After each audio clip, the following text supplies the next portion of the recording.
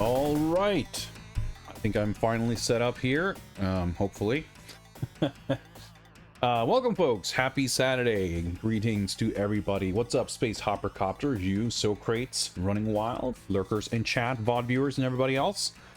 My hands are feeling really cold for some reason. I'm not sure where that came from. I just realized I'm just like rubbing my hands like, wait, why are my hands so cold? I don't know. But that won't be an issue, I'm sure, because we are going to get into some hotly engaging Games Bond video game action soon enough. What's up, Mendel? What's up? What's up? We are, of course, finally playing GoldenEye 007 for the Nintendo Wii. With my... I was gonna say brand new. That's not really true in any sense, but I have an actual proper first-party nunchuck and Wiimote combo, which should be a vast improvement over the last time we attempted waggle gaming on this channel, which I think... I'm trying to think if it... Was it Mad World? Did I play something after that? I might not have played any Wii games after Mad World, because that was a slight travesty. Not the game. I mean, maybe, but I had a third-party Wiimote and nunchuck that basically didn't really work properly and would keep sending phantom waggle inputs, which, I mean, for some games that might work. For Mad World, waggling the nunchuck makes you do a, like, backdash, backflip, dodge roll thing. And doing that unprompted very frequently, turns out, does not make for a great video gaming experience. But you'd be surprised at how kind of weirdly expensive these things are, or like hard to get. Not like, you know, expensive, but you would have thought that you could get a Wiimote and nunchuck for like $2.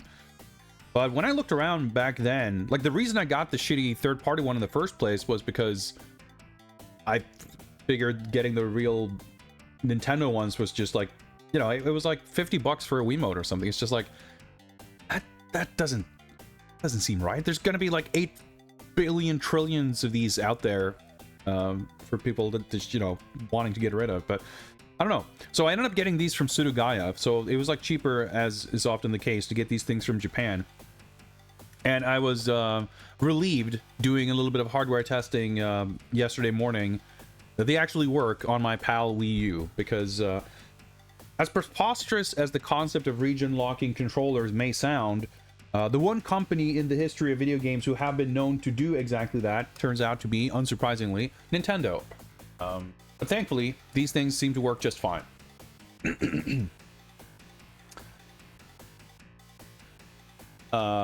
Try the Rushing Beat X demo. Soft locked on the the frog boss. One of them wandered off screen and never came back. Yeah, I mean, I liked the demo. It got me more excited for the game. But there's a lot of things. Well, it's not even a lot of things. There's a few key things about the demo experience playing that game that feels really kind of off. But it's hard to gauge how much of that is like how the game works and the specific choice of enemies that are in the levels that are in the demo, because the vast majority of the enemies you fight are zombies who just kind of meander around and barely make any effort to consciously try to attack you. So they're extremely slow, and they also aren't very aggressive. But there's a couple of non-zombie enemies, and they don't really seem to behave that much differently, so I'm not sure if it's a zombie thing. Like, yeah, I'm sure they're kind of the worst with that aspect, but I don't know. I don't know. Let's just say it's going to be interesting to see how the rest of the game functions, the rest of the enemies and everything. But like the walk speed being kind of weird and the belt being like absurdly wide. Or not that it is wide, but it feels wide because crossing it on the Z-axis just takes forever. And there's no Z-axis running, and I don't know. I'm just baffled when I play a demo like that, and 90% of the core mechanics in terms of movement and combat and pushing buttons, like all that feels really good, and it's like a pretty intricate system that works out really well. And then like the walking is bad. Like how do you, I mean,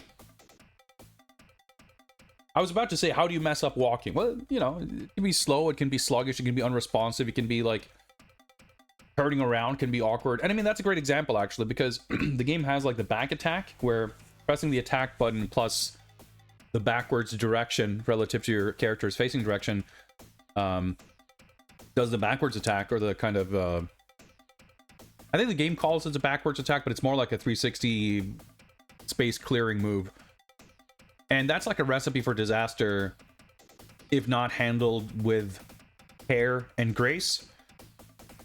Because in a beat 'em up, you're very likely to be shifting directions very frequently. So tying an input to a single, or like a command to a single directional input plus a button, just invites accidental inputs very easily.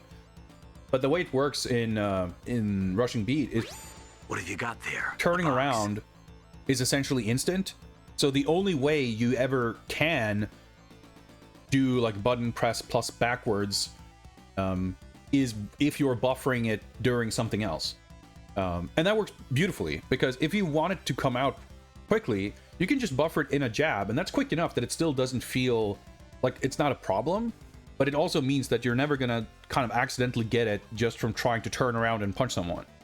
So that's like the kind of thing that I would expect many developers to just kind of not get right, as evidenced by a lot of games that don't get it right.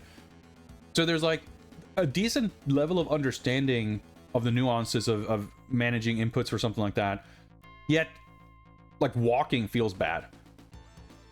That's, I don't know, it's kind of baffling. But at the same time, you know, tweaking movement speeds and probably even stuff like the aggression and the AI of the enemies, that's all stuff that that's not set in stone necessarily. I mean, that could get updated before release and even after release. But even with all the potential flaws and shortcomings, I still found it really fun. Like, the characters are fun to control, walking notwithstanding. Like, pushing buttons felt really good. And the characters were impressively diverse in how they feel. And I know there's even a bunch of stuff that's that I didn't really even figure out, because the game doesn't really explain too much of its moveset and everything. Like, I've seen clips of Douglas doing like chain combo grabs and stuff that I didn't really know how to do. And because the game doesn't really offer too much, like, you had to, or the demo I should say, doesn't really offer too much of a playground for you to mess around with and learn the moveset. There's no like training mode or anything like that.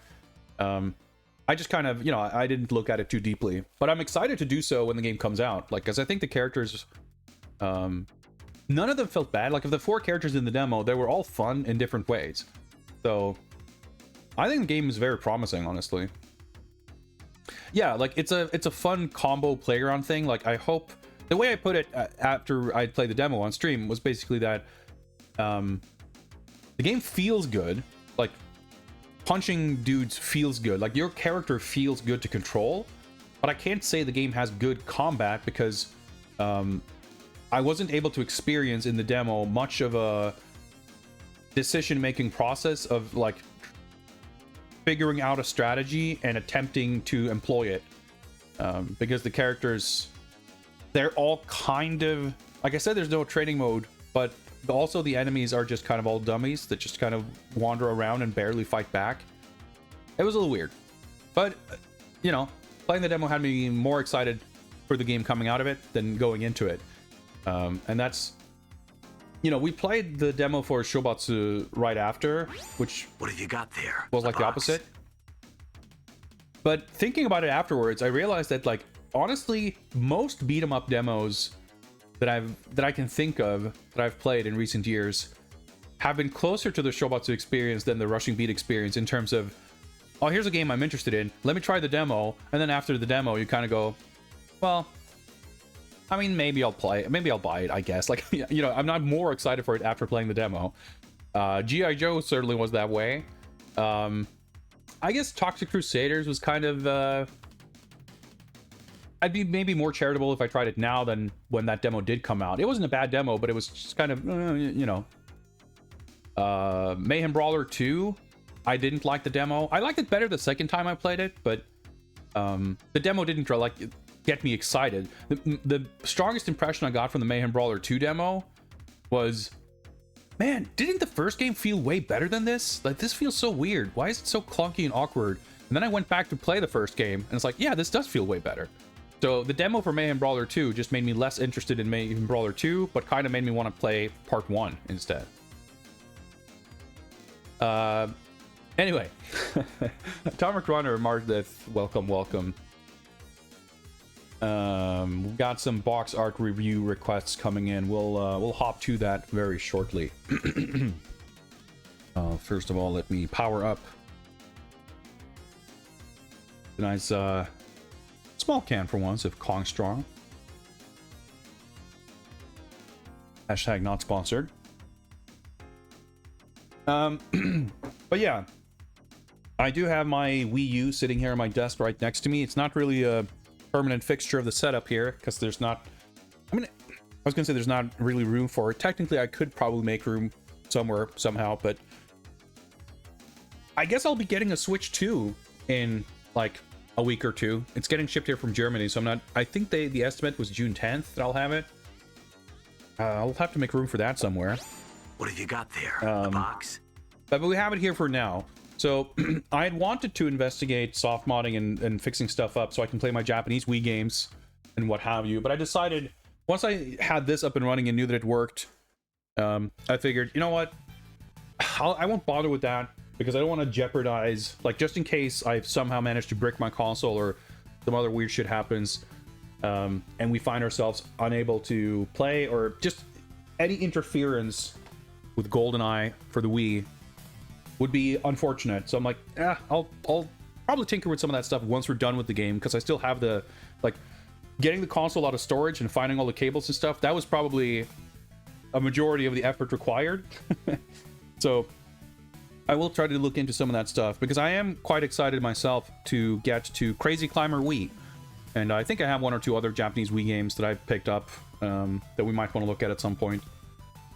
But of all the kind of ongoing things in terms of games played on stream and what have you, that I'm anxious about not getting around to, I'd set out a goal for myself to check off 10 games from my 100 game list of, like, backlog games.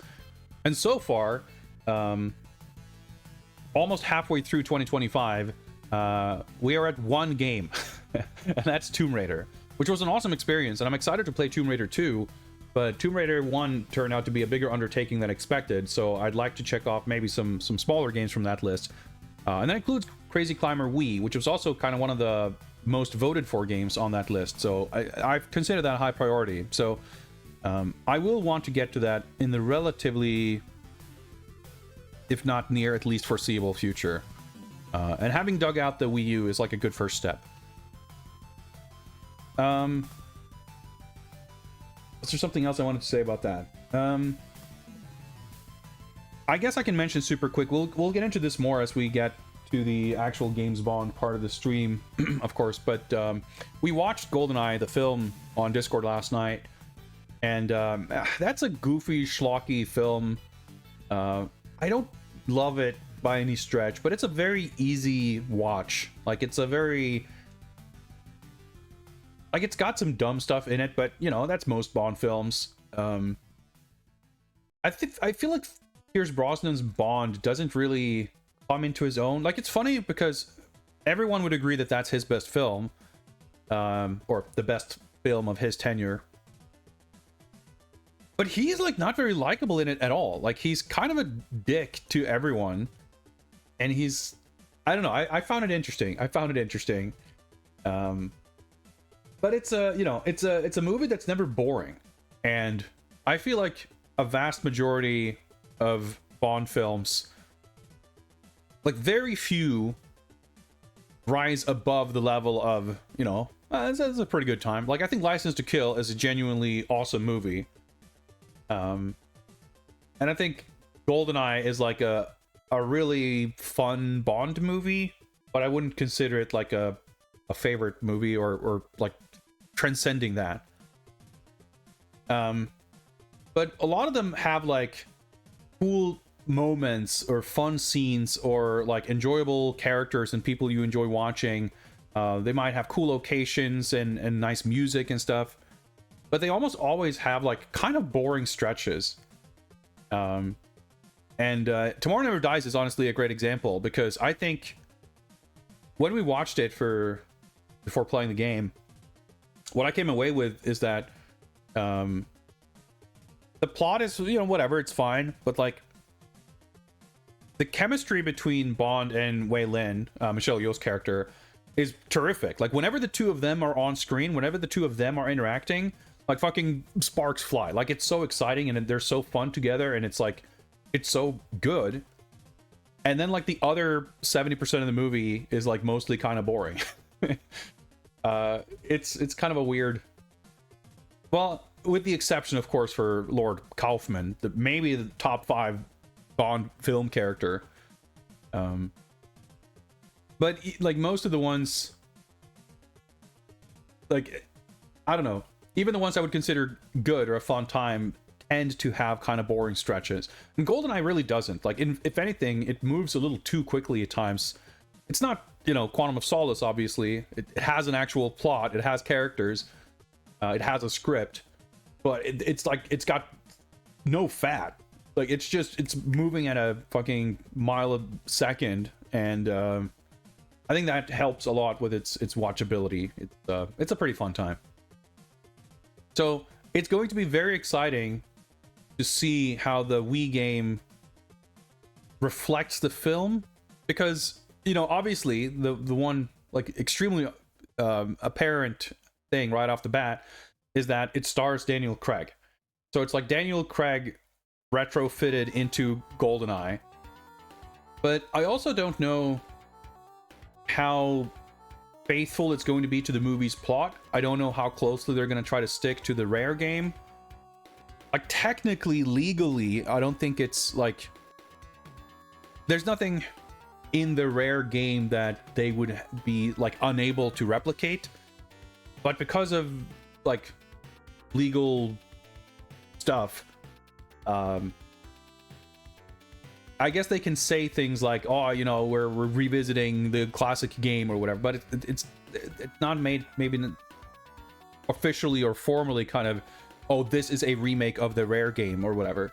There's like ostensibly kind of a new adaptation of the film that's obviously very reverent to the original game, but the original game is also kind of a weird mix of stuff that's like super impressively faithful in terms of the sound design. Like the music is really awesome. Like there's a lot of music in the game that doesn't really match the film at all, but a lot of the more kind of ambient score stuff the film has a very specific sound to it, and the game replicated that really well. A lot of the locations are kind of impressively recreated given the capabilities of the N64 and all that kind of stuff. But the game also takes some wild swings in like totally different directions of stuff that just like is not at all in the movie. In fact, even the locations and scenes and stuff in the game that are more or less directly from the film, like they play out pretty differently, and the characters are maybe in different spots, or like there's a lot of differences. So it'll be interesting to see if this game like diverges from the film in the same ways in order to stay true to the old game, or if it stays truer to the movie, or if it's its own different thing. Just from watching like 5 seconds of trailer footage and stuff, which we'll take a look at before we play, having just watched the film, it doesn't feel necessarily like the aesthetics of this game, in which I include sound and everything. Like it doesn't seem like it's necessarily trying to replicate the film or the original game. It's kind of doing its own thing. So I don't know. It's gonna be super fascinating, and it's a Eurocom FPS. So like, how bad could it be? I don't know. It might just be a pretty good game in its own right. I'm excited. Anyway, before we get to that, we have a couple of box art reviews to get to, so let's try to get through those, shall we? I need to actually get those images sorted. In the meantime, let's hop on over here.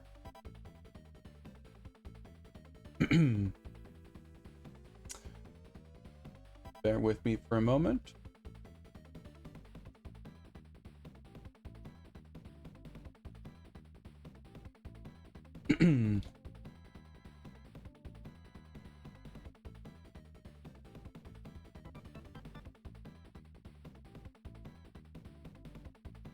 Let me just grab these images for ease of use.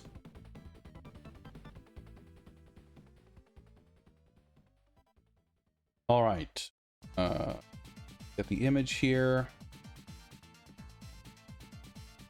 The pursuit of American GBA boxes worth their salt continues. With Tactics Ogre, the Knights of Lotus. I mean, yeah, there's good and bad in this one, I feel like. It's a painting, and the painting is not done poorly or anything. But I also feel like it's definitely pretty, the word, compromised by the GBA banner. I think the heavy, like, drop shadow of the banner looks especially bad on a cover like this. I don't think this is the most exciting painting, but I know that this series has kind of a history of understated cover art. But I think an understated painting like this just doesn't really work well for a GBA box. It would work better for a Japanese box that didn't have the big honking banner on it. But when I think of like a Japanese N64 box or a PC game box or something, and you have this kind of pastel-y thing that's mostly an environment that's mostly almost kind of empty, and we have some small isolated figures on it, like, that can create this sort of dramatic emotional atmosphere. I feel like that's just going to be very difficult, if not impossible, to pull off in this kind of format with this big banner. Personally speaking, it's not a kind of subject that is going to resonate too strongly for me anyway. Like, even in its best, presented in the best possible light, I don't think I would be very excited about this painting. It's, I don't know. I mean, it's also the ESRB and Nintendo stickers don't exactly help either. It's a beautiful painting, I agree, but it doesn't really do much for me personally. Like, could this box have been uglier? Yeah, of course. by a lot. But for me, this doesn't come close to passing the poster test. Like, especially, like, the painting isolated. I still wouldn't be excited to hang that on my wall, but at least it would be, a nice thing for what it is. But taking into account everything with the logos and the stickers and the banners and whatever else, like, it's far from the worst, but it's, doesn't really excite me. It's just like, I'm struggling to even find things to say about it. I do like the colors, but again, it's just doesn't, it's not the right kind of time and place for it in a way. Under other circumstances, I could have been able to appreciate it more. I mean, I'm glad they didn't come up with some original dogshit logo, I guess, but that's pretty that's pretty faint praise. Ultimately, I don't know. I feel like this is a 3-star thing. Like, it's fine, it's average, it's not bad, but I couldn't, I couldn't muster any real enthusiasm for anything about this. For me, this is like very forgettable. Yeah, I mean, like I said, I know enough about these games to know that even if I can't exactly describe or mentally picture any of the other covers specifically, I do know that there are other covers that are similarly understated and it has a similar kind of vibe and aesthetic and atmosphere. So I can, like, appreciate that they didn't do like a DS Castlevania thing of like, hey, let's completely change the aesthetic to, for God knows what reason. But it's a kind of aesthetic that I just don't think plays well in this format. And it's an aesthetic that I don't necessarily find compelling from a completely personal point of view.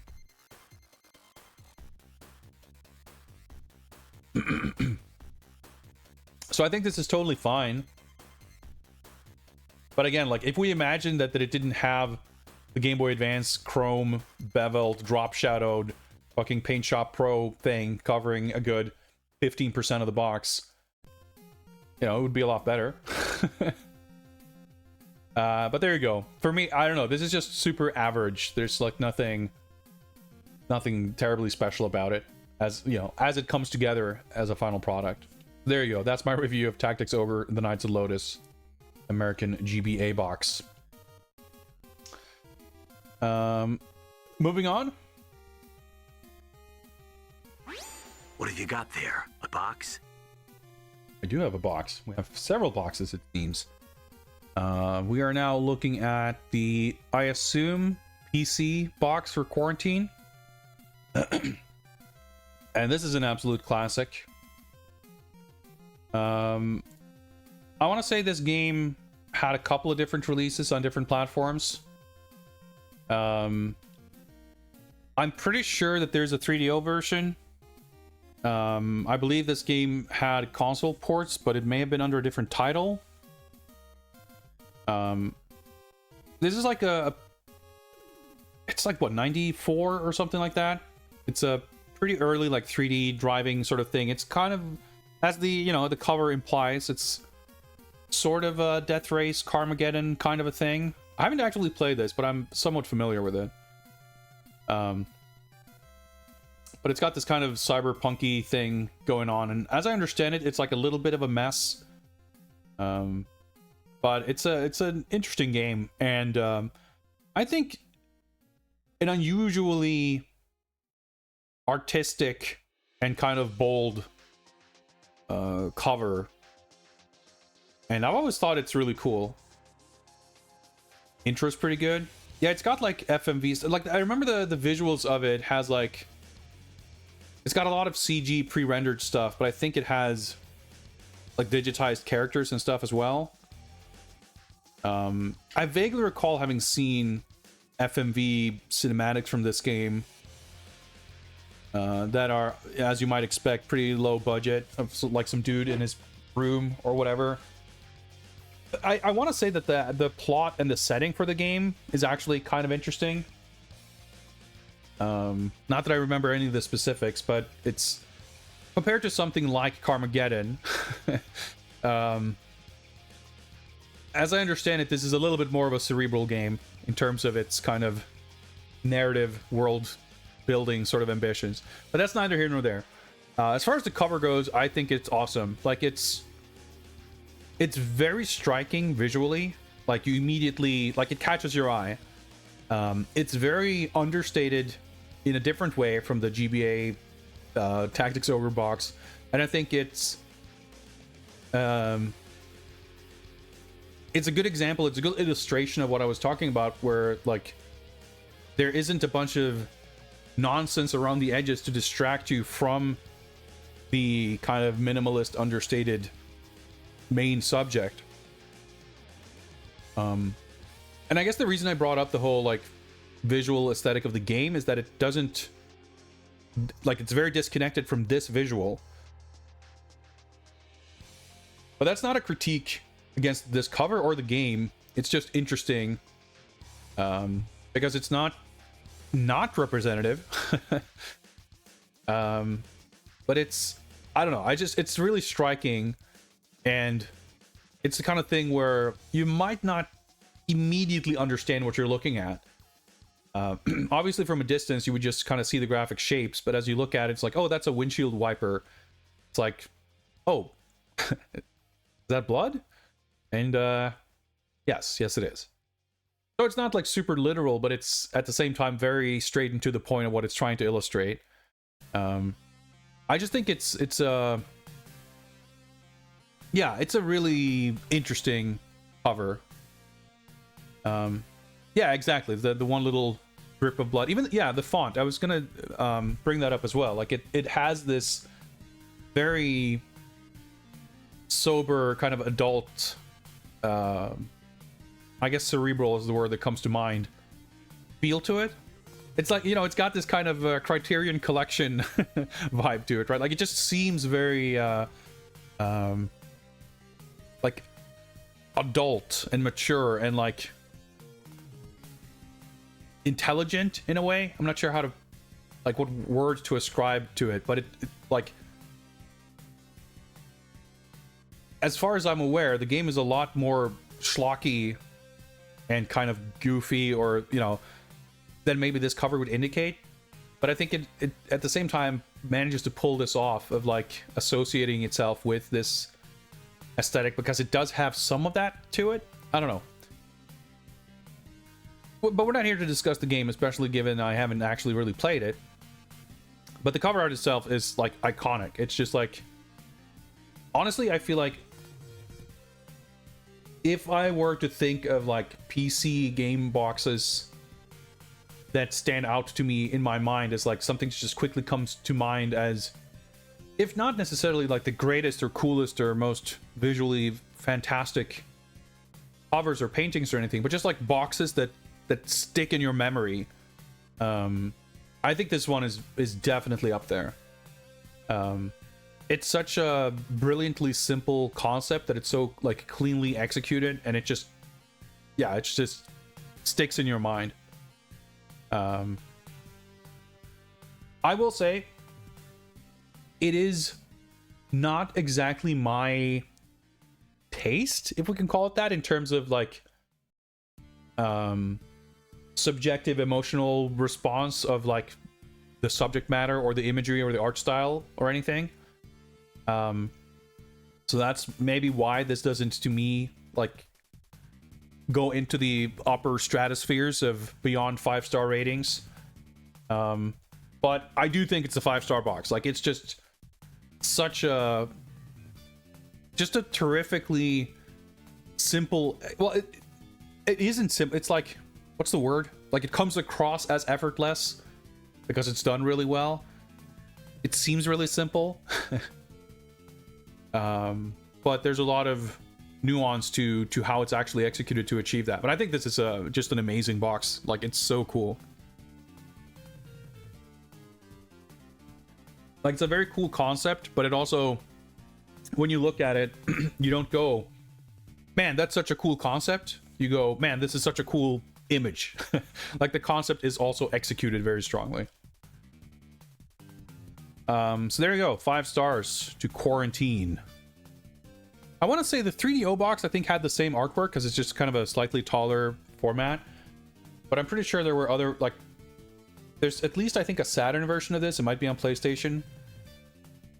And I forget if it's just that it was different in Japan or if it was one of those weird Japan-only things or whatever. But I'm pretty sure I've seen a totally different cover with a totally different title. Might be a regional thing as well. I'm not exactly sure. But this is like the iconic one, of course. Yeah, just compositionally, like, everything about it is just, yeah, just wonderful. Okay, so from one thing to the other. Bobby is Going Home, video game cartridge for use with Atari. PAL version. For use with Atari Video Computer System or Sears Telegame. This is definitely an interesting era of box art, isn't it? Because I think certainly early consoles, much more so than the microcomputer stuff, which was to a degree in a similar time frame. I don't know when this would have been exactly, but obviously the 2600 premiered in what, like 78 or something like that, and it was still around for a while, and you had like television and ColecoVision and stuff like that coming out, like at least through the kind of mid 80s, and that's kind of, you know, contemporaneous with Commodore 64 stuff and everything. Like, not entirely, because a lot of the budget C64 stuff was like early 90s and whatever. But when I think of Atari and I don't know if it's like accurate specifically, but Activision or whatever, like those early console stuff, like I associate them with these like high effort paintings, you know, the same kind of paintings you would see on book covers. The same style of painted game covers that I love. That kind of, as far as like American video game covers, really fell out of favor by the time the NES came around. But I guess not every game was that. I mentioned Activision, but I want to say at least the early stuff like Pitfall has like this weird, well, I shouldn't say weird, but it's like, it's actually kind of a similar aesthetic to the early black box American NES covers, where they try to create this graphic illustration that represents the in-game graphics, as opposed to a painting that's supposed to sort of imagine what the game world is supposed to represent. So some of those are extremely kind of basic, and this is, yeah, like somewhere in between, where it's like a painting, but it's not like some super sick, you know, fantasy science fiction novel cover. It is a little bit more a children's book. I actually quite enjoy the template of this. Maybe that's because the artwork in itself is not particularly special. But I think, again, I guess it kind of goes with the time period of like a video game cartridge in and of itself is like almost a novel concept, and having packaging that represents the technological excitement of video games feels more justified than, you know, in the late 80s. Like by that point, that was, you know, not as novel. So I don't know, maybe that's the way maybe that's my subconscious way of reckoning that, but I don't know. I haven't played this game. I'm not familiar with it. I'm not sure what the game is, and I'll be totally frank, stuff of this era is not the kind of stuff that usually interests me that much. Like from a intellectual, from a what's the word, academic standpoint, I would love to learn more about early console games and the libraries of these consoles, which I don't know very well. But I'm not like, I don't expect to play many 2600 games and actually get into them. You know, I don't feel that strongly about NES games, even as far as stuff that like really, you know, gets me excited. It's rare for stuff that's like older or simpler than, like when I think of the arcade game sort of evolution that happened from like 1985 through 1988 in terms of graphical advancements and like sophistication in action game design and stuff like that. Like that's the sort of stuff that I can get like really jazzed about. And anything that's kind of older or simpler than that, it's not that I'm disinterested, period, but it's really kind of only in special, exceptional cases that I get really into it. And kind of the further back you go, the less likely I am to be particularly excited about it. And, you know, Bobby is Going Home as a title, the theme implied by the painting here, none of it's really kind of doing much to overcome that inherent bias that I have. So I don't know. This is not a particularly exciting painting. It's not particularly technically, you know, impressive. I think there is a quaint charm to the template that I sort of am getting some enjoyment out of. But to me, this is nothing special. I'm a little on the fence as to how to rate this, how to gauge this.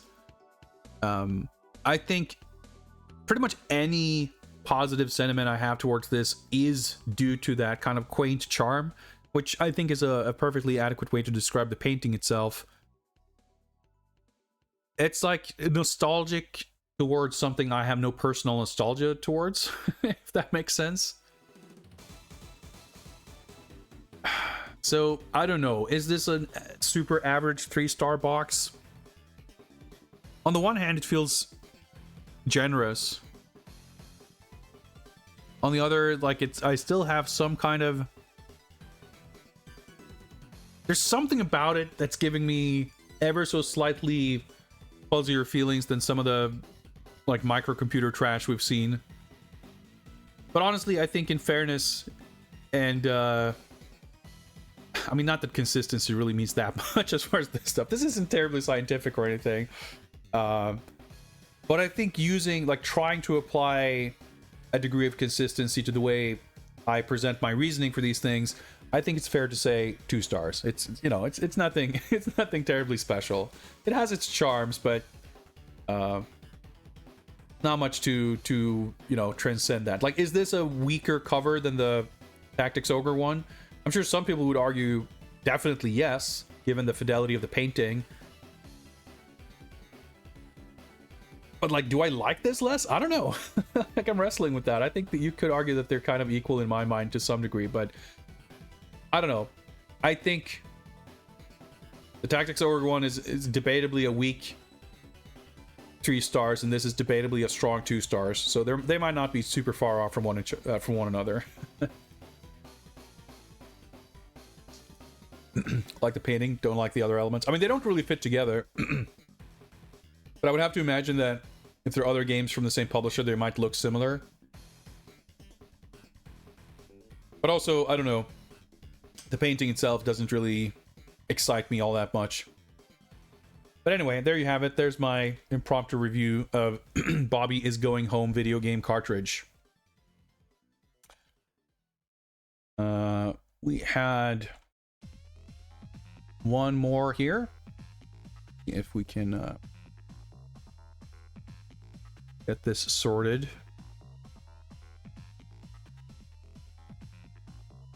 There we go. The American Super Nintendo box for Street Fighter 2 Turbo for the Super Nintendo.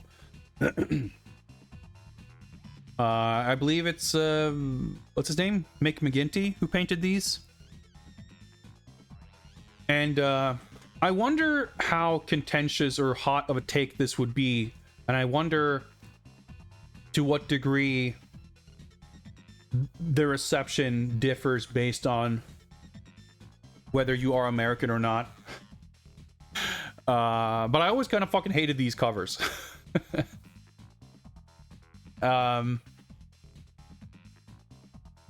Irrespective of the Japanese boxes being like phenomenal, I mean the Japanese box for this game in particular is probably like top 5 favorite box arts of all time.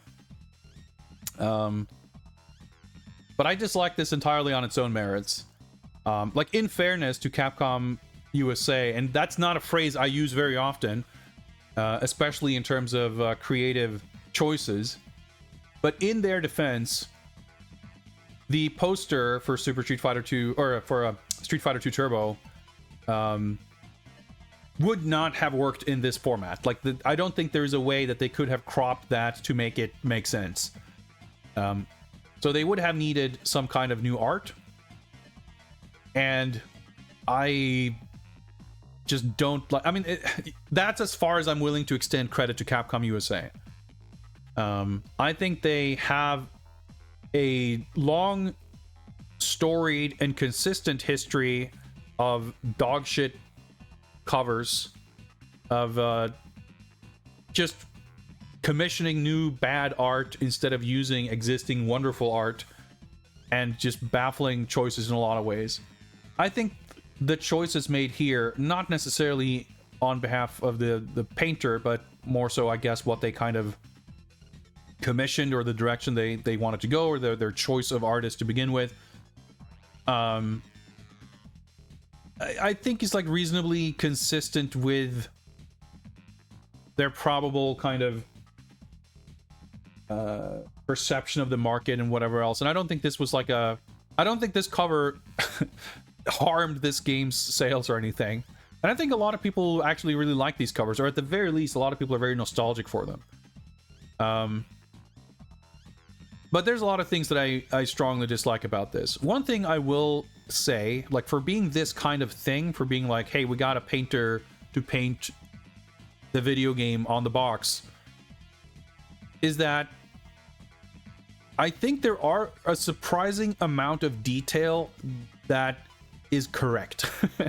The character designs in terms of like the pattern on Honda's face paint, the look of Sagat's scar, the color schemes, those things, like even the background, like these things are largely like accurate in that sense.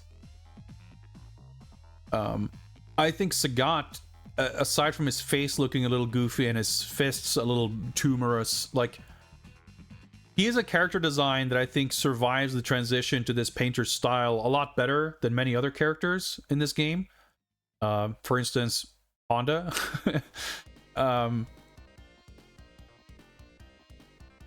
But it's still, you know, that only goes so far as well. I don't like this like super American, or at least like just, you know, artistically the way the characters are drawn with the body proportions, the faces, the style of the rendering. It's really like the faces is a big part of it. It just like never looks right to me, and honestly this is far from the worst example. I think like the Western like Street Fighter Alpha box is awful. And I mean there's a lot of weird shitty examples extending far beyond like the Super Nintendo era. But like it's just, you know, it's just a little off-putting. As a fan of the game, like as a fan of the artwork and the character designs and everything, it just feels off-model, and it's like, ugh, it's kind of weird. But I don't even think that's necessarily the biggest issue with this cover. I think the scene as presented is just really weird. It doesn't look like an actual scene. It's like two figures superimposed over background, and the way they're like squashed into this canvas to fit, like, why is Sagat laying down in the air? Like if he is being like knocked down by Honda's slaps, which by the way, that this isn't how you slap. So that's like factually just drawn wrong.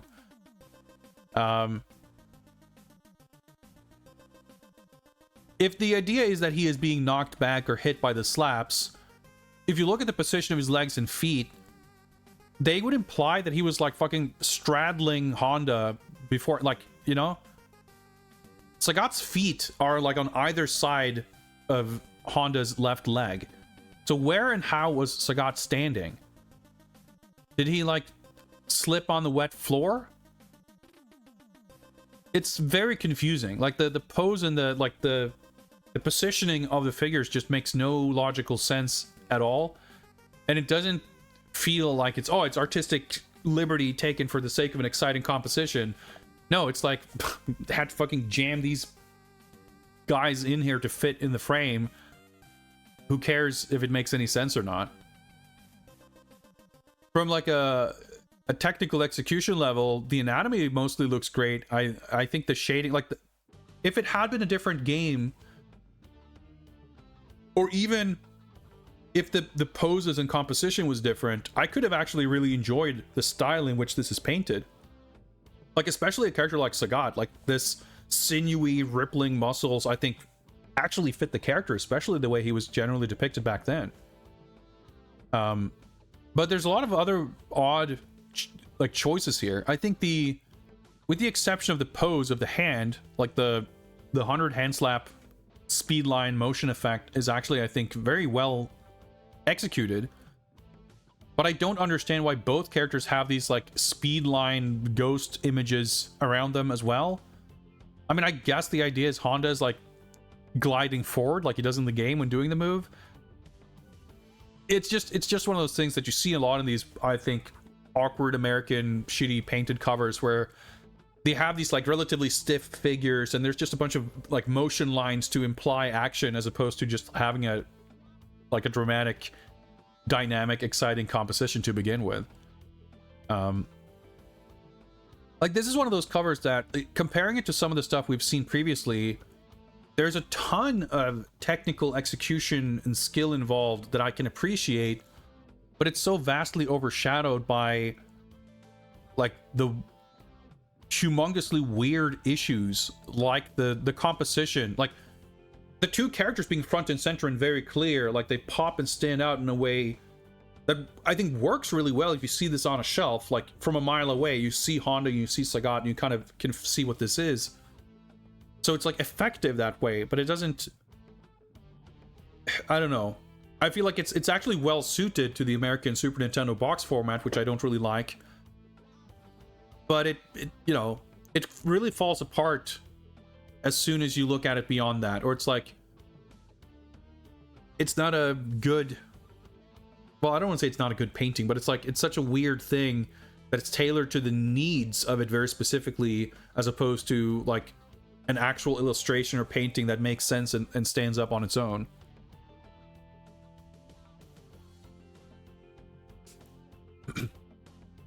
Yeah, I mean, artistically, stylistically,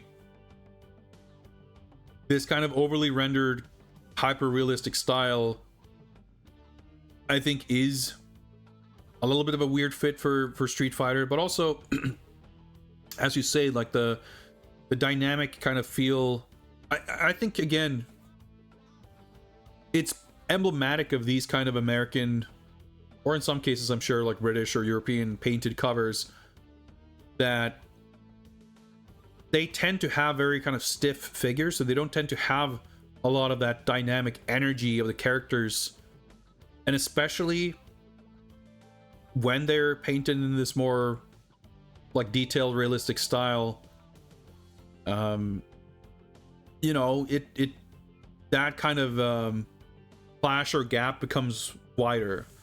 I mean, I think you can look at some of the like Vallejo or Julie Bell covers as like they're like the pinnacle of that kind of thing. Like they're actually great, most of them, and those paintings, I mean, whether you look at their other body of work or their specifically their video game covers, they are very much focused on, like, they always paint these characters as if they are kind of posing. Like it has a very, like, even when doing kind of action scenes, they, you know, they're usually all right, but they're kind of at their strongest when they have this, like, these iconic figures kind of posing and looking larger than life and just have this awe-inspiring vibe to them.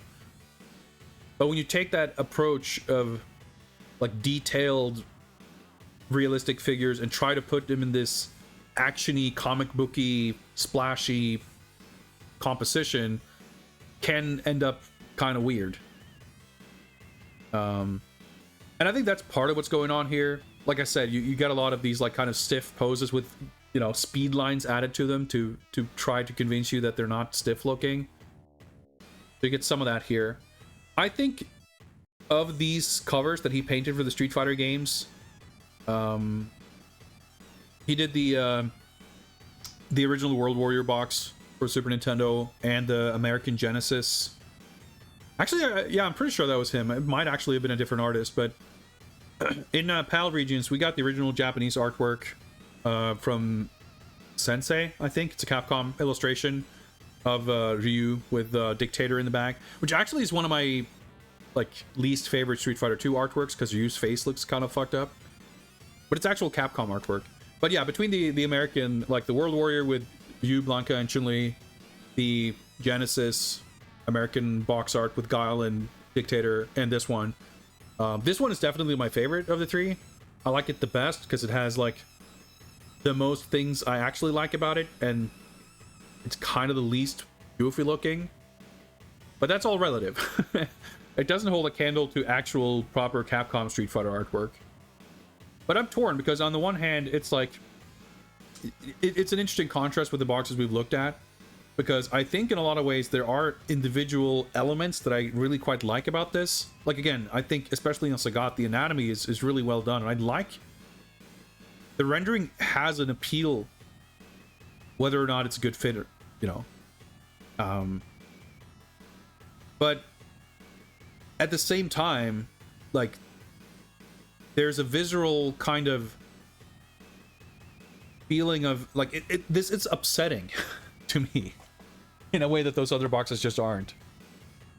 Like the overall feeling when I look at this isn't like, oh, it's pretty good, but it's got some stuff that's kind of that's not great. Like the biggest impression, the strongest feeling I get looking at it is one of like, oh man, why is this what they decided to even attempt doing? Like fundamentally, the approach of what they were trying to do just feels misguided. Like imagine instead of it commissioning, you know, this guy, like I said, I think this is Mick McGinty, but regardless of who it is, and this doesn't go just for this cover. But like imagine if Capcom USA just like went to Capcom in Japan and like, hey, can you guys do a landscape format poster for this game? Just do something sick and like have Kido Nishimura or Akiman or whoever just paint whatever, you know, key illustration that just happens to be in a format that works well for a Super Nintendo box. A, how much sicker would it have been? And B, like how much cheaper, like could they have done that? Like would they even need to pay for that? Like I don't know how that would work, but that seems like a missed opportunity. But it would certainly not in Capcom USA's like playbook to do something like that, because they would go on for decades to ignore their actual brilliant artwork and just commission new pieces of shit anyway. So I think this is just fundamentally too upsetting for me to be able to really kind of appreciate whatever actual good qualities might be here. It's just like the negative just overshadows the positive by far. So for me, ultimately, this is a 2-star box. It's obviously got way more going for it than to be like I can give it 2 stars out of spite, but I can't go so far as to give it 1 star out of spite. It devalues the 1-star rating for sure. But it's just not good. Like the elements that are good are for me drastically overshadowed by the overall impression of it just being weird.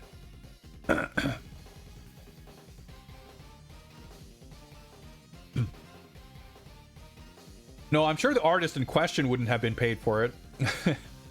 I mean more in terms of, you know, someone somewhere would probably charge for it.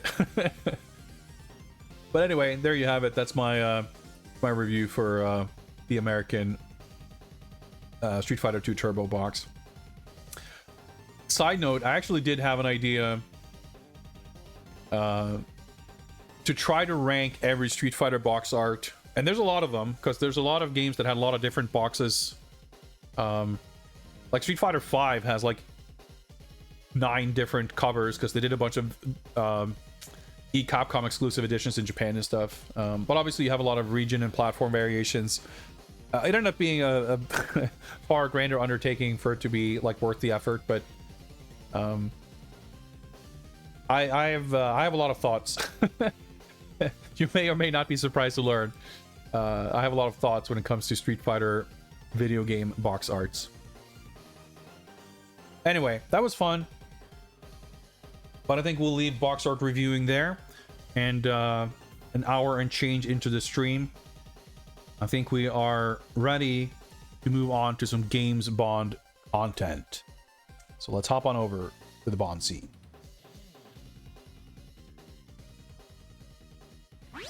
What have you got there? A box? McCall 45, always fucking fashionably late. Managed to correctly attach a box art to his request this time.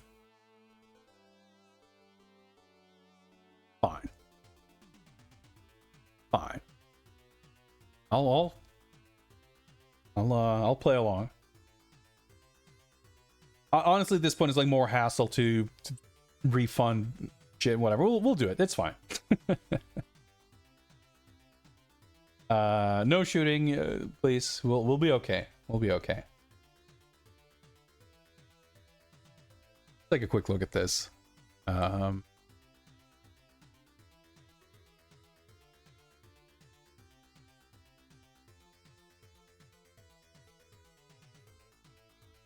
There we go.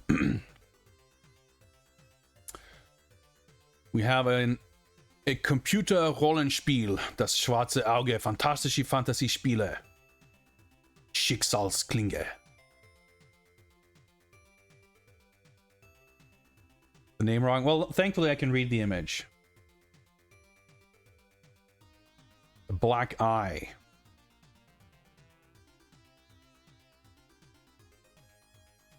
So this was, I guess, also known as Realms of Arcania, Blade of Destiny. Not very familiar, but it's, you know, one of countless ones of these. I definitely... I'm just, like, intrigued looking at this, because that, the logo on the bottom right with that, like, multicolored S, Schmidt-Spiele, it's like firing some kind of neuron in my brain, because it does look familiar, but I'm not sure if that's real.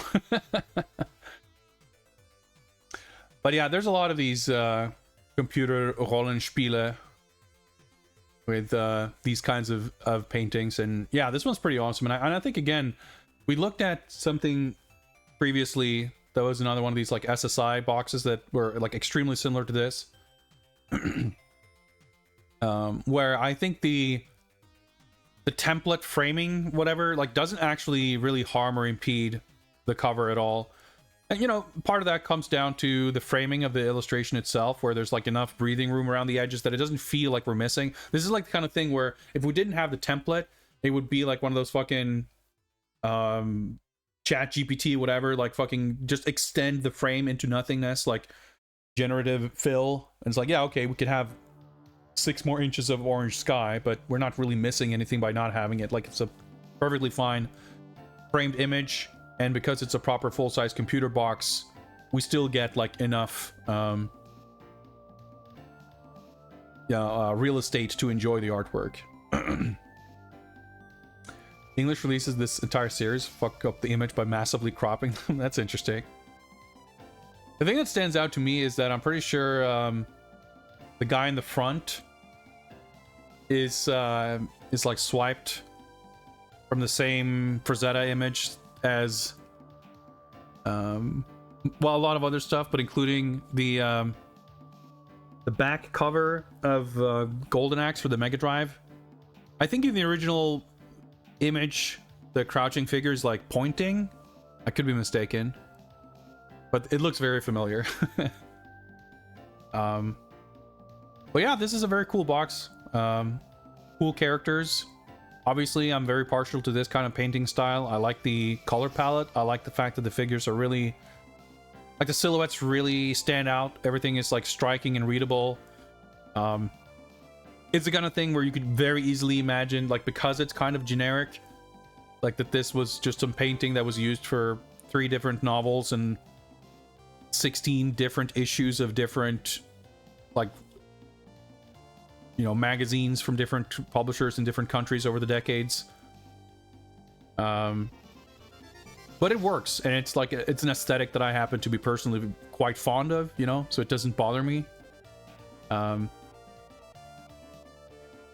It definitely, you know, makes me curious to look at the back of the box, partially because it is so generic. Like, I would expect this to be, you know, kind of a dungeon crawlery type thing, or maybe grid based, whatever, some kind of a, you know, well, I mean, it does say on the box it's a computer Rollenspiel. So, like, I wouldn't necessarily expect it to be something I'd be super excited about, but it's like, you never know. I'd have to check the back of the box to be sure.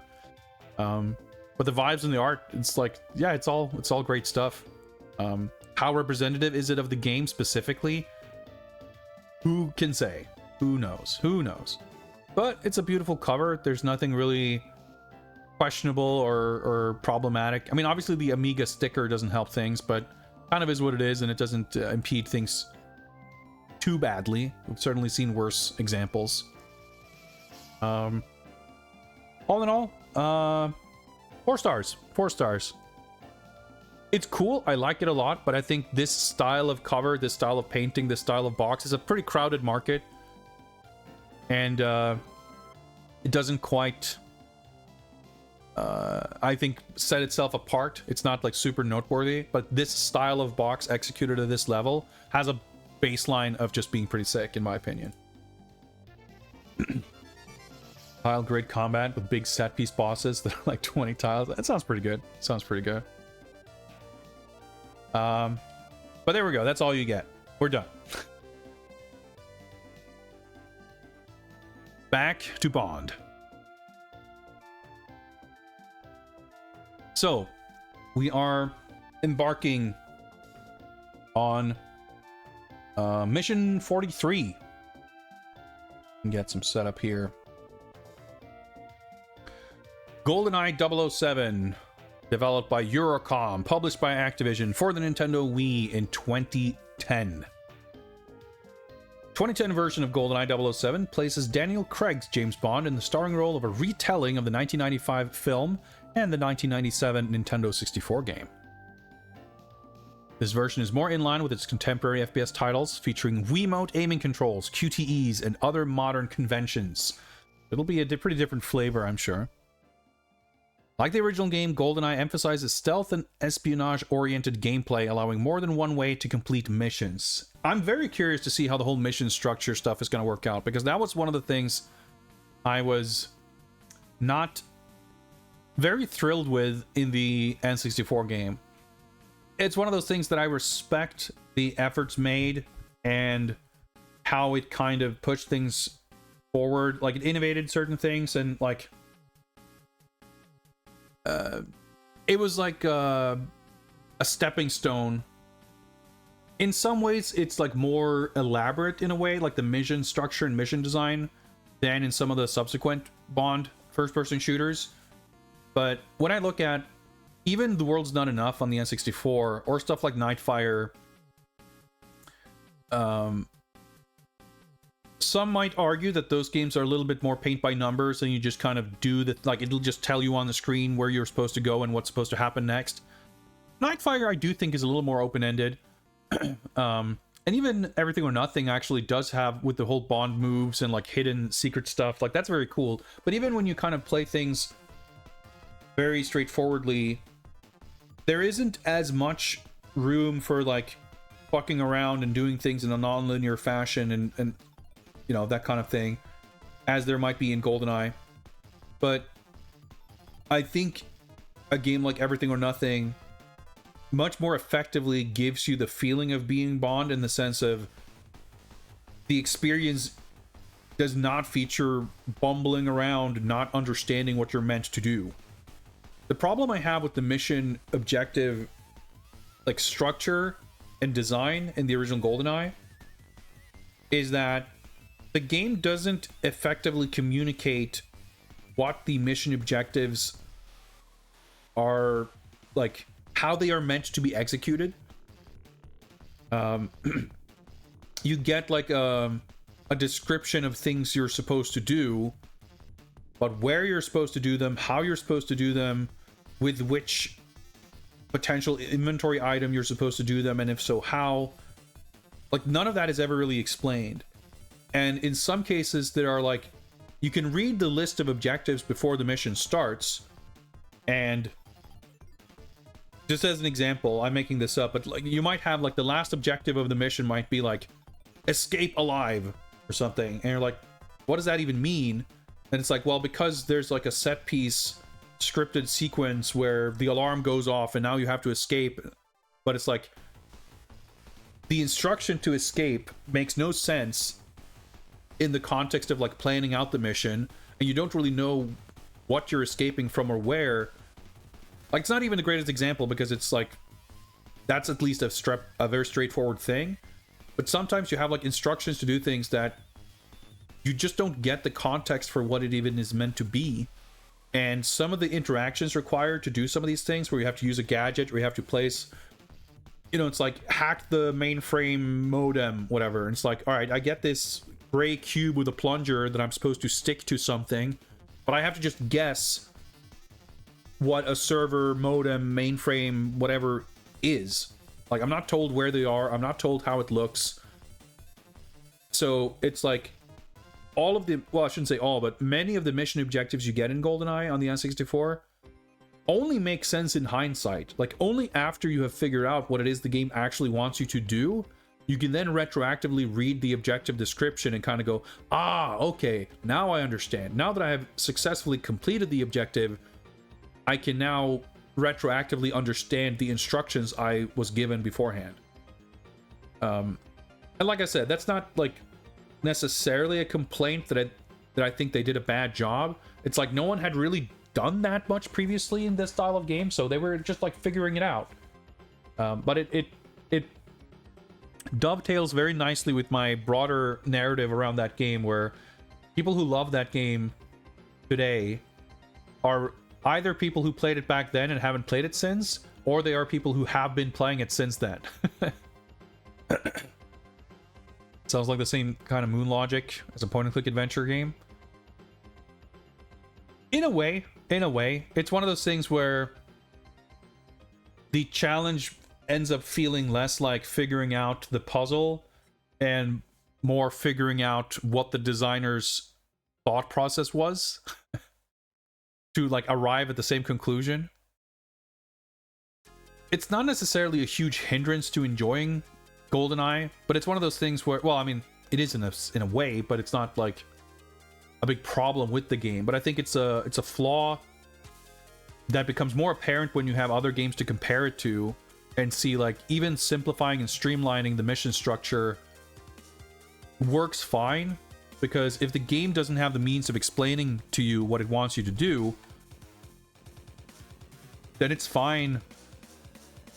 Like, it's fine if the things you have to do are only as complex as the game's ability to instruct you. I reckon the IOI Bond game is going to have, like, very involved things you can do.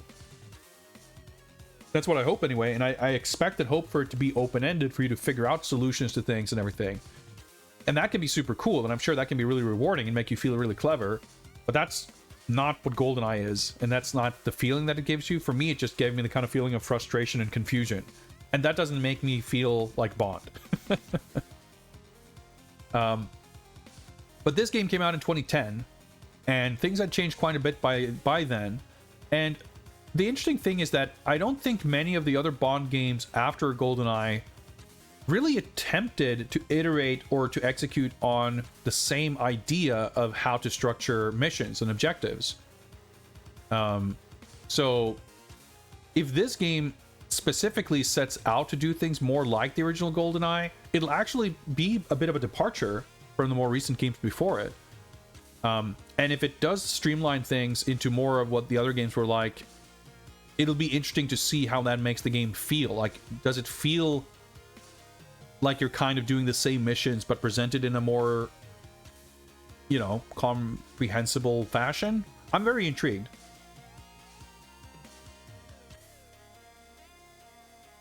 Getting the feeling of frustration and confusion is canonically the Bond experience in the novels. I mean, maybe, but it's not necessarily what I come to a James Bond video game for.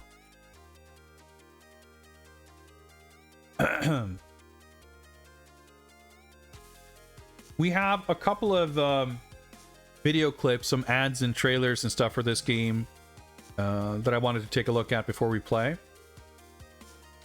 And there's also one final thing, but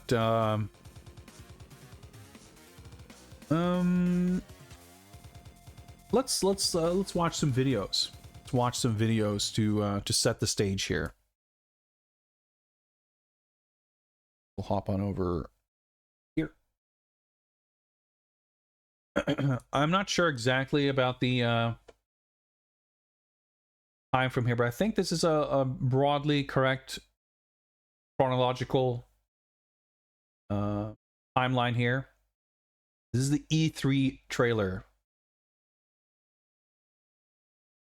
I come to a James Bond game for a 12-minute shmup scene starting in the first 1 minute of gameplay.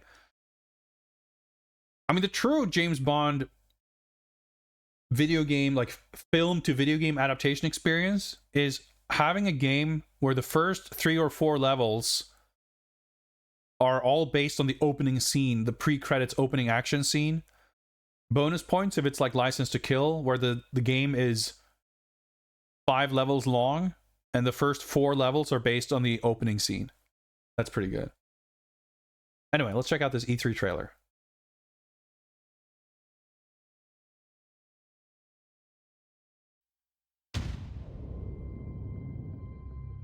Who here would say that it's one of the greatest shooters of all time? Everybody. Set the standards for all video games in the future. It was the first game that I could play multiplayer for 4 hours straight. For me, it was the original. I mean, like, if you hooked it up now, I'd be down to play. Let's say that after 13 years of gaming innovation, a new GoldenEye game is coming up. Oh my god! Yes.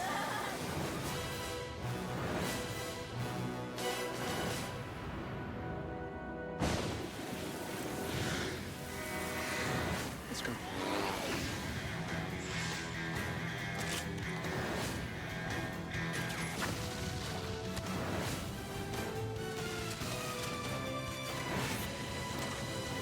Nobody ever died being too careful. Words to live by.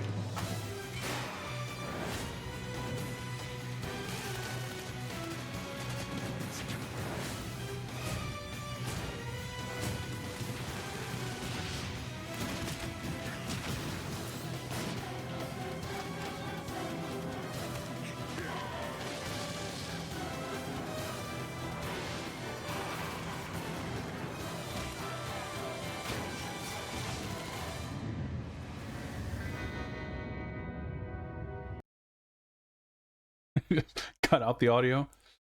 Yeah, it's very weird to look at that. It's all right, so Chris, I got you. Yeah, I mean, I was playing I started playing FPSs on computer. I grew up with Mac computers, so we had Marathon, and like me and my brother would play Marathon Deathmatch on LAN. And of course, by the time GoldenEye came out, we were like waist deep in online Quake and shit. So I was just like never impressed. Like, I thought N64 games looked like shit and ran like shit at like in full screen. And like GoldenEye just had like awkward controls, ran terribly, and like I could appreciate things about it in general, but much more so about its like single player game structure. But as far as like a competitive thing or just like a multiplayer, like, I don't know. I feel like I would rather have played, if I was in a living room couch situation, there's like probably so many other things I would have much rather played than GoldenEye. So I'm kind of with you there, McCaw. But yeah, looking at that trailer, like, the game looks very exciting and it looks cool, but it doesn't look or sound or feel like GoldenEye, really, you know? And I kept thinking, like, why does he have a fucking friend? Like, who is this fucking dude with the beanie hanging around with him in the damn mission? And it's only now looking at it, it's like, wait, is that supposed to be 006? Like, I guess that would make sense. He's supposed to be there. But, like, because he just looks like some random dude in a hat, it's like, who the fuck is this guy? Why did they give him, like, a partner? And obviously just, like, seeing Daniel Craig there is kind of weird. Like, so it's like, yeah, I guess everyone else, like, all the characters are the same, but they probably recast everyone, right? Like, they probably didn't get the other actors' likenesses, right? And it's gonna be kind of weird if they did. Like, it's just this weird, like, disconnect. I don't know. I'm excited to find out.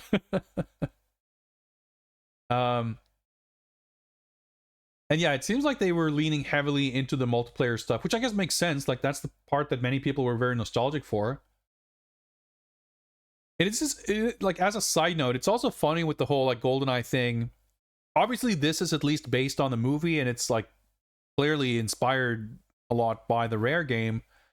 But this isn't the first time that someone tried to, you know, ride on the coattails of the GoldenEye name. Granted, this is the first time Activision did it, but this comes like only 5 years or so after GoldenEye Rogue Agent, which was EA's attempt at cashing in on the popularity of the GoldenEye name. Now, that game obviously had fuck all to do with GoldenEye, the film or the game. It was very nakedly just like, let's just call it GoldenEye and see if we can get anyone excited from that. But it does kind of make this feel funny in some way.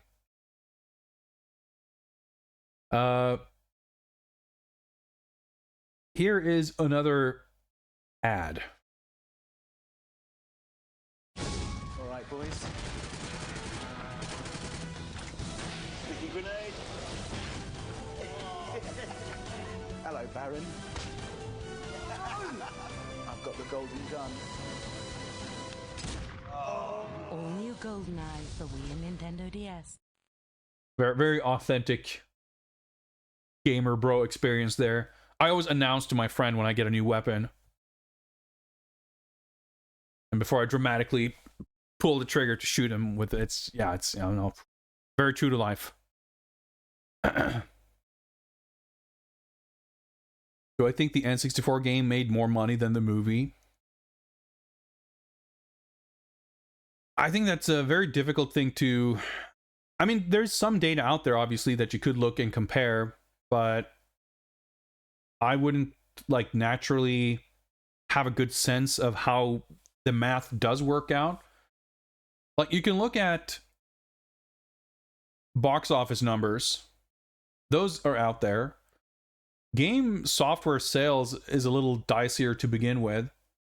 But then there's stuff like, you know, for movies, depending on the comparison you're trying to make, it's quite common to kind of only count theatrical box office. But I imagine a game or a movie like GoldenEye would have sold very, very well on home video. So that probably would account for quite a lot of revenue as well. And the thing with GoldenEye, the game, is like it's very fondly remembered, but the N64 install base was never that big in the grand scheme of things. It probably is a game that has a relatively high attach rate. But even so, like, that kind of puts a ceiling on how many copies it could have sold. But every copy was, you know, very expensive because N64 games were pretty expensive. It's an interesting question. I don't know. I have no idea. Like, I just don't know the general numbers to know. Like, instinctively, I'm kind of with Socrates. Like, I don't think N64 fans have this weird way of like grossly overestimating the importance of the N64, I feel like. But I also don't have any actual numbers. I don't have any basis for making that assumption specifically.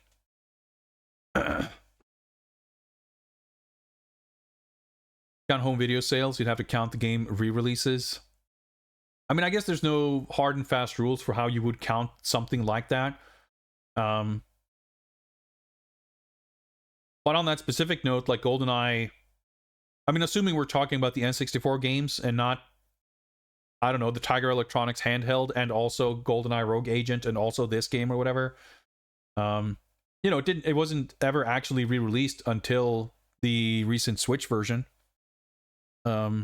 And that even, I don't think you can't even buy that one because it's part of the subscription service. So, like, can't really count that either. Like, there's never been a virtual console version.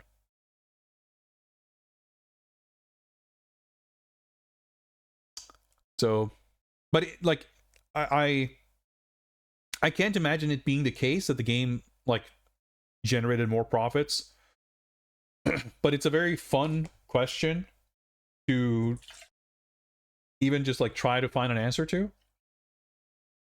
I gotta be curious, just in the sense of what footprint, sort of financially, does a highly successful tie-in game make versus an actual successful film.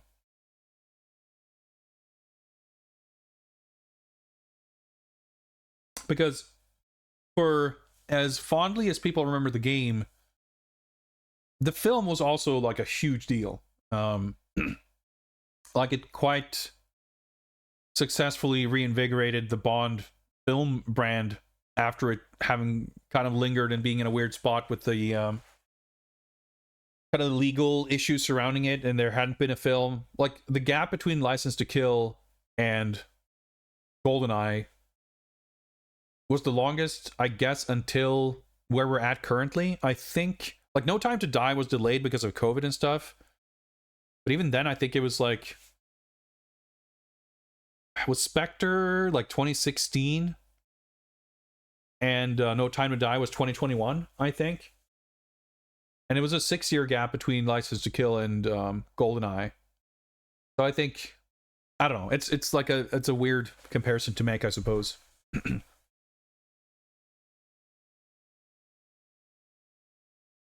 Supposedly the movie made 356 million in theaters. I mean, that doesn't sound far-fetched to me. Like, it's, you know, it seems like the kind of thing. I mean, that's globally, I would assume. That's a lot, especially for then. But I could see it, but I'm not sure again, like how that is counted exactly. But it's definitely not the kind of movie that, like, oh, I don't know, like, did anyone see it? I feel like it's a movie that was definitely a big deal. Anyway, let's look at some Japanese commercials.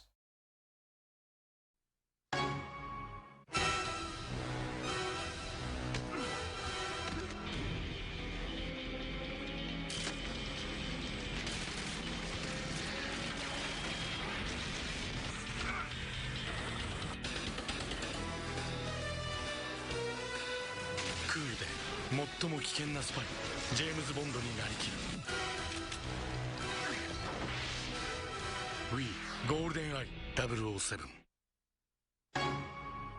GoldenEye 007でサバイバル爆弾仕掛けて隠れとここいつ隠 Even the れ mines て look るつも different. りか全部見てたよあいつ隠れとるおもう一人おったおおびっくりした相手の裏を隠し心理戦 We GoldenEye 007みんなどこおんの爆弾 This is pretty fun because, like, it's like a bit of a different vibe. Because I think there's no way a general Japanese audience has like the frame of reference for the like GoldenEye multiplayer nostalgia. GoldenEye was released in Japan, but I cannot imagine it being a big hit. Obviously I say obviously, but the N64 period was not big in Japan. Like the N64 was not it was not a popular console anywhere, relatively speaking. It was absolutely dwarfed by the PlayStation everywhere. But in Japan, it had like very healthy competition from the Saturn as well. So like I feel like I remember looking at some numbers for this because I have an issue of Famitsu from like 2006 that has like all the top selling stats from like the 80s onwards in Japan, which is like very interesting. Like there's some interesting revelations for like which games were the top selling every year and everything.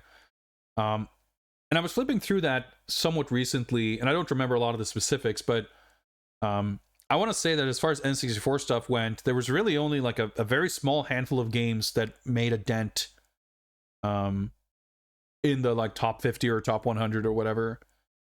And yeah, this would not have been one of them. And even then, like multiplayer gaming like this, I don't know, it was like such a different landscape that I like first person shooters, N64 multiplayer, like James Bond being a popular IP, that's like the most believable thing, because I get the feeling that Bond was always like popular in Japan. But this game being put out and being like marketed with this, like the first trailer I think makes kind of more sense of just like selling the idea of you get to be James Bond and that's fucking sick. But you know, clearly they I think the Japanese multiplayer ad gives a way more Like, it's a way better illustration of, like, they actually you know, you watch that and you understand the sequence of events. You can kind of put yourself in the position of one of those players to understand what playing it is like. The English multiplayer commercial, I feel like, completely hinges on you being familiar with the experience to go like, oh, it's one of those. I find that contrast kind of interesting. I mean, yeah, it's of course pretty like staged, but there's like an actual script. It's not just a bunch of flashing images. Yeah, and even in the story trailer, we also see some more of the other characters. You'd have to kind of freeze frame through it to pick them out, I guess. But like, yeah, we didn't see anyone on screen that looked to be an actor or a character that was particularly recognizable. Like, you can only really recognize characters based on context clues, as opposed to like, oh, it's that character from the film. So yeah, it'll be interesting to see what they're like. I want to say that there's like voice acting and stuff, right? Because I heard the typical stoic Daniel Craig delivery. So even that'll be interesting to actually hear the characters like speaking the voice lines from the film, but obviously probably looking and sounding pretty different. I'm very curious. It's interesting. We've got one last video, which is the launch trailer. Let's take a look. MI6 has given us the go-ahead on a mission. Hand it over. Maybe you insist?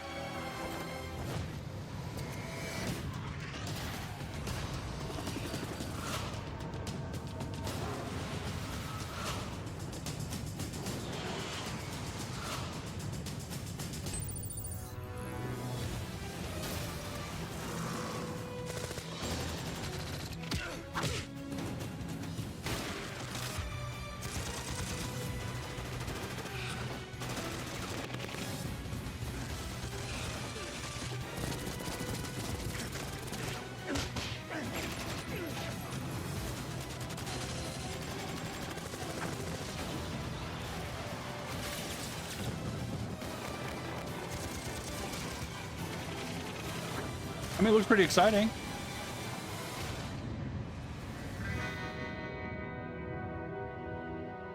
But yeah, I think you can get what I'm saying, right? Like the aesthetics of it feel very 2010.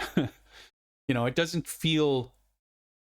If you didn't know, I don't know if you could look at any of that footage and say, oh, it's that stuff, it's that whatever from GoldenEye. Granted, like, the editing is pretty rapid, so it's hard to make out any of the locations. Like, there was the one part where he's, like, diving after the plane, which I guess is from the opening scene.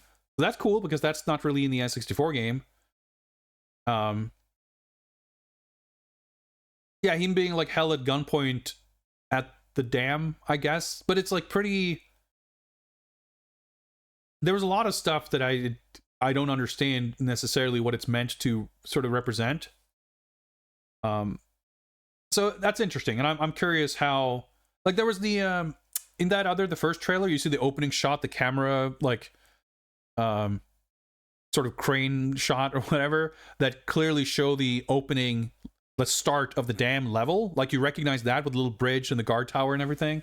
And I'm sure there's going to be more stuff like that.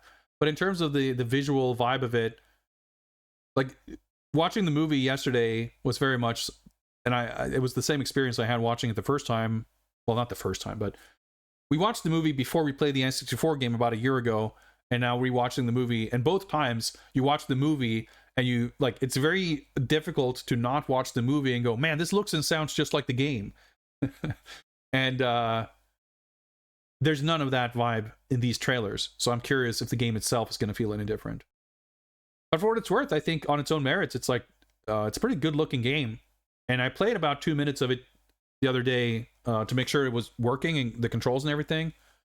And yeah, it feels pretty slick. So I'm excited.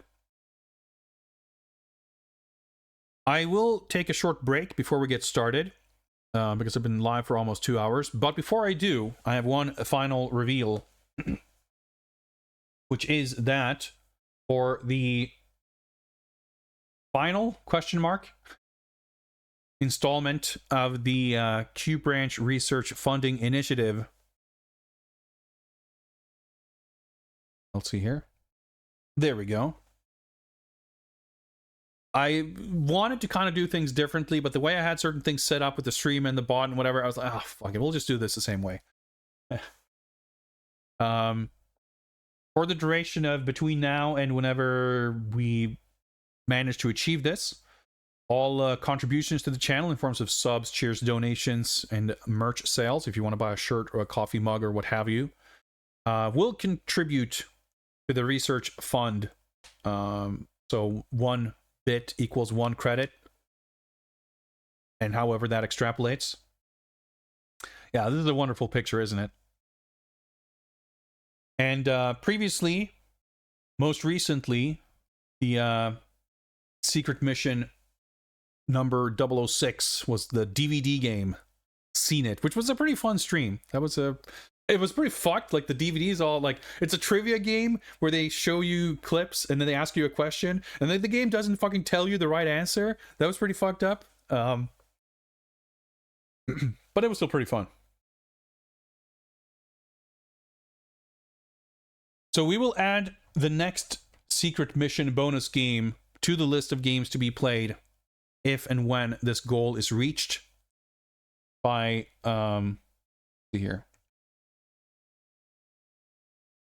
By contributing, you will add to the daily objective, and once that has been reached, if we can manage to reach 1,000 credits over the course of today's stream, we will have completed 1 daily objective. And once we have reached 10 daily objectives, we will unlock the technology for Secret Mission 007, which will be a playthrough of the unreleased Xbox Live Arcade remake / port / whatever you want to call it of the original rare GoldenEye 007. This version of the game was supposed to come out before the Perfect Dark remake, port, whatever, the XBLA version of Perfect Dark, but it was never released because this game is in a very weird legal spot because unspeakable horror awaits you. Thank you very much, Netscape Navigator. 250 credits right there. Man, I could go for a nice long Subway sandwich right now. Or just some lunch in general, I guess. Because Nintendo published this game, so they have like a stake in the game, and obviously Rare developed it, but they are now part of Microsoft. Eon is like famously hassle to deal with the licensing stuff. So this game was basically done, but it just like fell apart and was never released. And a couple of years ago, a build of this game was leaked that essentially is completely done, with the exception of the online multiplayer. To my understanding, it's not an overly convoluted process to get your hands on this and actually play it. And I would be very interested to do so. And with your help, maybe we will. So a lot of people were hopeful that this might eventually see the light of day. But I think the release of the emulated N64 version 1 or 2 years ago, whenever that happened, seemed to have kind of put the nail in that coffin. And it seems to be that like Nintendo doesn't want anyone else to have a different version that has like more features than their version does. Because it's weird, because like the emulated N64 version is on Xbox now as well, but it doesn't have online multiplayer, whereas the Switch version does, as it's part of the N64 emulation stuff on Nintendo Switch Online, which does have like Parsec style kind of grafted on multiplayer or like online functionality. So it's kind of weird. But luckily, we're not too concerned with the multiplayer part, and the single player game is, as far as I understand it, perfectly and fully playable from beginning to end. So there you have it. Maybe we'll get to investigate yet another version of GoldenEye in the future. But today, we are focused on the Nintendo Wii Daniel Craig version. And we will get started on that as soon as I return from a short break. So I'll see you guys in a couple of minutes for some Games Bond action. Until then, enjoy the jams, and I will be right back. Let's do some dancing.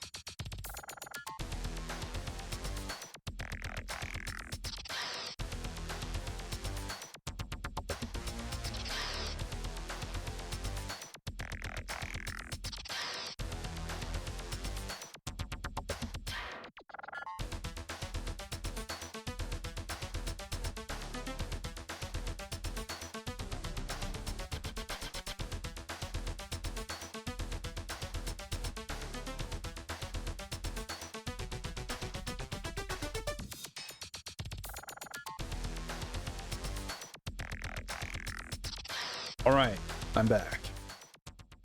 I just realized that I forgot one thing. I have the game in hand, and believe it or not, this game has a fucking thick-ass manual. Now, this is probably because it's got like 14 languages in it.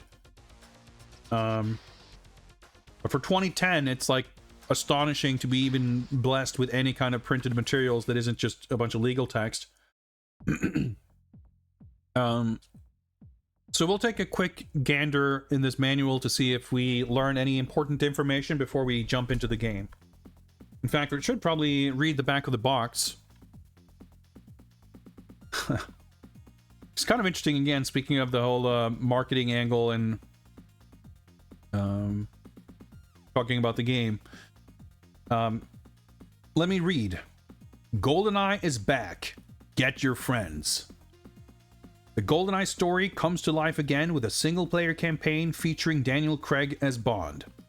And then in giant letters in the middle here it says, bringing multiplayer back to its roots.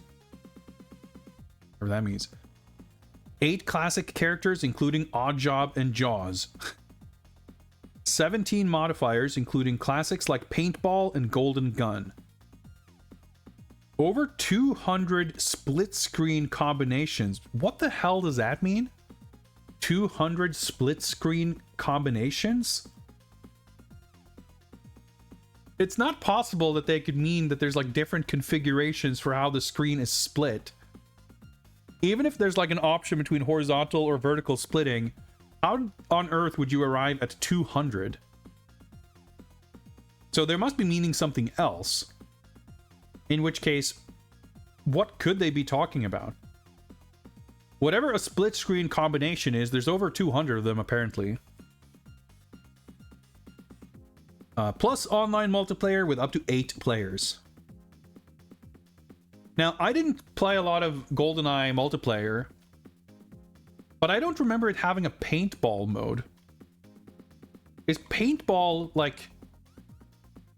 In fact, I don't recall hearing that as like a thing in any game. As like, oh yeah, this one has a paintball mode. Am I just out of touch? Like, is that a thing? I don't understand what it means. I mean, I guess you know, maybe you have slower projectiles and there's like paint splotches when you hit something. But like mechanically, I assume if you get like, if you're playing paintball, you know, if you're hit, you're out. So is that the thing? Like, I'm pretty sure there was a mode like that. Like the golden gun will kill you in one hit, but the golden gun mode is like one person has the golden gun, right? Because the paintball stuff was in the trailer too. So that's like, they prominently feature that as though it's something people would recognize. Maybe they do, but I don't. Let's take a quick look at the manual. I don't have a digital version to show you, but I'll mention it real quick. So one thing worth noting is that this game does support a bunch of different control methods. It does support, obviously, the nunchuck and Wiimote controls, which is how we are going to be playing it. It does support the zapper, which functionally is the same, but there's like control schemes specifically designed for it. It does support the Pro Controller for a more typical, like 2010s console control layout. But also, I was a little surprised. I mean, it makes sense, but I hadn't thought about it. The game does support the GameCube controller. I don't have a Wii Classic controller. I do have a Wii U Classic controller, but I'm pretty sure you can't use that. Like, because of the Wii software compatibility setup on a Wii U, I don't think that actually works. Like, I don't think you can use... I don't know if you can use the tablet controller for Wii games. Like, it's a whole weird thing, because when you play Wii games on a Wii U, you have to boot the console up into Wii mode. So it's like, there are two kind of separate ecosystems. I have a GameCube controller, but of course the Wii U doesn't have GameCube controller ports, so you would need like a USB adapter, and I don't have one of those. I probably should get one. But regardless, because we're playing a Wii game, it would be a terrible missed opportunity to not actually play this game with the Wiimote controls. So I don't feel bad about missing out on any of these other things. But we get a little page here showing all these different controller configurations that are supported. What's up, Mighty C7? Welcome, welcome. So, this is kind of interesting. The game supports 60 hertz. There's actually a whole long ass. This is actually fascinating. I've never seen this. It's like a half a page of the manual explaining what 60 hertz is. Many people don't know what the difference between 50 hertz and 60 hertz is, but since most modern TV models support 60 hertz, it's definitely worth finding out if your TV is compatible. In basic terms, hertz is related to the number of frames per second appearing on your screen. There's like a whole thing here. And like how to use 60 hertz mode on your Wii, and how to use an RGB cable or a component AV cable, etc. The other thing here that I find interesting, it supports EDTV/HDTV 480p mode progressive scan. EDTV is not a familiar term to me.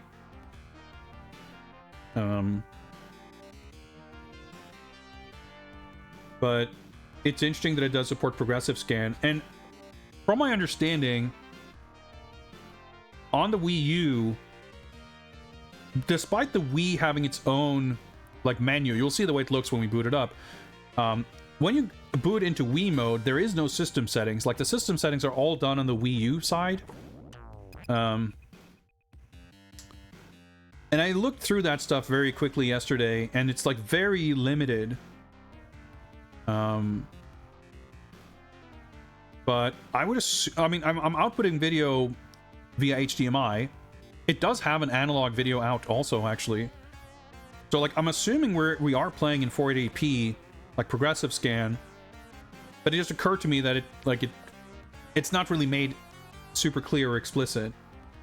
But when I tried it yesterday, there was no like, you know, deinterlacing or anything like that. So it seemed to look fine. So I think we're probably all right. But I'm actually not sure, because now that I think of it, I remember when I did a little bit of research playing, when we were playing Mad World, and there's apparently some stuff with like PAL Wii U's and how they output video that's like not ideal. I don't remember any of the specifics, but it could very well be something about like support for progressive scan type stuff that's not supported. I don't really know. But like I said, the game seemed to work fine. We were not going to worry too much about it. But now I'm like curious. We have these like pictograms explaining. It's very funny that it shows here. There's the zapper controls, but you can also play one-handed zapper with the nunchuck. And I feel like at that point, it would be a lot easier to just use the Wiimote. Because if you're using the zapper, actually I'm kind of curious about the controls, because you use a lot of buttons in this, and if you're playing with the zapper, you can basically only reach the trigger. Whatever. Well, there's like 4 pages about connecting to the internet. Don't care. Now it's how to connect to the internet in French. All right. Table of contents.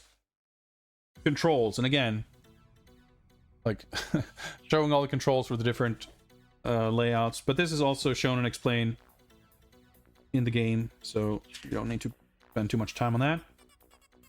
Explanation on how to navigate the menus. Fine. Health system. When you take damage, the screen starts to turn red, indicating the need to seek cover. You'll recover slowly if you don't take any more damage for a short period of time. Recovery is not present at 007 Classic difficulty. Yeah, so I looked at, like, the game has 4 difficulty levels. And the easiest difficulty has less objectives, but from kind of medium onwards, they all have all the objectives. I forget what they're called, but the third difficulty is called 007. It's like the hardest one or whatever. And then there's 007 Classic, which basically the difference is you don't have recoverable health. So it's actually really interesting. I think that that's like a difficulty option thing, that the game by default operates on this kind of Call of Duty mechanic. But there is a difficulty level. It would have been interesting to have that as a separate option, in my opinion. But the fact that it's even in the game at all, I find kind of neat. Objective menu, multiplayer menu, multiplayer game modes. Actually, does it explain paintball? Let me see if we can... yeah, paintball mode. All weapons fire paint, not bullets. Okay. Multiplayer XP system. Players track their online performance using experience points that are earned during matches. Experience points can be earned by making eliminations and completing objectives.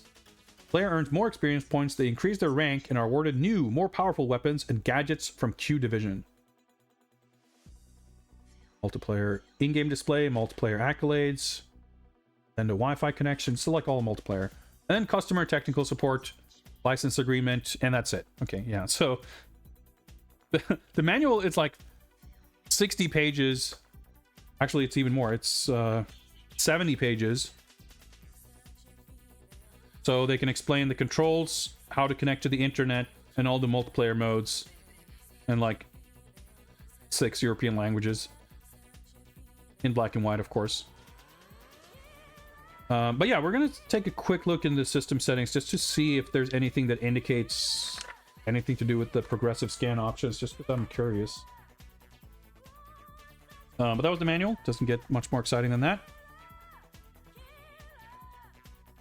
Hopefully the game will. So, my end.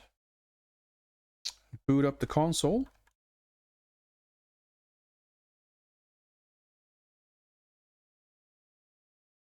Hopefully, I press the power button. There we go. LED turned blue.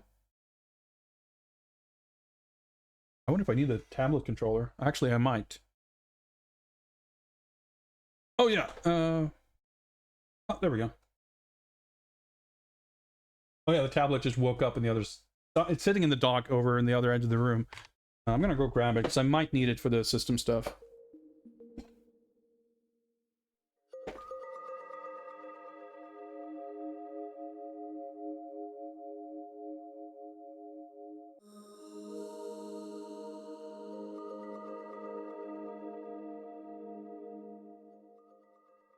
Like, how does a Wii U work? Who knows? It's a mystery. Secret to everybody. Do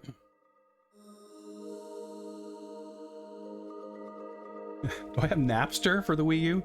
Wait, hang on. Oh, right. The tablet has, like, the fucking Mi Plaza or whatever on it. I think... my Wiimote, I can now use this. There we go. Alright, yeah, there's Napster, apparently. Oh, okay. Oh, yeah, let me mute. I've got, like, the actual capture audio, then there's audio coming out of the monitor, and also audio coming out of the tablet controller. Please mute my monitor. Oh. Well, the system settings are happening on this screen. So I can't show you, but that's alright.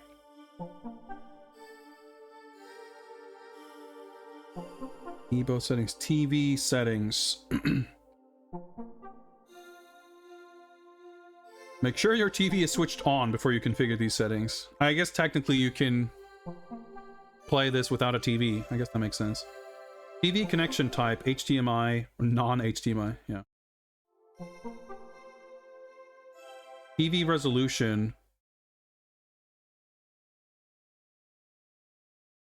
Yeah, so I'm assuming... Yeah, I keep thinking that you can see what I'm seeing. Yeah, so I have like 480p on the left there under standard definition. 720p, 1080i, 1080p.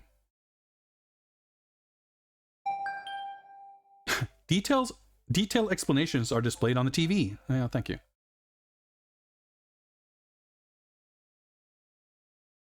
Yeah, I would have to imagine...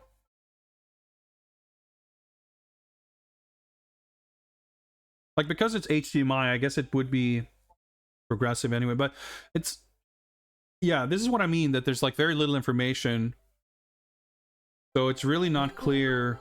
First of all, it's not at all clear what impact any of this is going to have on the, when I'm in Wii mode. But also, I'm actually going to double check the manual to see if there's some kind of... Because like on PS2 and maybe the original Xbox even, GameCube, there are some games where you have to like hold a button combination on boot for it to go into progressive scan mode or whatever. I doubt that would be a thing here, but... Oh yeah, there's a little bit of weird cropping right now. That's because it's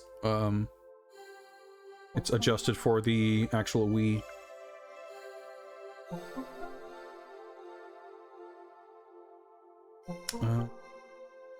Double checking a few things. Okay, I think we're good.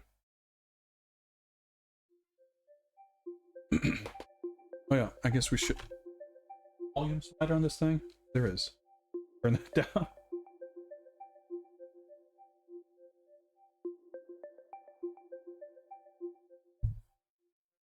Dude, this is kind of egregious. Like, it's just taking like 30 seconds to go out of the options menu. All right, let's pop the disc in.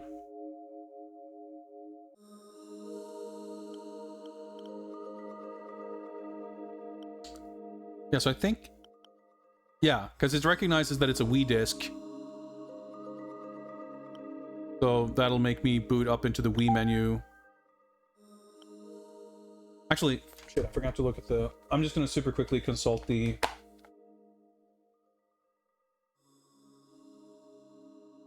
manual to see if it says anything.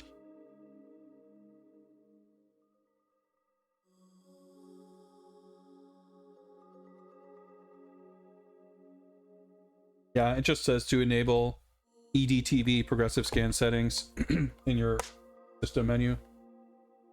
Oh well. TV only will be just fine. I should get a timer, I just realized.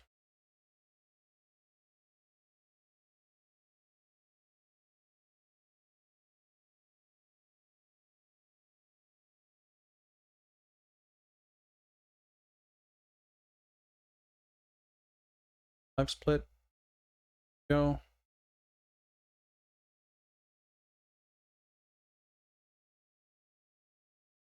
Is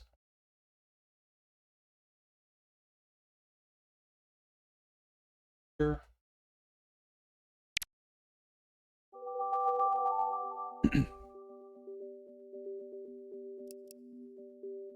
Yeah, so as you can see, there's no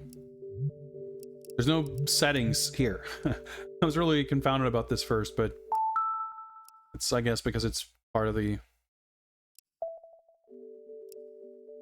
Which means you have to like boot out of the... It's the whole way it's set up is like kind of weird, but GoldenEye 007. There we go. So feels so foreign to use a Wiimote. I'm just glad it seems to actually work reasonably well, and I don't have to like point it like this. I can actually sort of have it in my lap as long as I'm like sitting back a little bit from my desk and I have the sensor above the screen. It seems to mostly work.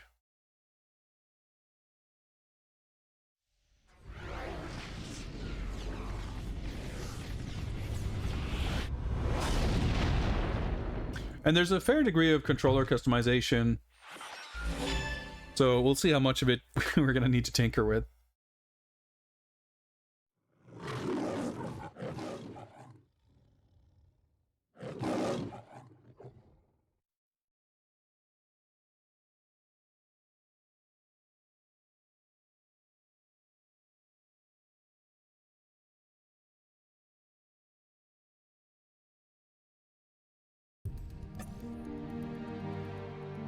This whole interface and the music and everything also doesn't feel very GoldenEye.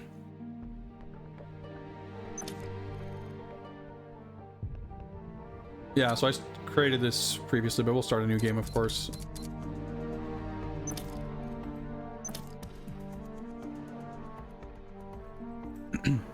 Up Fuse Deluxe, greetings, greetings. Yeah, so you can see that there's accessible, intermediate, experienced, 1, 2, 3, and it's like varying degrees of, basically as you go down the list here, there's like higher sensitivity and less help with aiming. This seemed to work pretty well from my... The game started in like a little shooting range tutorial, so I got a feeling for the controls a little bit.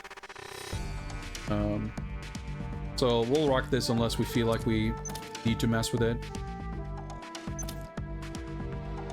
So one thing I did notice for sure is that like actually reaching up to the D-pad is like kind of uncomfortable and not great.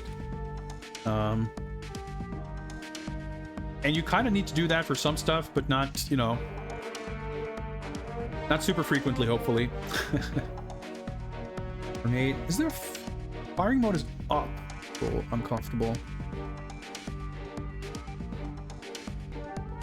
But it is what it is. Like, there's a lot of different options, but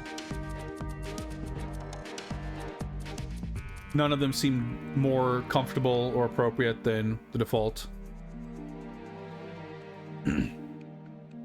Yeah, so the other thing about the controls is we will be playing the PS3 version of this down the line, and I'm pretty sure that the PS3 version does support the Move controller, which would be the novel, interesting way to play that game, but we're playing this with the Wiimote, then I think it stands to reason that it'll be more interesting to play that with a controller.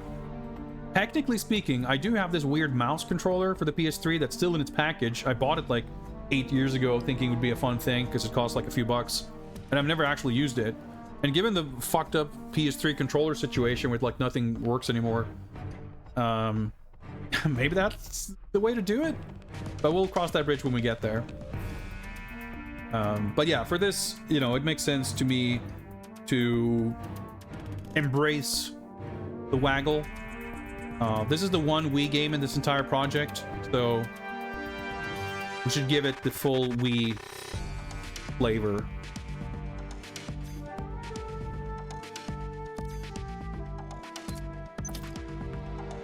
Lot we need to change here. Looks probably all right. See the... Actually, I cannot see a logo, so... Well, the bride is on top. I can extremely barely make out that it's actually... Yeah, there's like something in the middle, so I guess... Okay, well, we'll crank this up.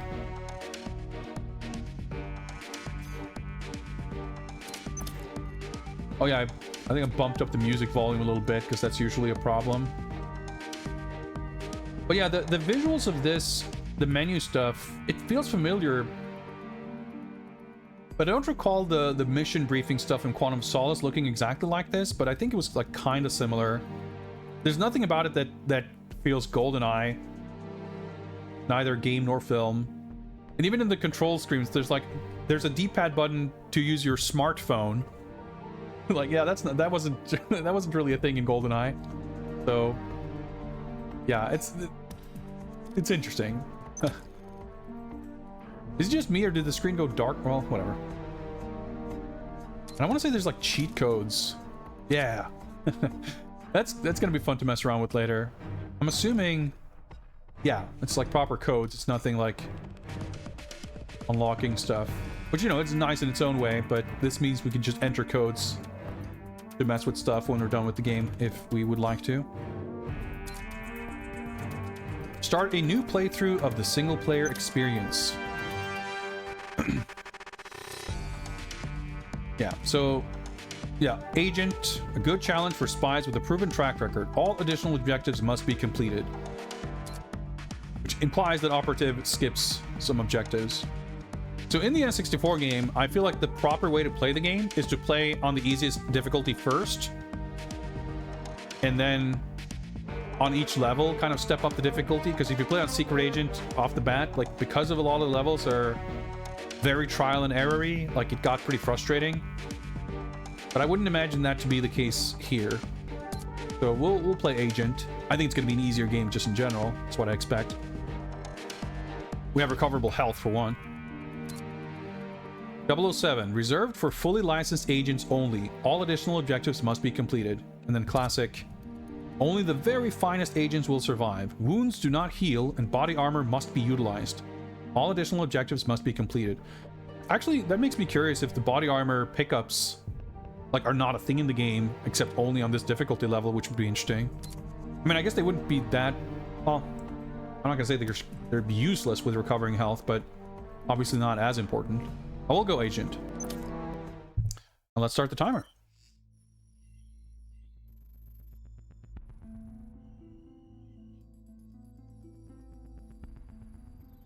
Yeah, it's this kind of retro-y aesthetic with these kind of like 60s graphical designs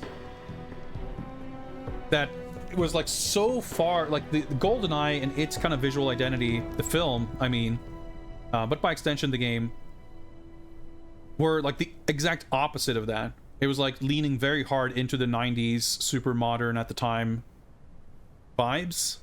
So for this to have this kind of retro chic 60s stuff, it just seems very strange.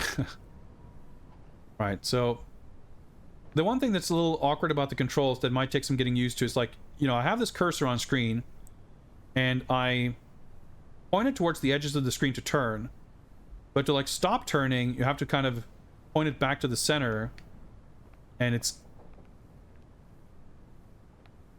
yeah, I mean, I'm not really used to playing Wii first-person shooters, so it's going to take some getting used to. It's going to be a lot of wobbling back and forth. Thankfully, there's like reloading sounds from the Wiimote. When you do this, it'll like snap to targets, so that's going to be very helpful.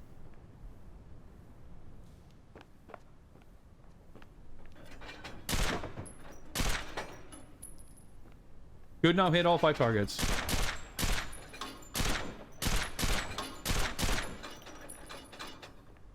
Aiming is definitely a little like it doesn't feel like you're aiming one-to-one, because you're not. Like, I could be pointing it out the screen, but it's not, like, that's not really how a Wiimote works, you know? So you're really just looking at a cursor. And the thing is, like, it is very sensitive, but when you go into this mode, it's a lot less sensitive. And like I said, it'll snap. So you're not necessarily, you don't have to do a lot of aiming like this. That's the reload button. But we really have to kind of do some live target exercise to figure out if we need to change. Like, the thing about the sensitivity too is, like, I'm like barely rotating my wrist, so it would feel more natural to kind of do larger motions. But as you can see, you get this little this icon means that my cursor is pointing off screen.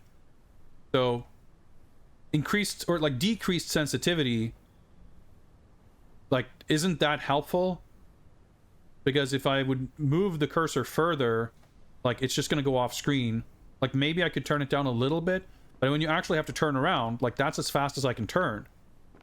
So I feel like I'm gonna, before I change anything at least, I'm gonna try to get used to the default controls.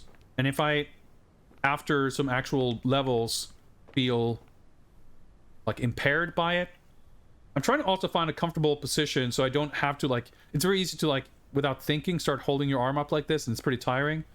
So I want to kind of keep it in my lap, which does work. I just need to, like, point it upwards towards the TV. Takes some getting used to. That's the crouch button. This is kind of cool too. Okay.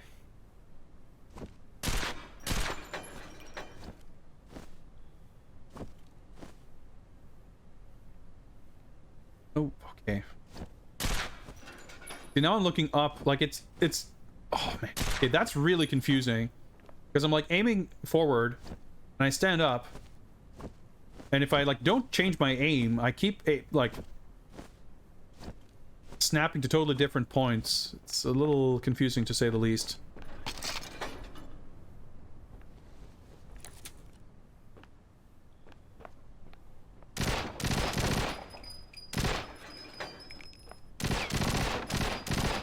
But yeah, the fact that you have to like move,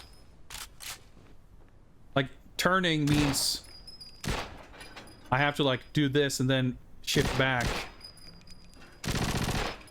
Yeah, it's a little awkward.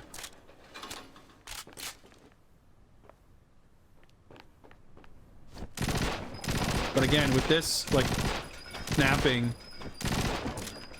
like it's extremely helpful. Because it's not, like, the aiming isn't the trouble, it's the turning that's awkward. And this kind of... like, because it reorients me, it kind of eliminates, or at least reduces the need to actually turn.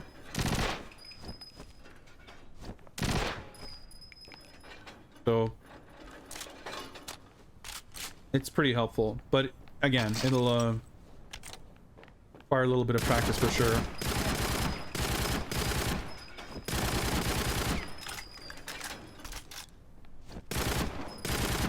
But the feeling of the guns is good. Like, the sound's pretty nice. I like the animation.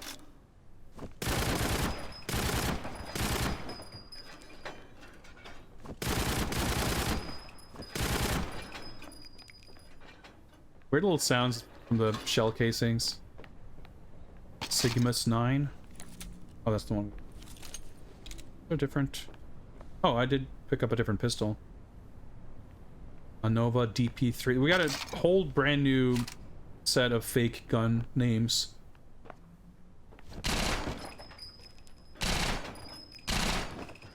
See, like, if I'm like adjusting the aim and then I go out like of iron sights, like my cursor will be all over the place and I'm like already turning.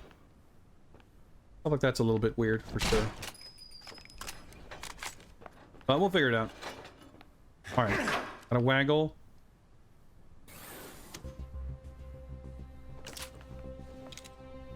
I only use the P99 stage for this stage. Well, whatever. Way to the basement.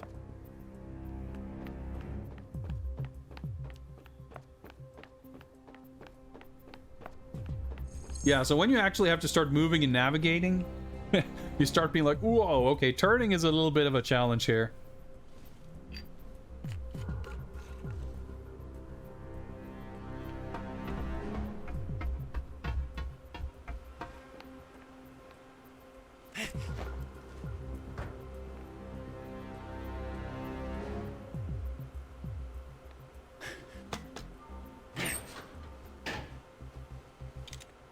.2010s gaming. Crouch. I did play through this, so I mean it's pretty straightforward. But I don't really need to stop to read all the instructions. Sneak up in the guard. Yeah, so I think I waggle to melee. Yeah.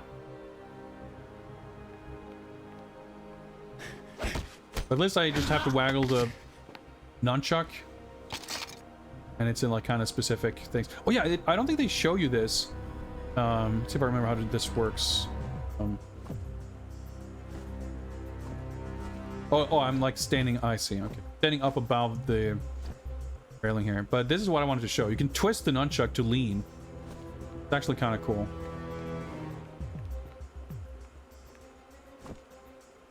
But it doesn't really make sense behind these covers because you just stand up when you. Yeah, but I can kind of do it here.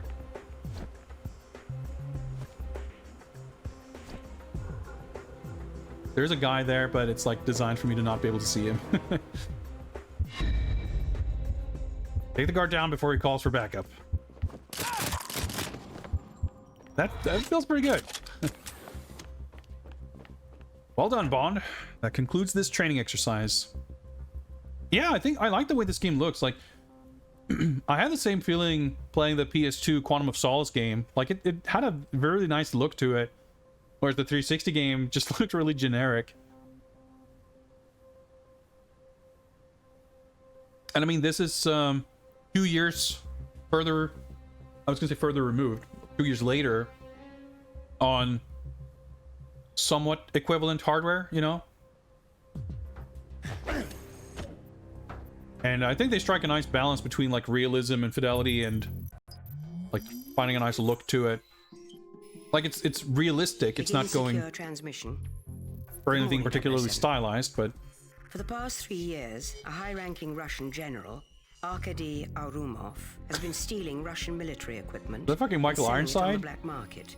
We have reason to believe he's about to ship a cache of high-tech weapons to a terrorist organization that has been targeting our embassies. Along with Agent 006, your mission is to infiltrate his base of operations, destroy the weapons cache, and, if need be, eliminate General Orumov. Agent 006 has already surveyed the facility. Time is of the essence, 007. An unmarked cargo plane is already en route, due to pick up those weapons for the terrorists in 45 minutes. Do you copy? Confirm. We're in position. Good luck, James. MI6 Doing a lot of out. briefing here with good and a lot of time to spare.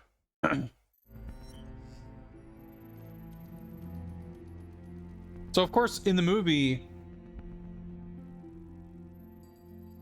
M would not have been Judi Dench at this point because this part is like a flashback, and I guess it's implied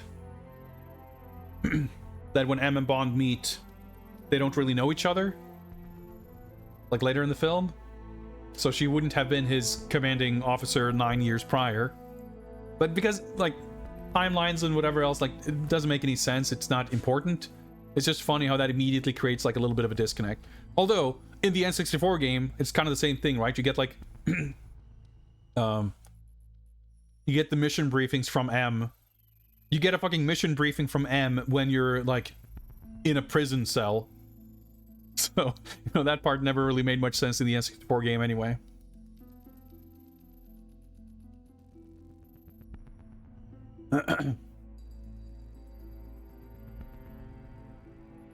Infiltrate the dam, download the flight plan. So already, I mean, well, I was gonna say already there, the things are a bit different from the original game, but maybe that's what you do in the dam level? I don't fucking remember. You have to, like, disable the alarms or some shit, and there's, like, one panel you do something with. I think this game already, with the map and, like, the 3D, like, it creates a little bit more context ahead of the mission objective aspect.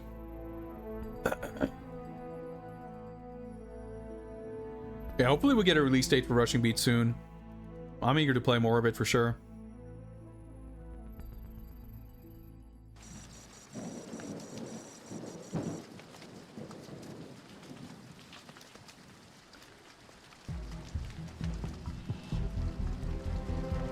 This looks good. Like,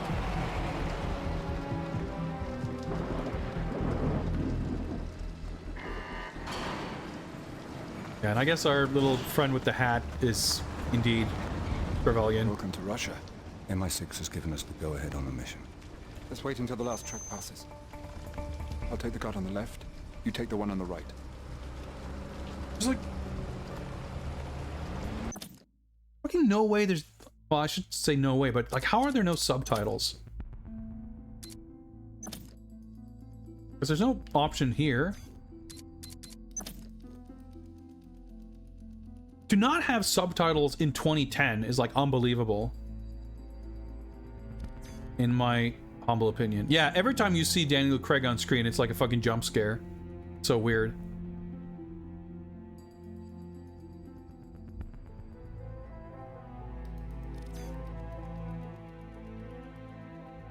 But yeah, I guess I don't think I'm in control yet. No, still in cutscene mode. Let's go. I'm getting really excited. This is like so cool. And I say that as someone who has like no particular reverence for the N64 game. I'm just excited for more Bond gaming. We crave action. Waggle QTE. We are men of action. There is no action here. Subdue, yeah. But yeah, I mean, nice work, James. Just like old times. character You models take the tower, but watch out for that sniper. I'll get the truck. just don't have a lot of personality to them. Like, I think the graphics are well executed, but... and it makes sense for the time, but I'm just like, I can't help wonder what this would have looked like if they had made... And I don't even know exactly what that would mean, but if they had made more of a deliberate effort to sort of give it, like, this 90s vibe. It's just a kind of a thought experiment, I guess. Well, the other thing is, by the way, about the characters feeling weird. So Daniel Craig does his voice, but especially in these dialogues, I feel like Daniel Craig's voice and delivery is so much closer to Sean Bean than it is to Pierce Brosnan. When they talk, it's like, wait, whose dialogue is whose? Like, Bond sounds like Trevelyan more than he sounds like actual GoldenEye Bond.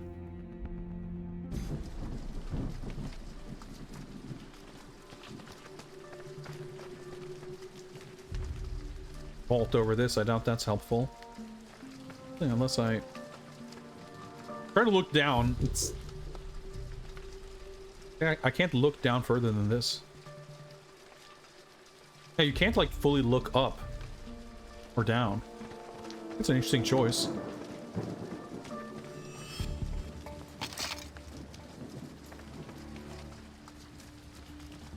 We'll just waltz in here.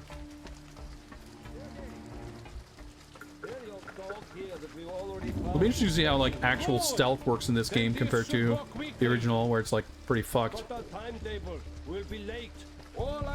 The rain and atmosphere is actually pretty sick, though. Nobody gets through. Security's been tightened. Hey. Take the food out of my mouth. Maybe. Oh, automatic stare looking. Ivan, when you're done under there, take a look in his mouth. All right. I feel like there's a guy down there looking up directly at us.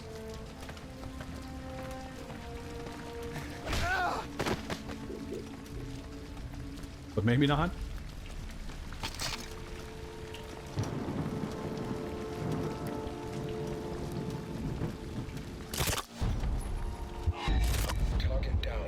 Oh, I guess he sniped the other guy. I was like, wait, what happened?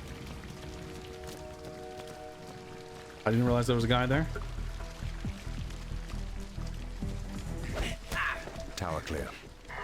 See if you can find any extra firepower in there. We've got company heading to the bridge. Can you handle it?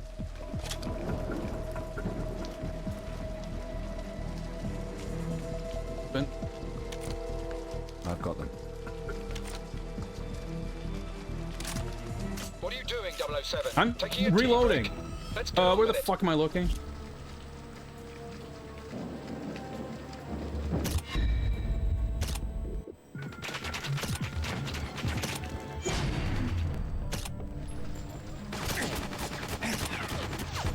I'm trying my best here.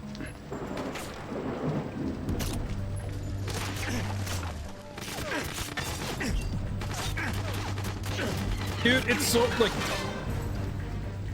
It's like a complete mystery where you're gonna aim. Target's down. When you go into aim mode. I'm moving to the truck. Like, am I aiming at the center of the screen or where my cursor is? Like, I'm trying to aim at that little barrel.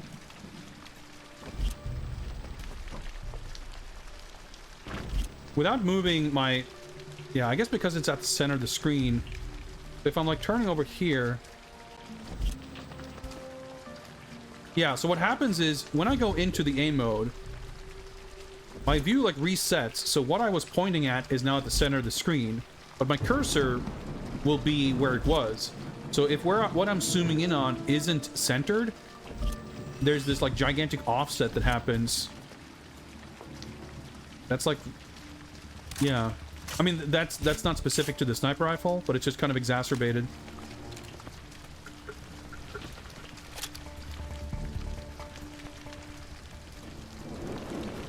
But, I mean, things seem pretty forgiving so far, at least. I'm fully stocked on AK ammo. Nobody ever die being too careful. Words to live by. Words to live by. It's aggressive. What was How that? much do you know about Oromov? Only what I read in the dossier. But after the fall of the Soviet Union, he became jealous of the oligarchs. All their new money and went into business, freelancing for himself. Up ahead. The checkpoint. We're running 6 minutes behind. If anything goes wrong, be prepared to move.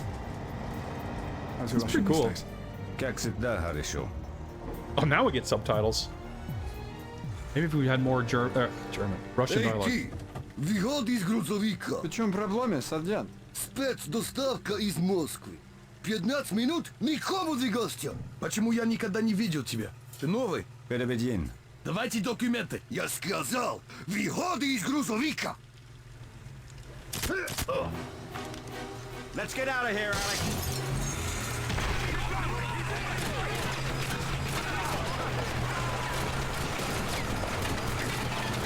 Oh man, I'm trying my best here. It's not really auto-locking on. It's pretty exciting though. Act like single. I'm trying to change firing modes. Yeah, there we go. Now we're automatic. Oh, boy. This is a little tricky. Luckily, it doesn't fucking matter if I shoot anything, it appears.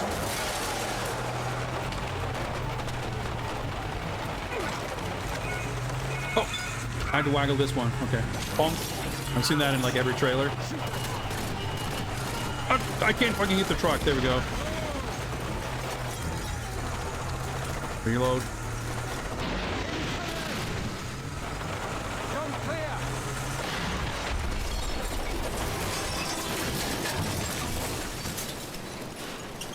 Isn't that quite like the movie? James, come on! Pretty cool in its own right. It's like Divergent in a totally different way. Look! What the hell are they doing with one of those? We haven't the time.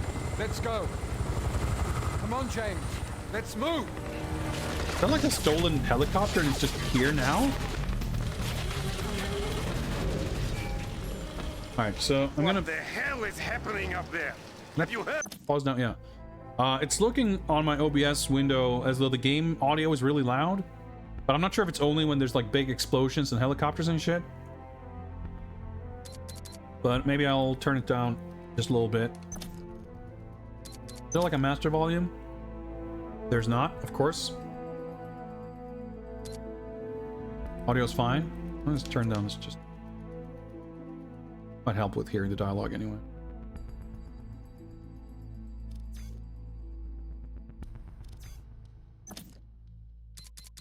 Anything new? Нет. Probably just another surprise inspection. We used to let us know beforehand, like we don't have enough to do already.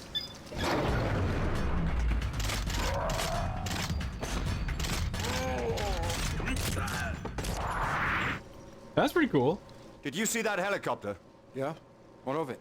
It looked EMP hardened, designed to survive an electromagnetic pulse. The blast from the weapons cache will take care of it. I'm getting a picture for MI6. Don't waste your time.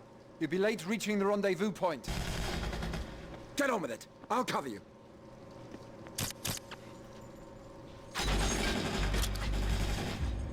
Alright, probably... Stealth is probably not too much of a factor at this point. Gather intel on the EMP-hardened helicopter. This is 12. Are you there? Have you seen the intruder? Gather intel in here. Station 12. Griko, come in. We are setting a scene to your position. Probably not. Wait. Oh. 38 meters this way. Take the long way around, I guess? Come on, Jay. Hurry!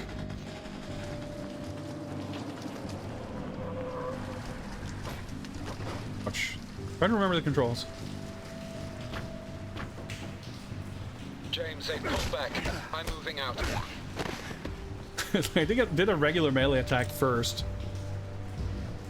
Nothing to worry about. Probably some locals trying to steal some supplies. Nothing we can't handle. A big cartoon energy from these guys, that's for sure. And auto snapping is a little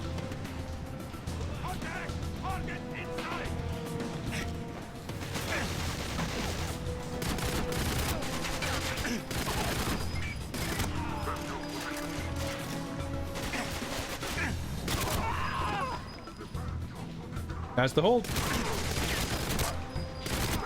turning versus aiming dichotomy that's like just really foreign.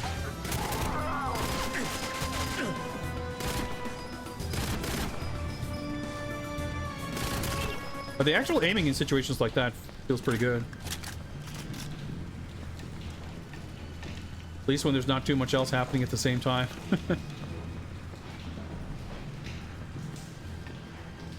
Inside here, I guess. Oh, my leg's like falling asleep. Nope, I guess not. Oh, I'm getting stuck. Checkpoint. Okay.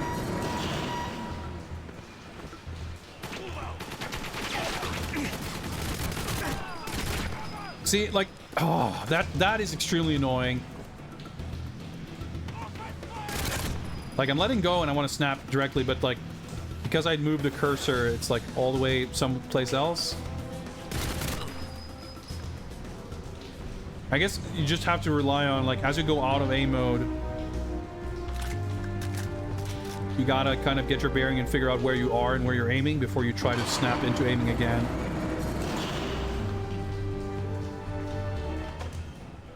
I mean, I understand why that's the case. It's one of those things where what's weird about it stands out and feels awkward. But if they had done it in the way I imagine it would be done, like, you would have similar edge cases on kind of the other end of things.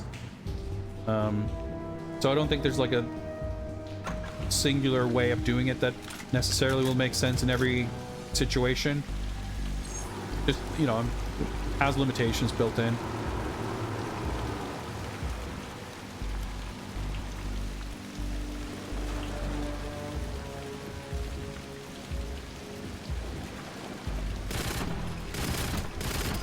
Can't hit shit. Well, that's pretty fun.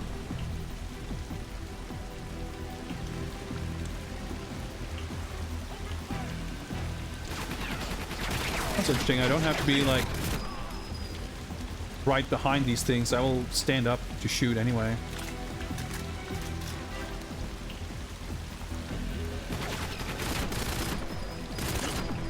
But yeah, the fact that like you kind of hard to know where you're going to be aiming when you hit the aim button.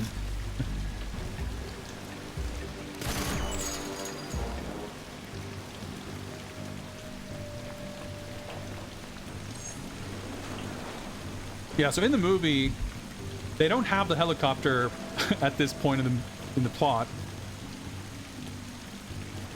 In fact, this whole part is kind of mostly there to set up the relationship between Bond and Trevelyan.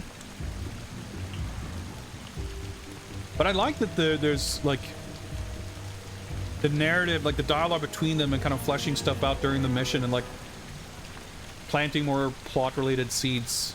It's a very stark contrast, not just from the original GoldenEye game, but also like the Quantum of Solace game and other games we played in between. Like, it's making a pretty serious effort of like actually conveying what's going on during gameplay, which I appreciate.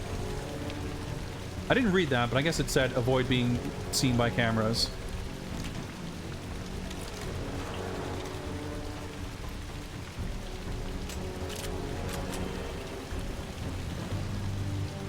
Did you hear that? Nope, I didn't hear that. I assume there's going to be cameras here somewhere.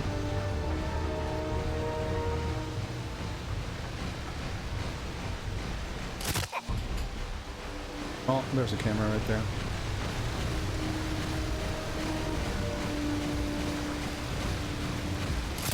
That shit feels pretty good. So, maybe the tutorial would have explained this, but let's find out if we can okay, well that's not good. I guess it saw us. I was gonna say, I wonder if I can shoot out the cameras. I didn't think I was like in range for it, but...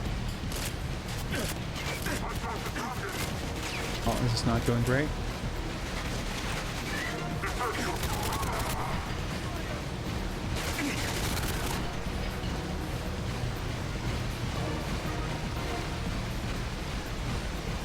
Any guys left there? Oh boy.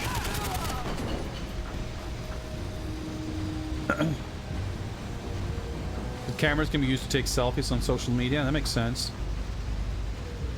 Sigma's is the other gun. I can hold the A button to swap weapons.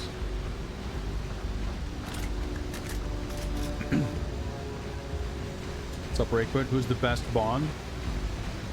I don't have a firm opinion. I think they all have their kind of ups and downs. They all have their own unique appeal.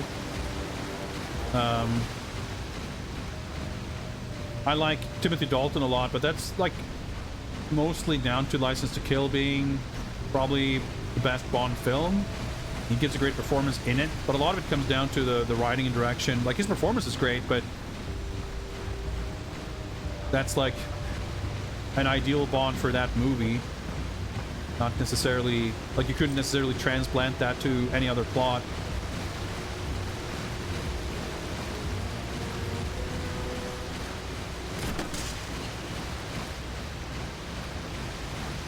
What am I even doing? I guess I'm going here.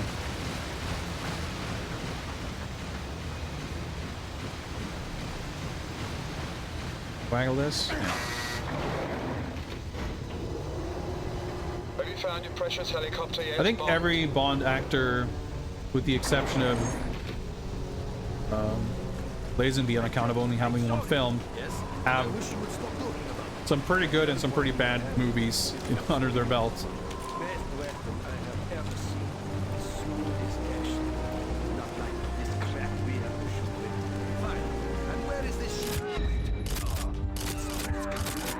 I like that I startled him by shooting him in the head. It's like, oh! But it's kind of cool that they do get startled.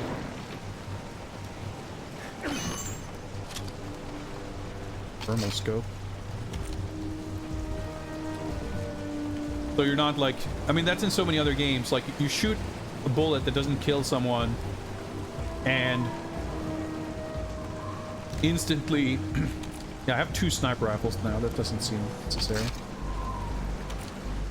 Before you can like react to what effect your shot had, they will instantly, like, I accidentally waggled. They'll instantly know where you are and start firing at you. So I'm glad that this game lets you kind of get a drop on someone even if you don't successfully shoot them in the head and kill them instantly.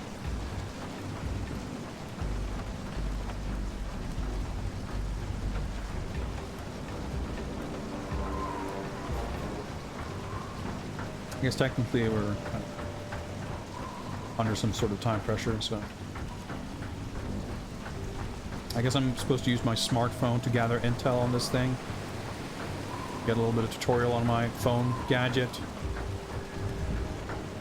I think I took the long way around, but that's all right.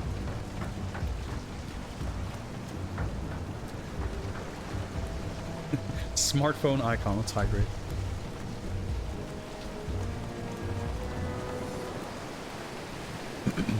I am wearing a Batman shirt, and you too could be wearing a shirt just like this by going to my merch shop. Actually, I'm not entirely sure if this is for sale anymore, but you can get some t-shirts with my art. You would so like by typing exclamation mark merch in chat. My horribly never updated merch shop, because I didn't feel like it was worth the effort of updating it, because I think I've made a total of about $4 in my merch shop over the last like 5 years.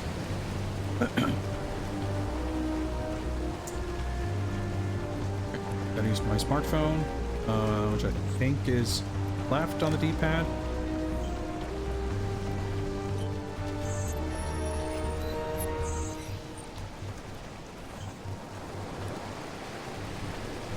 Oh, I'm too far away. Oh, I see. I didn't get the tutorial yet.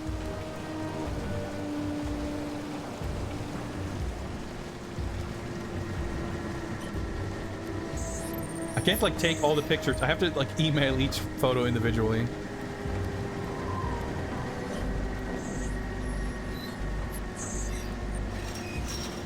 The rain effects, like, obviously this scene, well, this scene doesn't exist in the movie. But the whole, dam sequence, is during the day and it's not raining. Cool little action slide there. Dude, I'm standing close to a staircase, so I started looking down.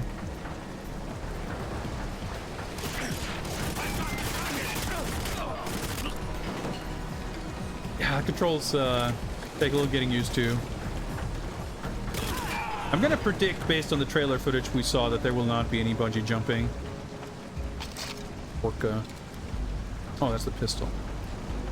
The Toparo. Yeah. But yeah, the rain looks awesome.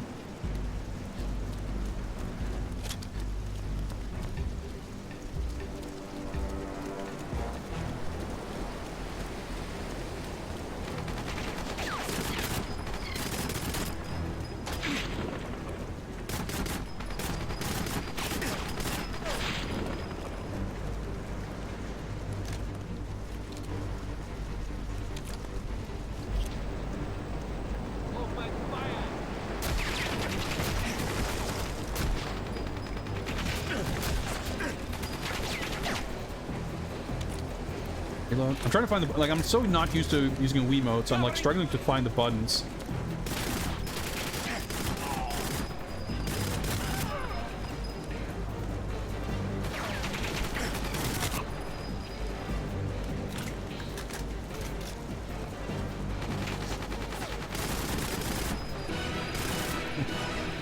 I'm waiting for him to walk into my reticle here.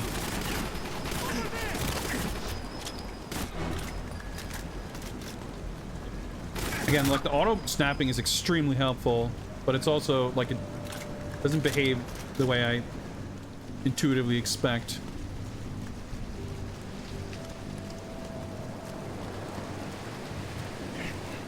James, I've created a little diversion to cover our exit. No, I'm trying to smartphone. What are you talking about?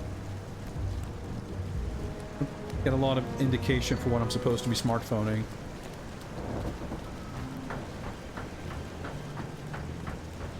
Tower 2, come in, over. Have you seen the intruders? I see. Wi-Fi nodes. Tower 2, I'm sending back up to your location. Tower 2, we are approaching from the helipad. Alright. Objective completed. Okay, that was something I was supposed to do.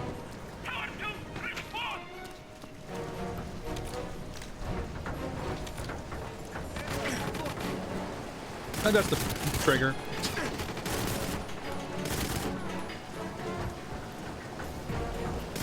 Like, I hope I'll get a little bit more used to the Wii controls. But I'm also, like, kind of looking forward to playing the PS3 version on a controller. James, have you reached the rendezvous yet?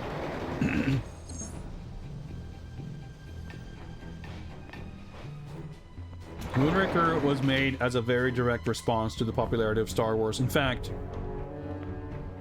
the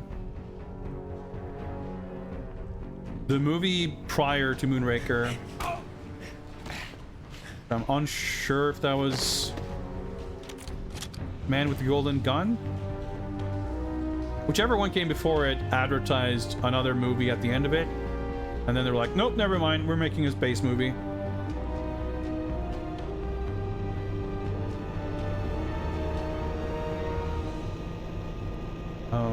There's the pause button. I just realized, like, what does the objective stuff even look like?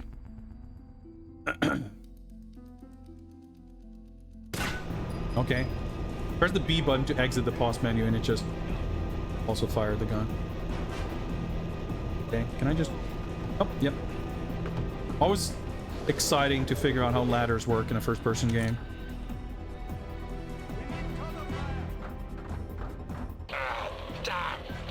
Thought that after the fall of communism, the Russians might have invested in some 21st century transportation by now.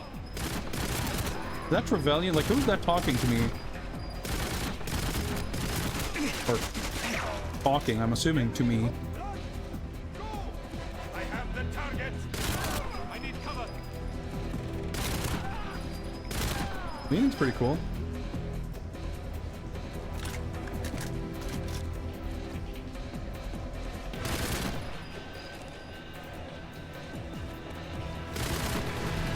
Alright, it's not what I was trying to shoot, but it worked out.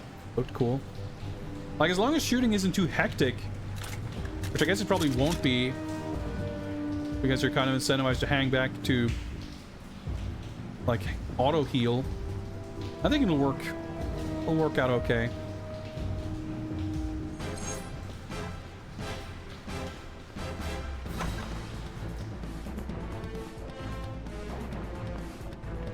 Let's move it, 007. I think we The level's pretty long, but it's also like multiple levels in one, basically, compared to the N64 game, because we're like in facility now. Sort of, right? Maybe not yet. Well, I mean, I guess we're on the dam still.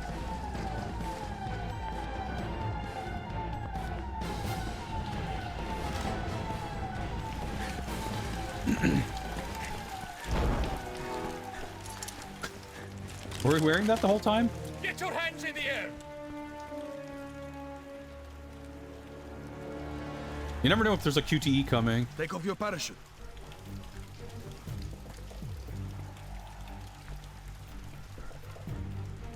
Hand it over. Maybe you insist. Ever stoic Daniel Craig.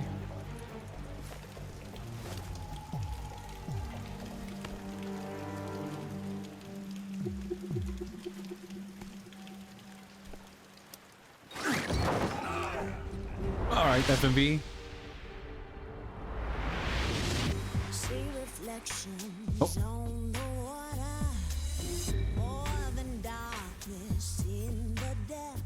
A little unexpected, but that's sick.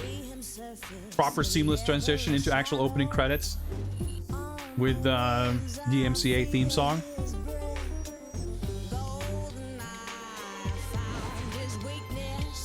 The visuals of this, aside from not matching the movie,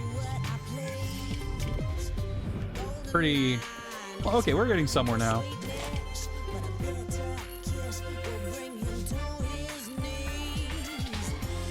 Actual credits? I wonder, will we get actual game credits here? Or is it just the actors?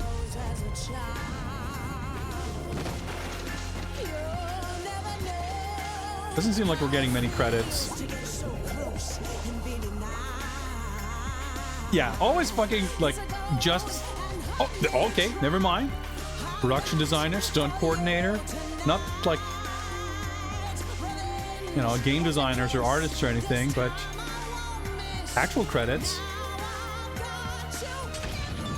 Musicians.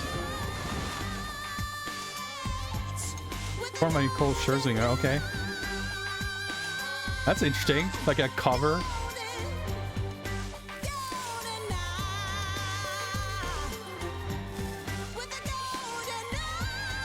Written by, you know.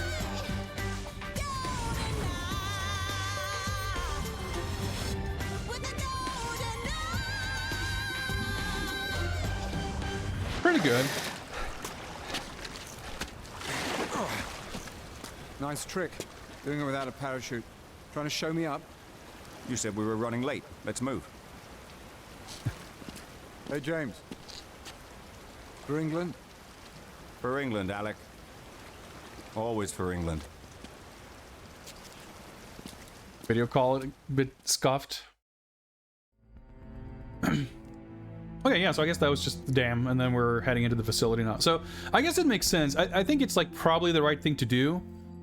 But obviously in the movie, that's not where the credits happen. That's, like, if anything, like, the bungee jump, him jumping down the dam, that's, like, almost the opening shot. That's, like, the very first thing that happens. And then the whole facility shit goes down. And then at the end of that is the actual opening credits. But that would mean that the opening credits would happen after, like, level 3 or something.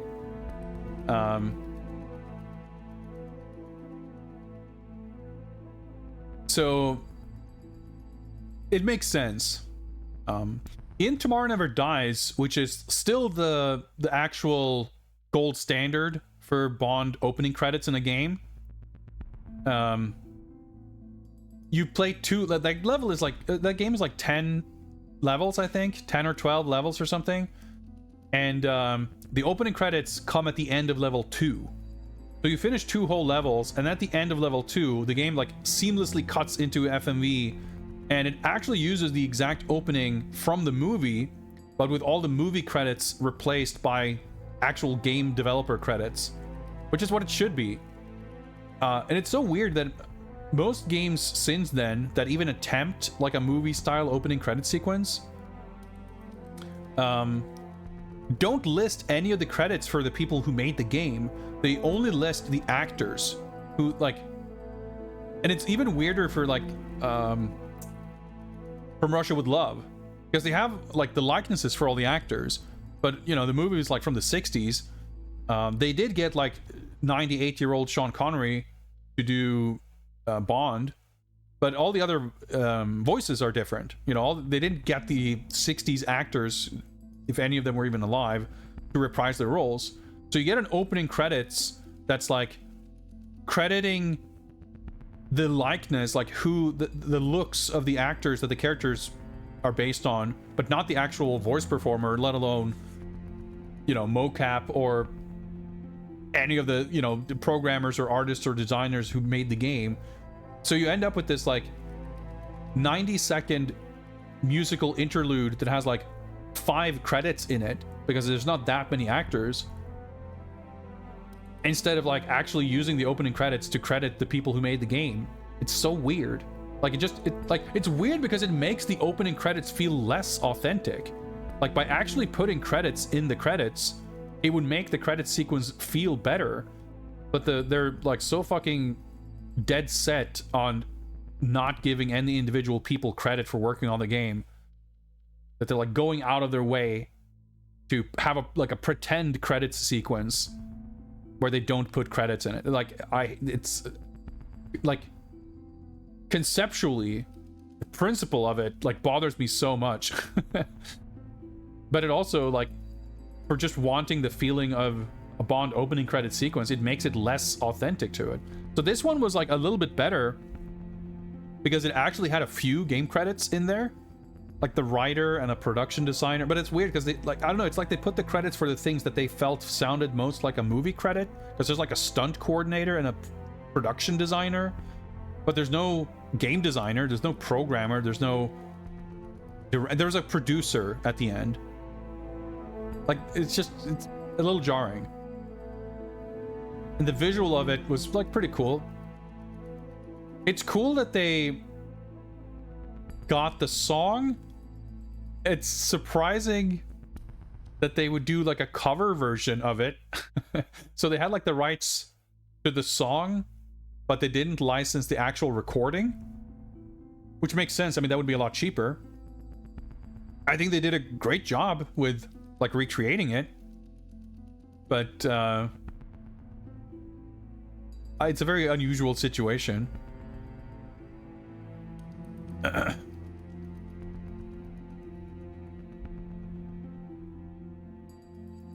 Well, as far as Craig being Bond in this film, or in this game rather, it's an interesting question. It was definitely not to promote Craig as the new Bond, because he had already released 2 Bond films at this point. Like, Daniel Craig had been Bond for like 4 years when this came out, so he was not new. He was current. And it's like, it's typical to have the current Bond actor if you're putting on a game that's like based on a non-existent movie.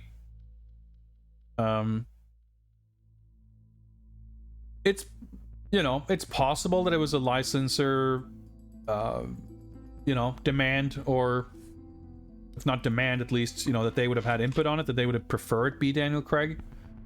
It's possible that they asked Pierce Brosnan and he wasn't interested. It's possible that, you know, maybe they, because that's the thing, like, it's not just that it's Daniel Craig instead of Brosnan. Because the entire aesthetic of everything is completely, like, this is from everything we're seeing in it, which is going to make some of the other plot points kind of interesting, by the way.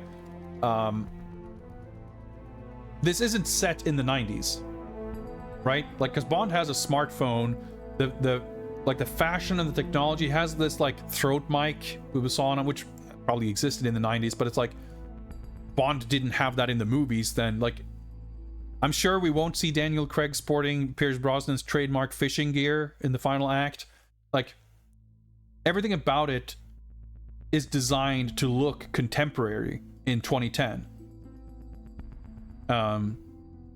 The aesthetics of this stuff, the imagery for the briefing, like especially with the kind of 60s retro stuff, it's like the exact opposite of the aesthetics of GoldenEye, the 1995 film. So if you were to put Pierce Brosnan in this, it would still feel super alien. So it's not just that the actor is different, like the whole vibe, the whole aesthetic of it is totally like overhauled.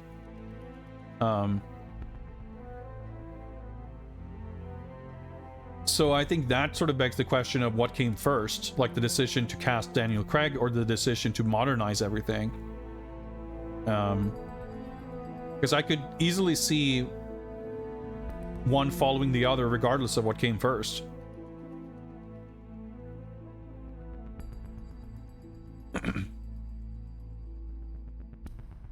Save and continue.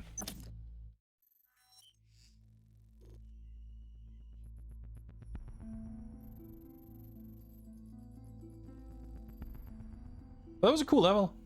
Like action set pieces.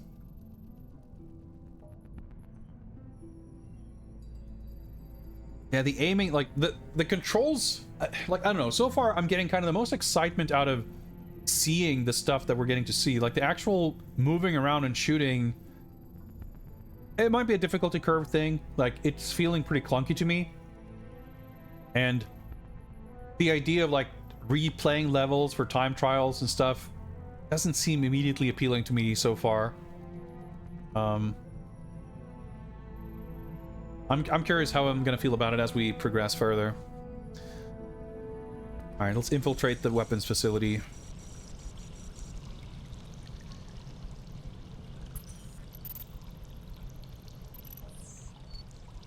I would imagine. Good. MI6 won't be able to reach us down here, but we'll be able to contact each other through the alternate channels on the ultra-low frequency sideband. We've got 19 minutes till those terrorists make the pickup. It should be enough, so long as Yuromov hasn't spotted us. I'll take the fuel tanks. I'll get the weapons cache. They'll have no idea we're here. After our stealthy entrance. Last one out buys the first round. You're on. What was I saying? I forget.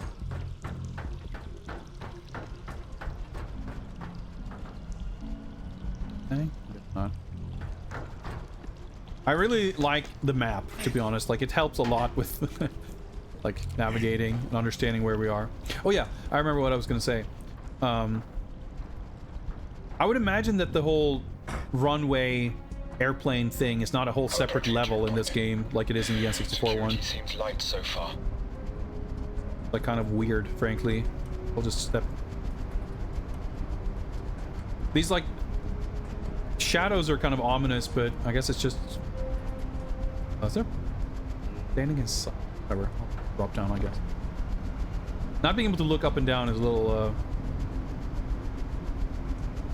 disorienting.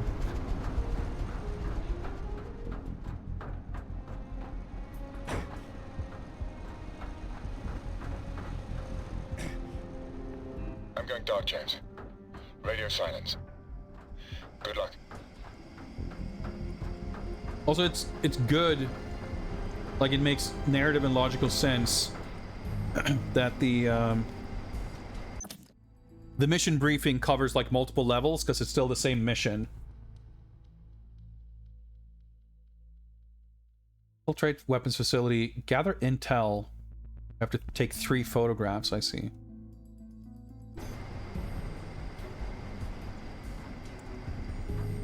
Drop down on a guy. Nope, not quite.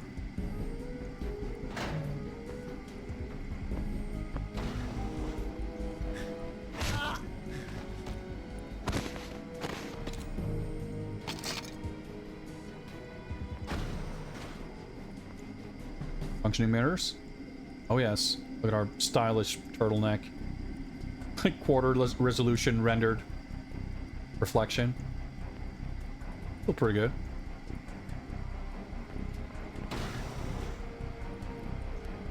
As far as gray facility hallways go, these are pretty nice looking. Honestly.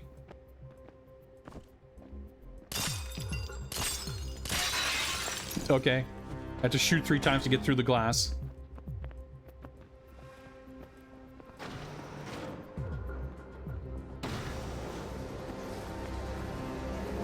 Did you catch the game last night?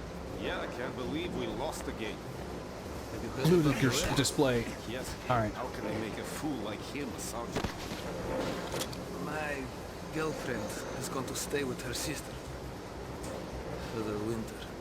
You worry too much. She will be fine. She will come back. I think that guy saw me. Enemy spotted! Over here! Reinforcements! Make up defensive position.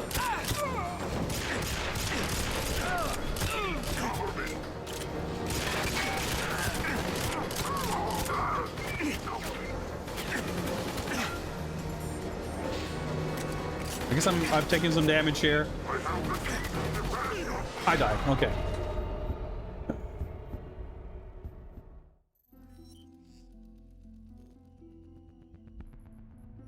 Try that again.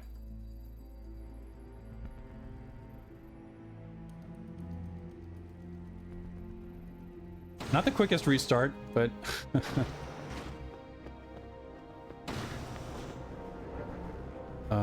there's the crouch button.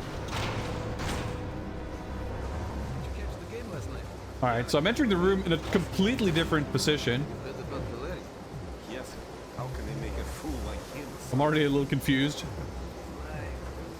I guess there's like alternate routes. I guess that was the sound of someone discovering me. Could be in a little better spot this time.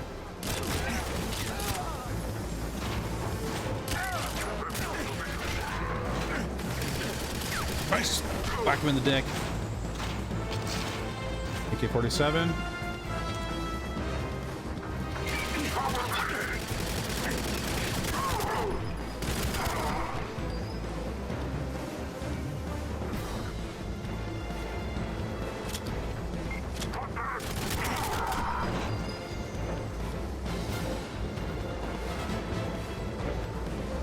Oh, hello. Whoa! Yeah, the snapping is a little awkward at times. Like that. A fuzzy orb. I'm playing with a nunchuck and Wiimote. And it's taking a lot of getting used to.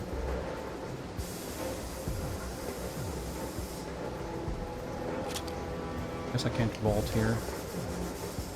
Well, that still went better. Like, it's not like we're terribly concerned with getting like a perfect stealth rating or whatever, so... James untrapped. You need to get to Master Engineering. Get the codes. Override the lockdown. We've been infiltrated. Lock down the facility. Secure the perimeter. All guards to the emergency stations. Find whoever breached our security and bring them to me. Good. If that glass over there was impenetrable, this probably would be too.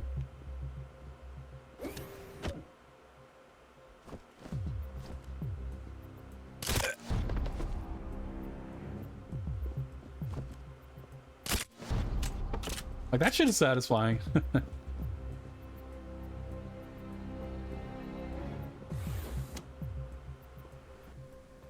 am I going?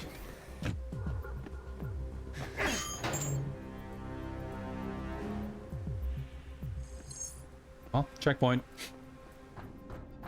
I need new shoes. These boots are killing my feet.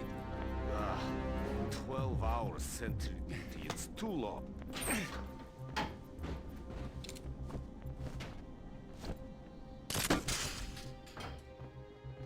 I'm guessing the smartphone thing is inside here, and it'll become more obvious as I see it.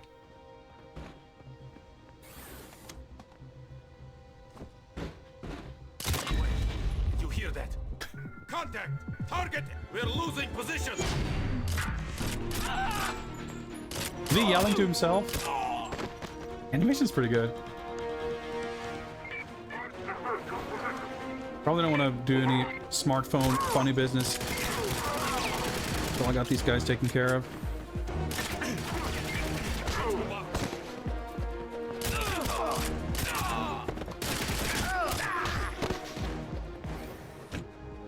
Music's calming down. I think we're good. Unlike fucking the original where they just fucking endlessly respawn. Left? Smartphone?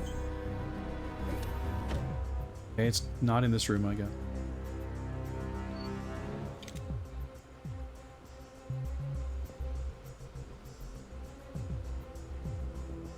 Like, is the smartphone thing legitimately just like popping up like 4 rooms in advance? Sensitivity is like, it's like I'm in the sniper scope or whatever. I guess so.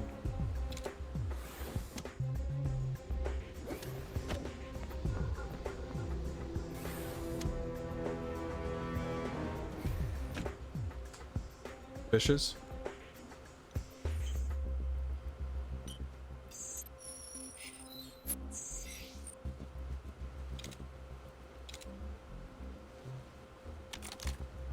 Pick the silence gun here.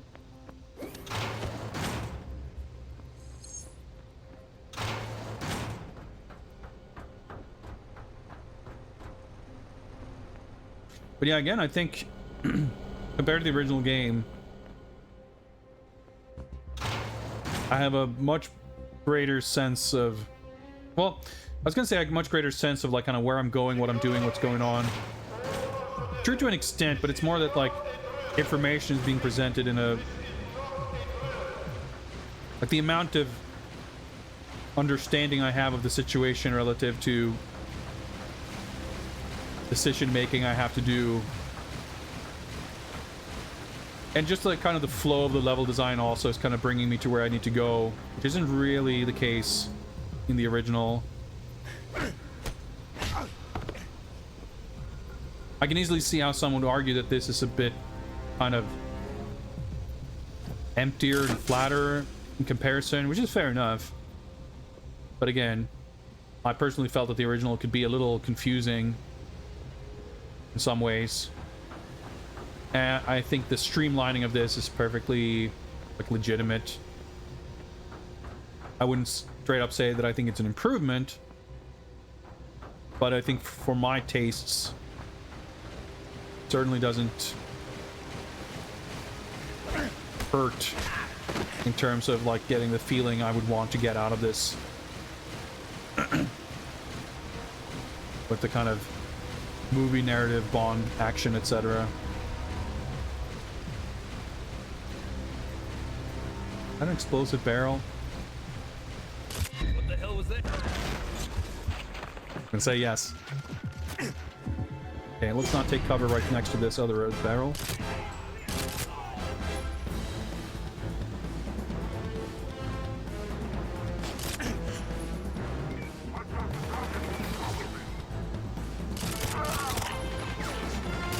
Is that even blood I spotted there?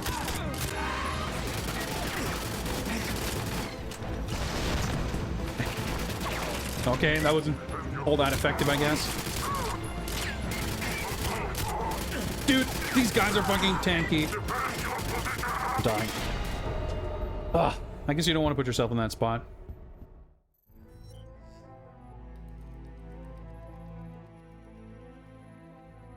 Yeah, I like the, you know, I think environments here are really good. Like we've seen our fair share of gray facility hallways in many of these games.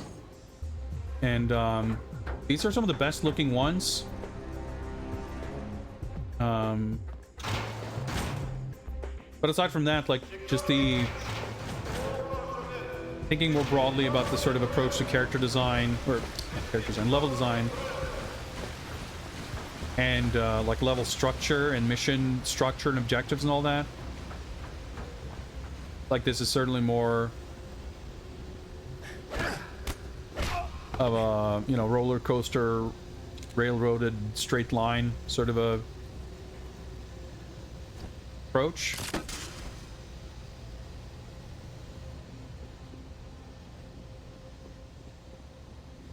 So far, you know, in the broad strokes, it's of course taken from the movie. But I feel like it's... Is that the guy who's going to stand over there? But it's definitely doing its own sort of set of departures, and the level itself is nothing... I mean, not just the map layout, the geography of it, but like the objectives and the structure and the... I mean, especially the narrative aspects. What's up, Cody? So... Maybe I don't explode that thing. I'm supposed to get over there, but I can go up there and there's a camera... I know where the guy with the beret went. Take out this camera preemptively.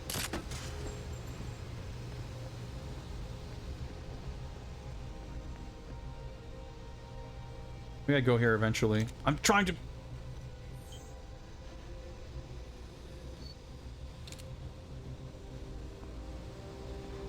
I vault up here? Probably not. Like, do I sneak past these guys and go up to the stairs? I can't really stealthily take the both of them out.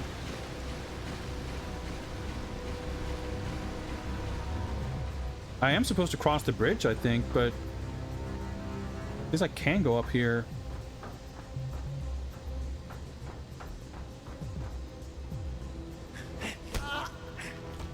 I guess we maybe should. Is there something I do up here that'll help me?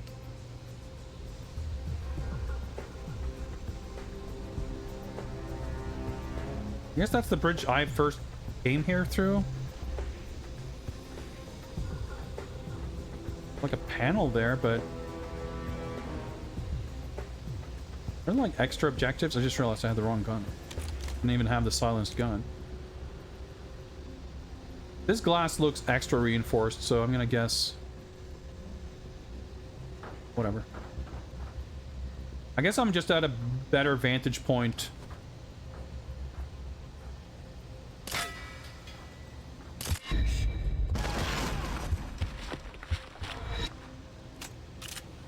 If I need to fight dudes. But I guess when I did that last time, I was just spotted by somebody else. Because there's like... no alert. Oh well. I mean, I'll take that.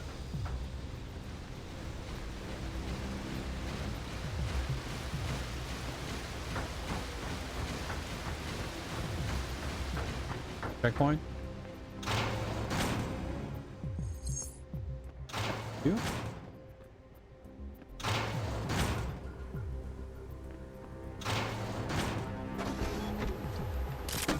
You hear something? Nope. Contact.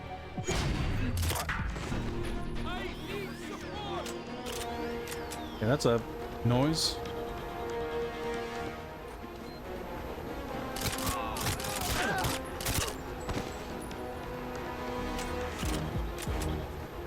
Might as well swap weapons.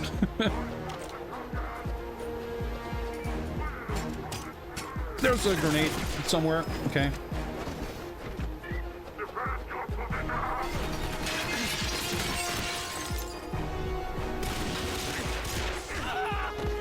Good screen.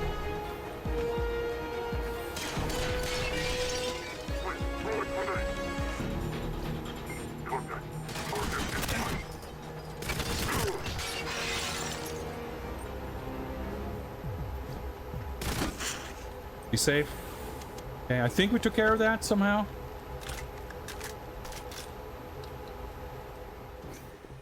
Okay, I need to photograph in here. I guess I would see a phone icon if that was the case. Reload this in case I ever need to use it. Oh, okay. The intruders. Technically, I'm the intruder, I guess, but...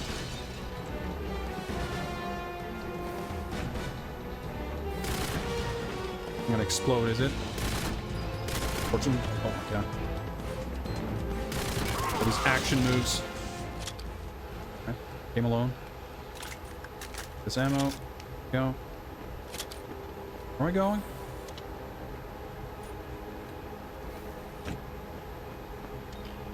This is where I came in. I'm so confused. There's stairs here. Let's go up those. What a weird room layout. Is that a different AK-47 with reflex sight? Alright, okay. Call of Duty influence, I guess. Well, I guess Eurocom weren't really involved in Call of Duty. Not like the Quantum of Solace game, which was made by Treyarch.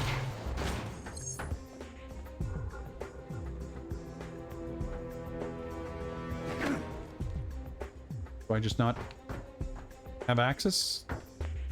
Oh, okay, the prompt didn't show up.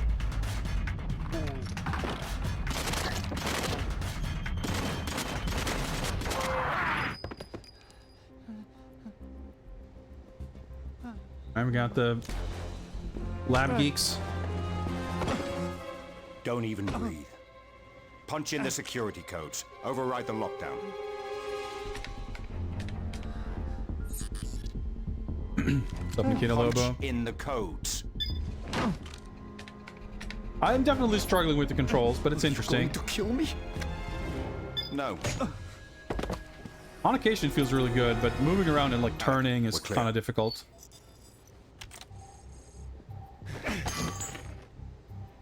Silenced Talon. Oh. Well, I mean, I guess we can change our unsilenced pistol. I guess we should probably walk around with this. Manage to actually kind of stealth.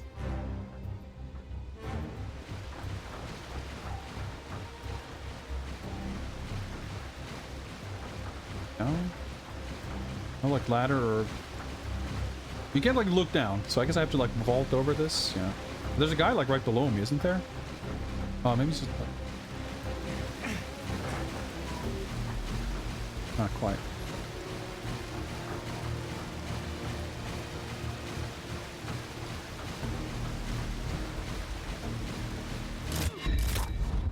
I was thinking like, oh, I wonder if I can like snipe these guys, and I was like, yeah, maybe with the fucking sniper rifle I literally just picked up. That might work.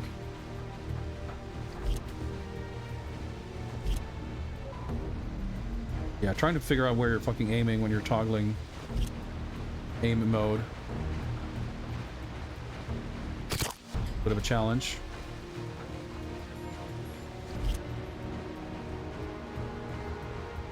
Luckily, dead bodies instantly vaporize, so no one is going to notice those.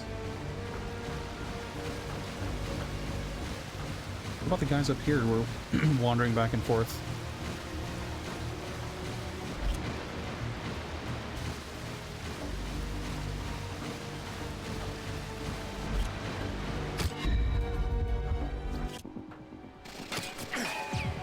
Like, I figured out where I was pretty quickly.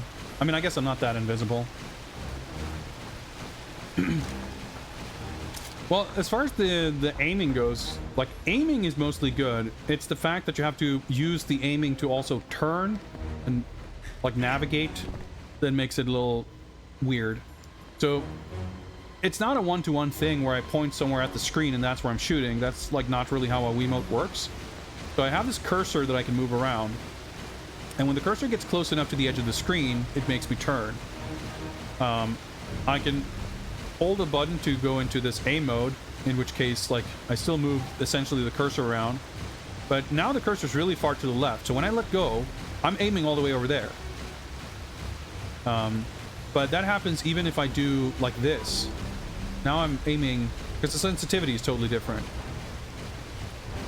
So if I actually move the cursor around while in this mode and not, like, don't let it go right in the same spot, I will, like, the cursor is going to end up someplace else. It makes logical sense. That's just, like, how things work. Like, I guess...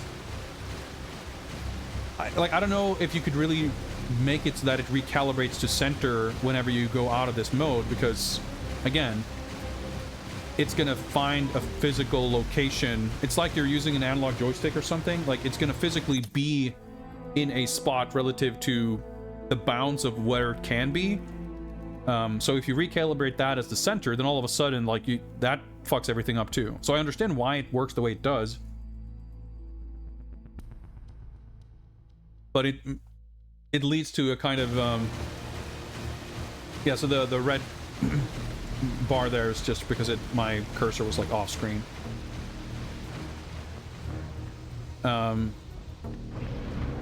It means that when I, like, pop in and out of this, like, so another complication on top of that is whenever I go into aim down sights, the camera view snaps to enemies, which is very useful, but it means that even when I don't physically move my hand to move the cursor, it'll snap to some place and I let go and I'm no longer, like, aiming in the same spot.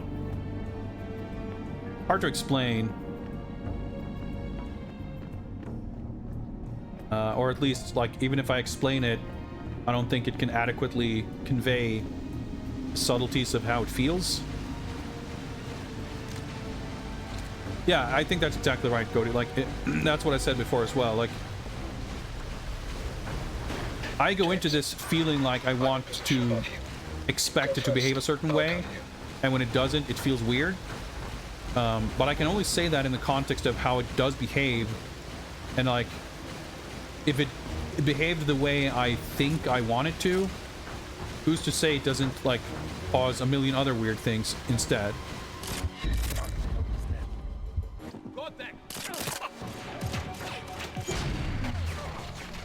Okay, that guy died. I don't know if that was smart. Well, luckily, fake Sean Bean is shooting everyone for me, I guess.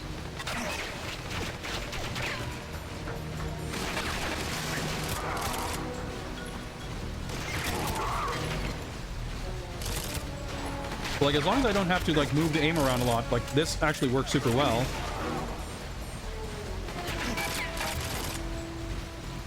But when you do have to quickly adjust between different enemies, like, it can get really disorienting really quickly.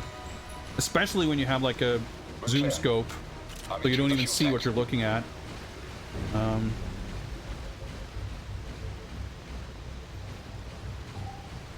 There's no aim assist in my current control setup, but it automatically snaps. Like, I shoot where the reticle is, but the reticle will snap to an enemy when I go into aim mode like this.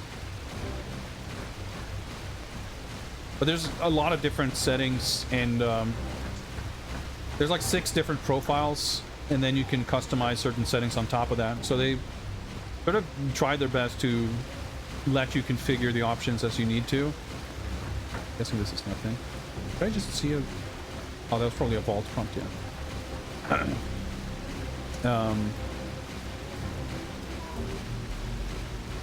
But I figured I'll play with the default settings.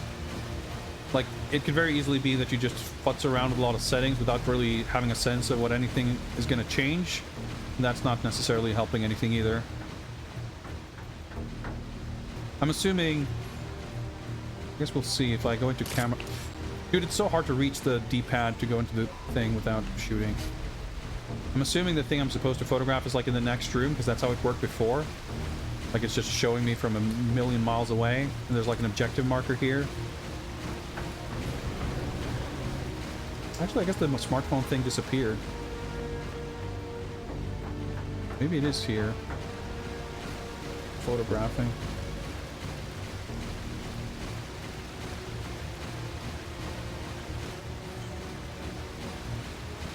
Because it'll show a little reticle thing. Or a little, like, target marker.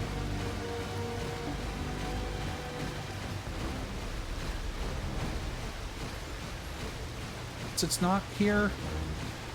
Like, it'll show up through walls and stuff, so... Like, the indicator on the right there is supposed to...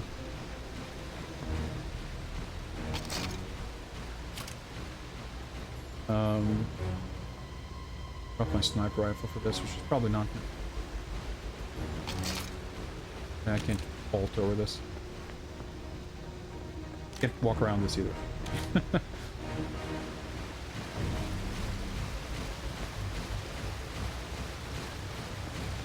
No, because the marker already disappeared. Because I have like a mission objective to gather intel for MI6 analysis. And I'm pretty sure I have to get all of the mission objectives to clear the stage. So I kind of need to figure out what it's that I'm supposed to be photographing here. I don't know what this is. This.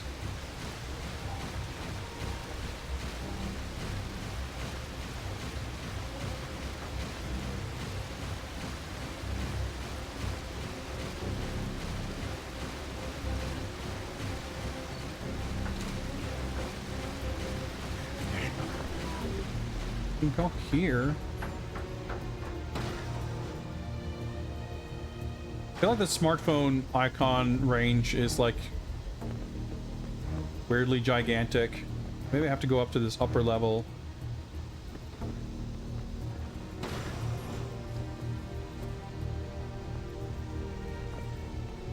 The level is like a lot less linear now.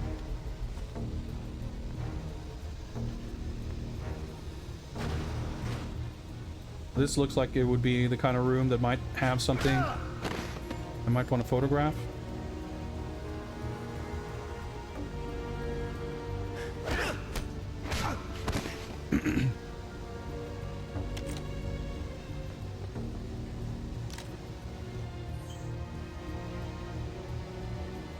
I mean, more so than the big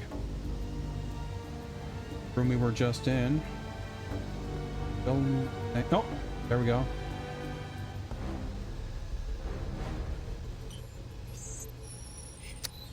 I guess that makes sense, because I mean, I didn't think of it because I thought it was in the room downstairs, but I was gonna say, like, yeah, the last thing we had to take a picture of was like pretty clear what it was. It was like this plan schematic, and it turns out that so was the second thing. All right, I guess that means we're done here. Hopefully I didn't miss another one. But yeah, I'm surprised. I was expecting, dude, to have to sort of puzzle that out, or that it would even sort of seemingly let me miss it. I guess it's not clear. It's possible that there are, like, that it's an optional objective and you don't, like, fail the mission. Dude, I very nearly went in here without getting that.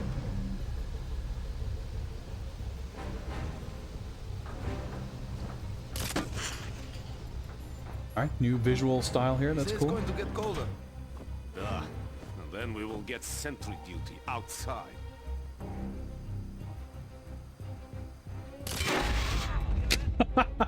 Alright, I wasn't expecting them to get knocked out by it, but that's pretty cool.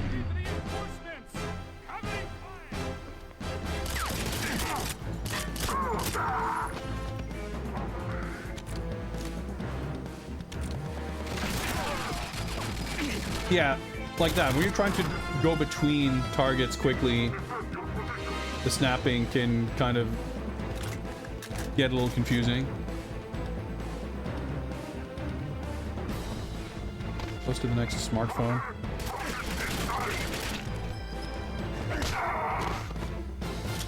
Analyze an instant kill, that feels good. Overall, I think this game's approach to stealth is pretty decent. Like, there's quite a bit of it. And whenever you sort of fuck it up, it just makes a few guys spawn in. Guess I could have sniped through. And you kind of clear them out, and, you know, that's kind of the extent of it. It's punishing, but not overly punishing, and it sort of resets.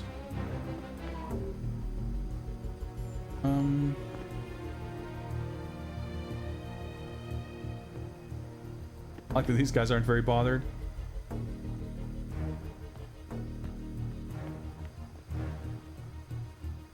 Oh, never mind. I was just about to say I can't use these panels, but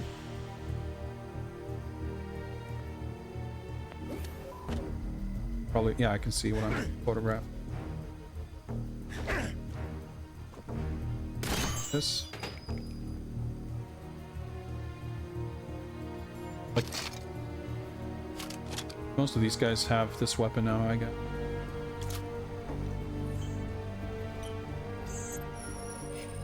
All right, we got all the pictures. Good.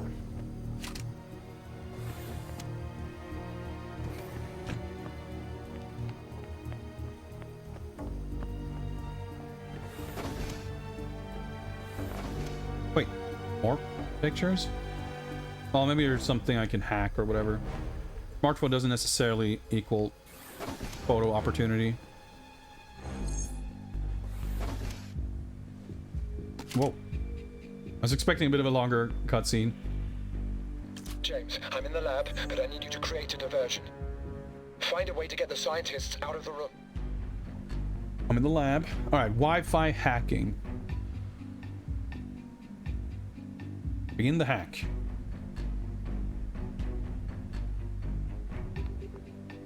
Am I hacking? Oh.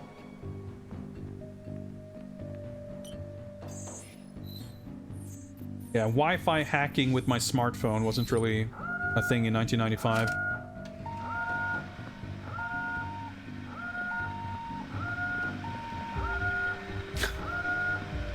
Rip that guy, I guess.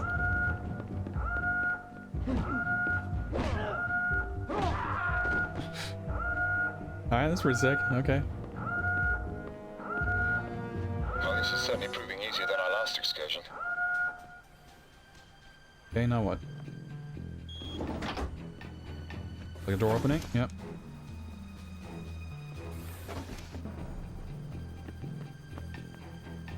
Reconvening here? You gonna hack the door open for me? I like the way this makes it feel like we're on this mission together. That's not really something that the N64 game ever conveyed in these levels, I think.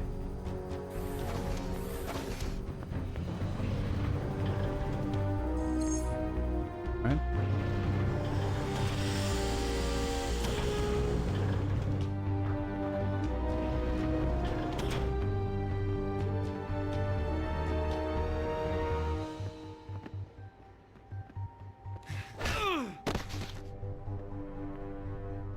I was like, oh, can I do something? Like, oh, no.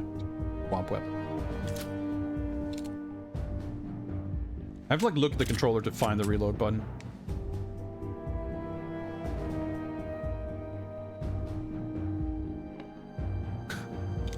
Dank interrogation room.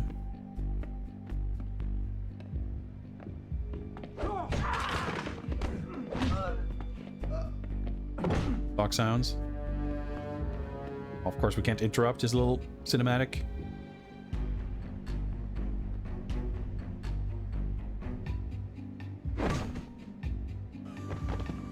But yeah, again, this stuff is cool. Like, I like the animation a lot. I'll keep us covered.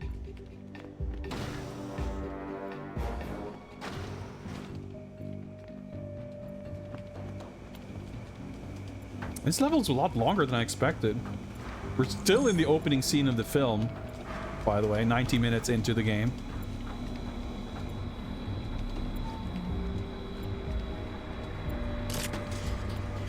Feels good that the for stuff like that, the Wiimote aiming allows you to sort of snipe or like place shots like that accurately. I don't know if I want to snipe these guys or I don't know how placing the explosives works. I guess we'll take out the cameras.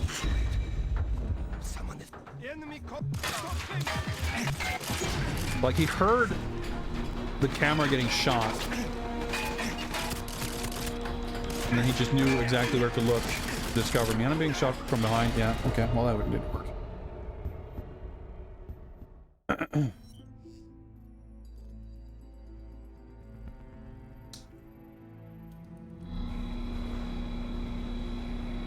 What's up, Doom Noob? Well, if you're curious to hear what I have to say about this game, you can watch me play this game. And it'll come up.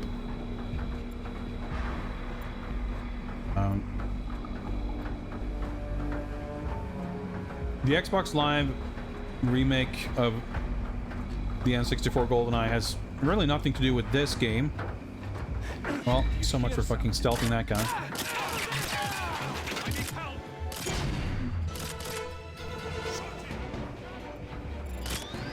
And now the camera also... Oh, this didn't go very well.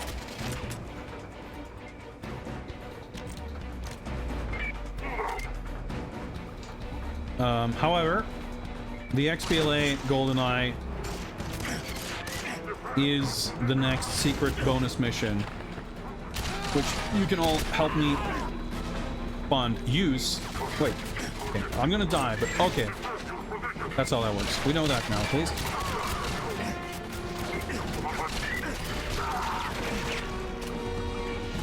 Figuring stuff out here slowly.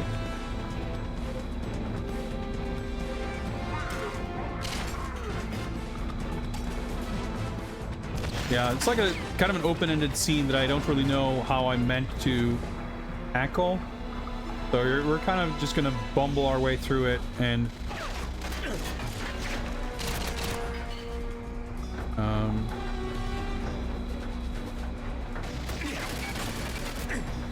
see if we can survive.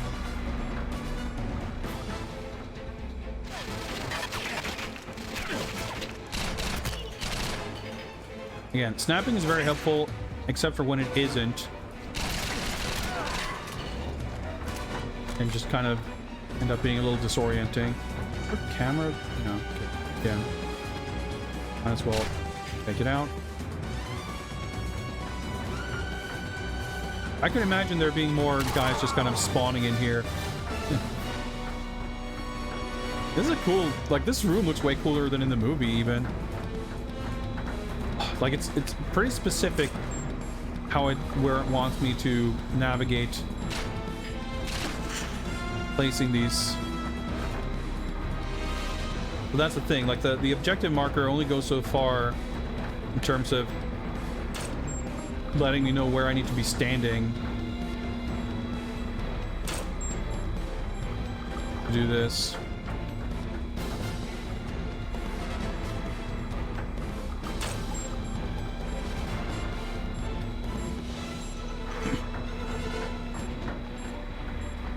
The unreleased Xbox Live Arcade version of GoldenEye is a port of the N64 game with new graphics. That was supposed to be released in 2007 or 2008, but was canceled for like legal reasons. This game came out for the Wii in 2010. In 2011, and of course, like the XBLA thing would have been published by Microsoft / Rare. And yeah, so I mean, the reason why that didn't work out was because there's so many people involved, or so many legal entities, I should say. Microsoft owns Rare, and they own like the software, the game. Nintendo published the original game on the N64, so Nintendo has like ownership over not necessarily the code or the art assets, but they have like publishing rights. Like Microsoft can't just go to Eon and secure a license to publish that game on Xbox without Nintendo's involvement. Eon, the rights holders for the property, has a stake or a say in the matter, but also in 2007, 2008, I guess at the time that might have been kind of in between EA and Activision. Either way, EA had the Bond license for some time, and then Activision had it for some time. So it's kind of like how Ubisoft had the TMNT license, and the Konami arcade game remake could only happen due to like agreements between Konami and Ubisoft. So this would have like involved, potentially could have required the involvement of EA or Activision. So you've got like Microsoft, Nintendo, Eon, and possibly Activision, like all having to agree. It kind of makes sense that it was never able to happen. So in 2010, Activision produced this game for the Wii exclusive. Well, there's a DS version, but Wii and DS. And in 2011, there's GoldenEye Reloaded. I have the PS3 version. I'm not sure if that was on... I reckon it was probably on 360 as well, but I have the PS3 version, which is a port of this game with like remade graphics and extra modes and stuff.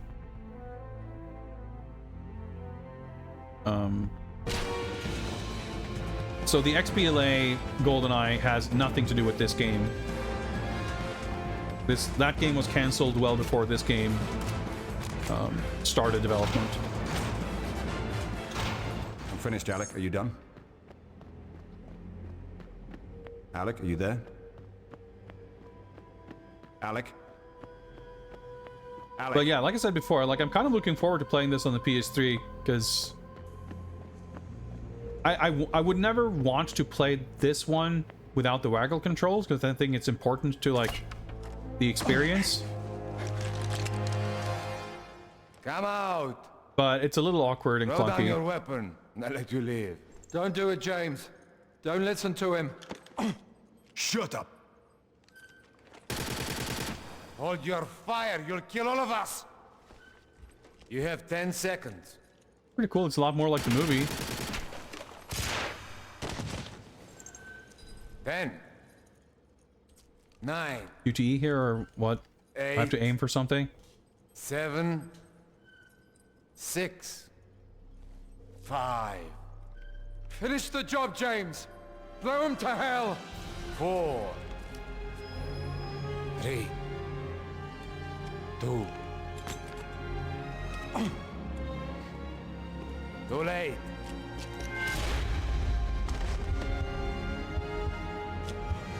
You let your friend die. Now it's your turn.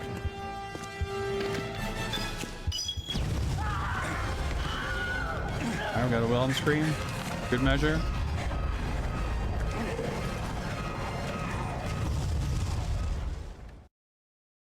Oh. Yeah, 40 minutes. I mean, obviously I wasn't speedrunning or anything, but man, the levels are pretty long. And that's part of the, like, the pace, like, the controls kind of pull down the pace a little bit. But yeah, I figured, like, this would be a little closer to the movie, so the runway escape is, like, the end of this mission as opposed to its own thing. But yeah, it's cool. Like I said, the whole shifting of the time period and everything makes things feel pretty different. And the fact that they placed like the helicopter in this part to sort of tie together the plots further deviates a bit from the film. But the way some of the details play out here in this, like there's simultaneously things that are done quite differently from the N64 game that make it much closer to the movie. But the locations, they definitely, I feel like they very deliberately like made choices to make it look and feel different. I mean, I think the rain is a good example. In the previous level in the dam, it like takes place at night, sort of, at least not bright daylight, and it's raining. So they clearly didn't do that because they wanted it to be more like the film or the old game. Like some of the locations they can just make look different, but a dam is a dam, I guess, so it would kind of look similar. So like, hey, let's have that entire scene be in the rain, which looks awesome, but it further drives home that it's like a different thing.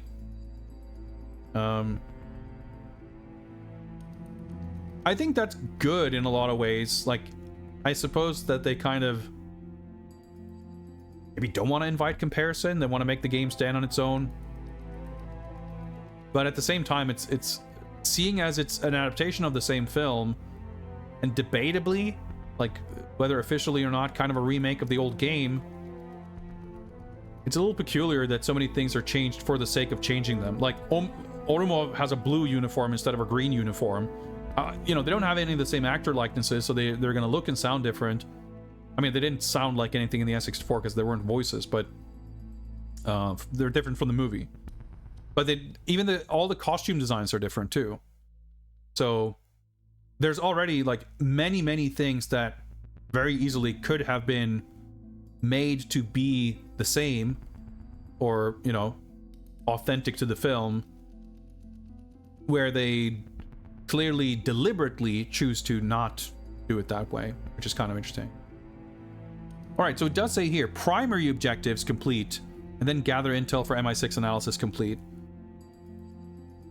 I wonder if that means that when you're playing on the easiest difficulty level, you have all the same objectives, just that some of them are optional. Because that's another thing that's a bit fucked up in the N64 game. When you play on difficulty levels that don't have all the objectives, you're just never informed of them in the first place. But it would feel weird for a game like this to let you finish the level and still fail the mission because you didn't do all the things, which is very much a thing that the N64 game does. Especially if the levels are fucking 40 minutes long, you know? That's not going to feel very good, so hopefully we won't end up in that situation. Let's save and see. I guess we're getting a little opening cutscene here. Neutralize the helicopter gunship. Okay. That's a little different. We're gonna pause as soon as this is done loading here because I need to go to the bathroom and it's time for another break anyway. Yeah, I guess we'll just leave it here. Sit on this screen. Let me pause the timer. I've been streaming for 4 hours. I'm not sure how long I'll go today. I'm gonna need to break for food at some point or another, but I reckon we can at least do one more level. And I'm also like curious, there is a mission select so you can kind of see. I'm not sure if we can like scroll through the list of levels. Normally I would prefer not to be kind of spoiled, but for something like this where I've seen the film when I play the other game, like I'm more curious to see what's the same or different. And also knowing how many levels are in the game can be helpful to kind of scope out stream schedules and everything. So we'll do the next level, but then after that, maybe we'll head back to the menu and see what the mission select screen looks like. It might not show us the stuff we haven't seen yet, so I don't even know how that works, but we'll figure it out. Anyway, I'm gonna go take another break, and I'll see you guys back in a bit. Let's see here. Do it this way.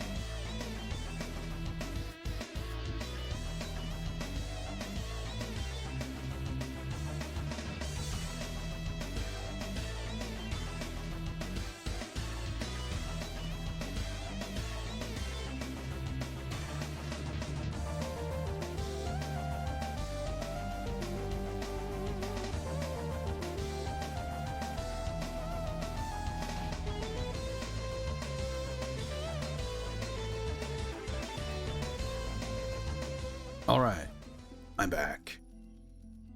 Those jams. Player 1, communications with the Wii remote have been interrupted.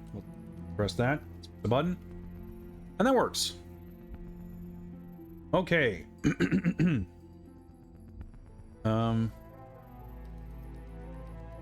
Neutralize the helicopter gunship sounds potentially exciting. Sounds like it might be challenging, but you know, guess we're getting a big boss fight.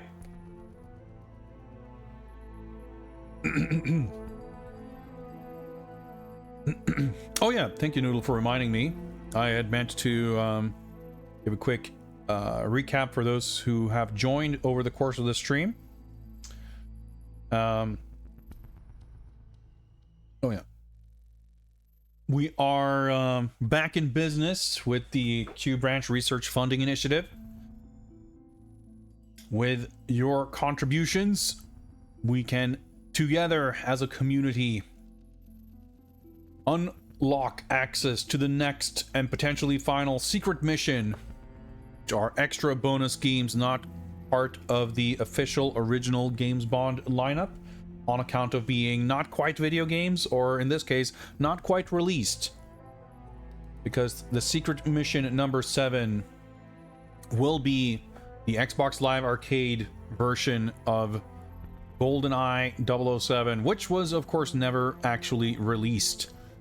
There was, however, a near final build of the game appeared on the internet, and I have not quite done all the necessary research, but it is, to my understanding, a very playable thing that we should be able to orchestrate should the funding come to pass. And the way that works is simply if you sub or cheer or give me money, that will all get added to the pot, and if the amount of credits, which equals bits or the equivalent funding from subs and donations, etc., if we reach 1,000, that is one daily objective met, and once we have managed to achieve that 10 times, then the objectives have all been completed, and the funding is complete, and the game will be added to the list. Yeah, of course, it's the old Brosnan frog mouth. Of course. Now in HD.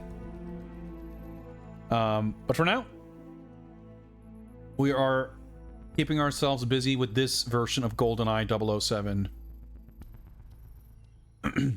Yeah, that's an amazing image of Desmond Llewellyn, isn't it? I mean, I had to make use of it somehow. Rest in power. Okay, let's resume the timer. And resume the game.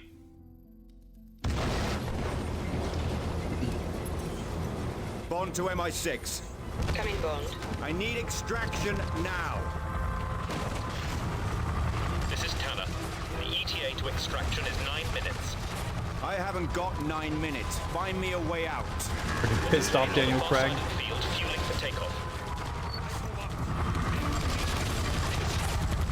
When you see the flashing eye icon to the right of your radar, you're being alerted to an additional objective close to your current location. Wiimote. Okay.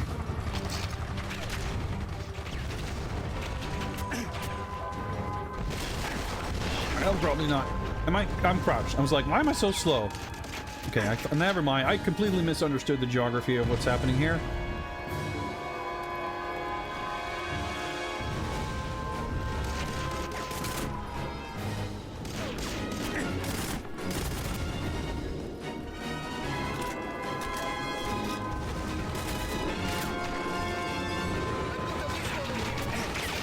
What? Is that the gunship? I mean, it is a gunship.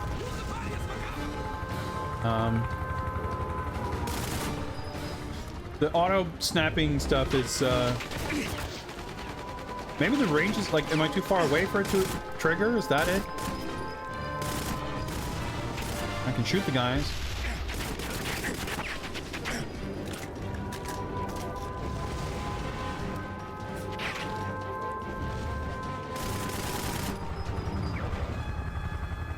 Can't ride the dirt bikes. Okay. Hang on. Use the surface-to-air missile emplacements to engage the Russian helicopter gunship. I see. Okay. So is that like... Oh, okay. I think that's what that I means. I'm like close to the thing I need to use for this. So I guess I shouldn't bother wasting ammo. That looks like a rocket emplacement sort of a deal.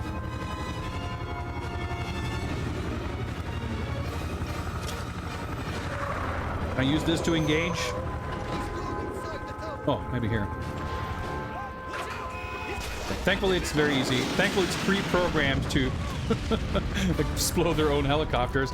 I mean, that's cool, and I'm glad I don't have to do a horrifyingly difficult and confusing boss fight with it or anything. It's pretty sick. Frame rate, though. I'm being shot at from somewhere.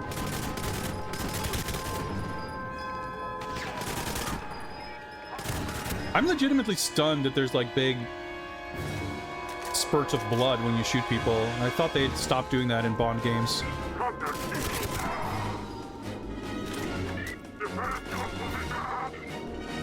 Yeah, it's very convenient to have a explode our own defenses button.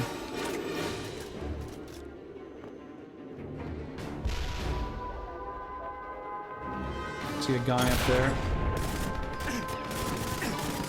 Go there, but Yeah, try to like adjust your aim between people you're trying to aim at. It's real weird, real quick.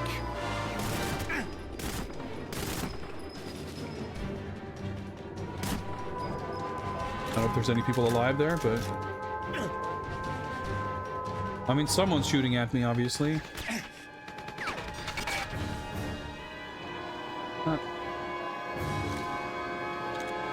Oh, didn't keep any of my weapons from the other level.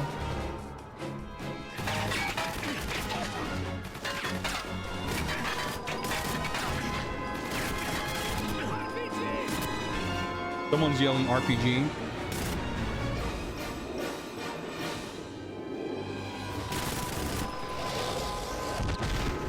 Alright, he fell down, so I think I got him. Wait, is that a miss? Oh, it's very exciting. Was there a way to get up here? I don't think so. Okay, let's just try to get down here and take cover.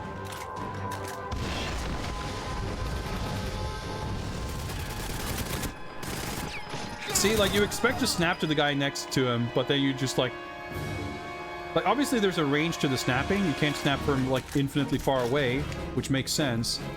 Just that you aim at one guy and let go of the aiming, and you just, like, expect... Prom head? Wait, that's the pistol, right?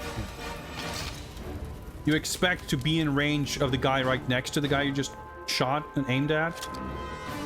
So when you're not in range, like, that gets kind of disorienting and confusing. Let's reload this.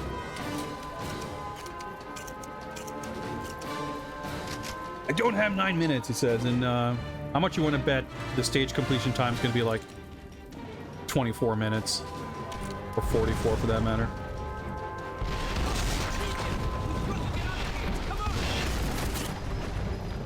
The whole facility is unstable. Protected by fucking railing.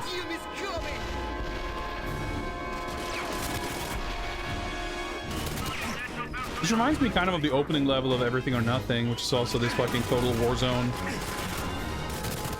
You know, kind of cool. Not really like the movie, but pretty cool.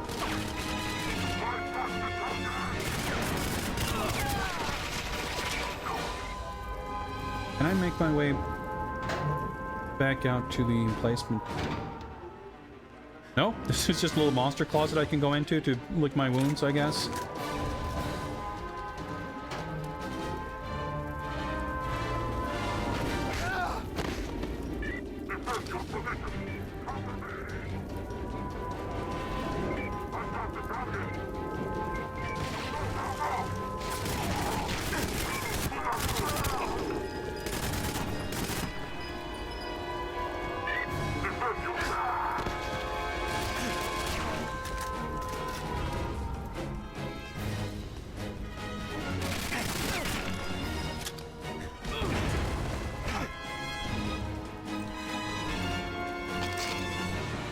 I'm going from like no ammo to plenty of ammo back and forth constantly.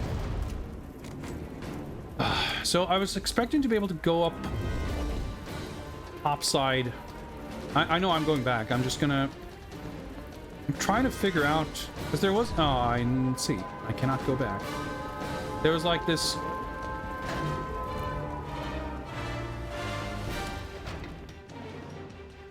Is someone there? Open that door either. I think I wonder if I missed a rocket station. It's a little confusing. I mean, I guess we'll find out if we fail the mission for failing to explode the helicopter.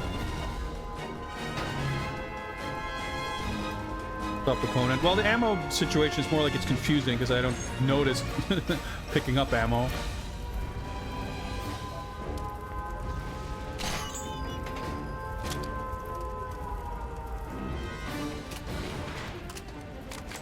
Alright, the eye icon is flashing.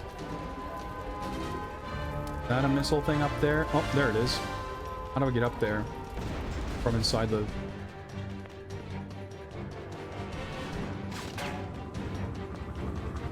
Nice little lag spikes.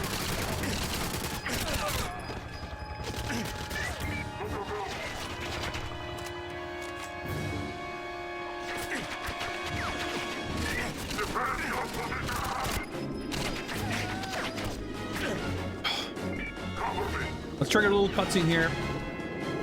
Recover some health.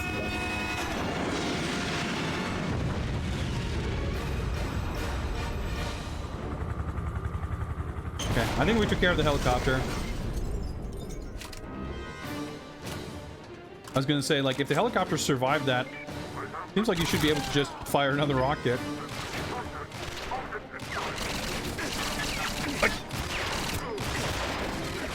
Again, the way that snapping works, I'm being shot from behind. I'm gonna probably die. Yeah. I think there was a checkpoint basically right there, though.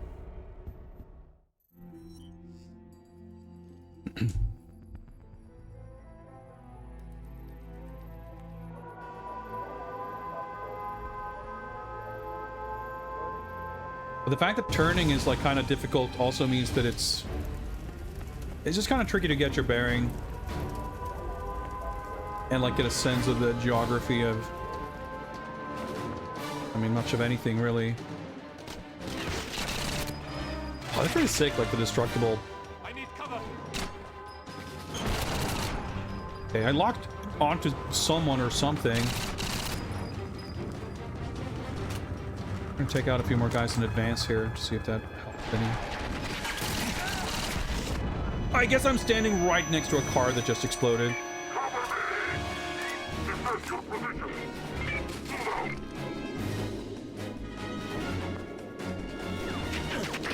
Thought I would uncrouch to shoot above that barrier. That didn't happen.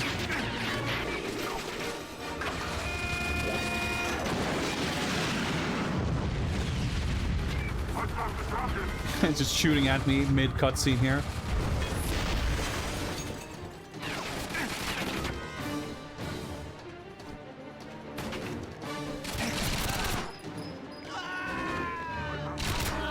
You can kind of see what I'm saying, like when you just either you like snap right to a guy or you just go like more like completely, I don't know. I guess I can shoot that thing. Just nudged a little bit. There we go. Okay. Neat. Dude, like what the fuck am I locking onto there?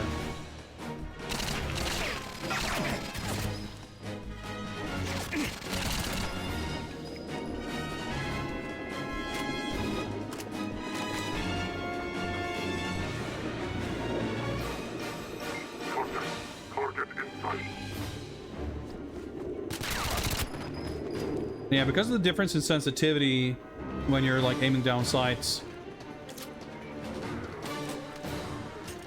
it means that your aim, like when you go out of it, it's like completely fucking downtown. Like, shooting that guy with a shotgun felt pretty fucking good though.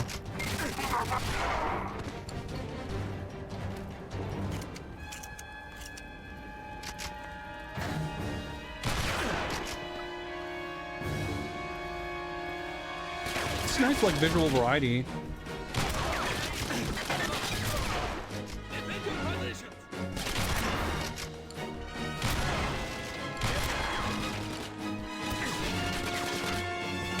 Dude, lock on. Get to the runway. Do you hear? It's the only way out.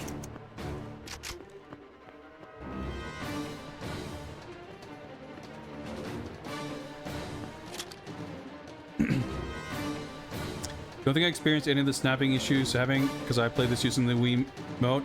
I'm using a Wiimote and a nunchuck with the default control settings, so I don't know what to tell you. Not a like hardware issue.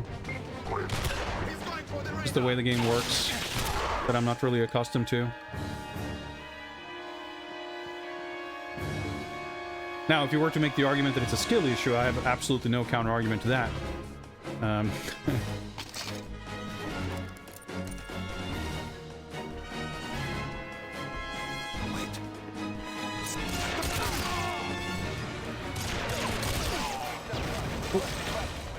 I thought someone like blew a hole in the wall or something, but no. What am I doing up here? I guess the objective is downstairs. I'm not sure what. Like, there's a lot of weird stuff like that where there's a bunch of different paths and rooms you can go into that has like nothing in them.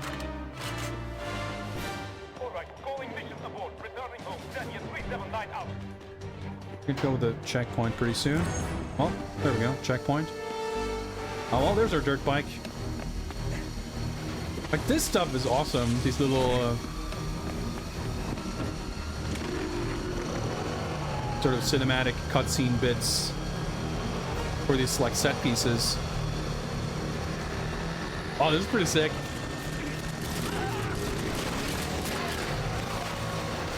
Wasn't quite expecting that. Gunship. Just do a one-handed reload while I'm on the bike. Yeah, we saw like a second of this in the trailer. Oh shit, I gotta waggle my way in here. Made it.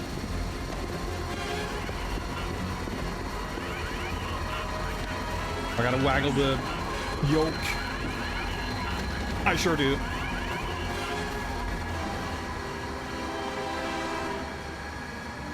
That was sick. I'm very appreciative, but I guess it's fair. To MI6. The base is destroyed. 006 is dead. I'm sorry, James. Save it. He knew the risks. What about Ordomov? Unclear. I want you to come back to London, Bond. No. That helicopter, the picture I sent.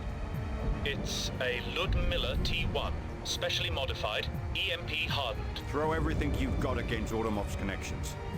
We need to know. Who needs a helicopter that can survive an EMP blast? We'll get right on it. Bond out. That's such a weird, like, consolidation and streamlining of the plot. That, that the whole helicopter thing, like, comes from... Like, it's not a bad thing per se, but it just feels a little weird. Like, it works out the way it does in the movie, of course, but... like, it works out fine. It's not an issue of the movie, but I guess they wanted to... Like, usually, I guess, the opening action scene doesn't typically have much bearing on the plot, and the fact that it has, like, the whole Trevelyan backstory thing arguably makes the GoldenEye opening sequence more plot-related than in many other Bond films. So it doesn't need to be, like, even more tied together. But I reckon it's probably because the way that plot element is introduced in the film isn't really something you can build, like, gameplay levels out of. Lord Mike with a raid. Welcome, everybody. We are enjoying, or at least trying. Nah, it's pretty cool so far.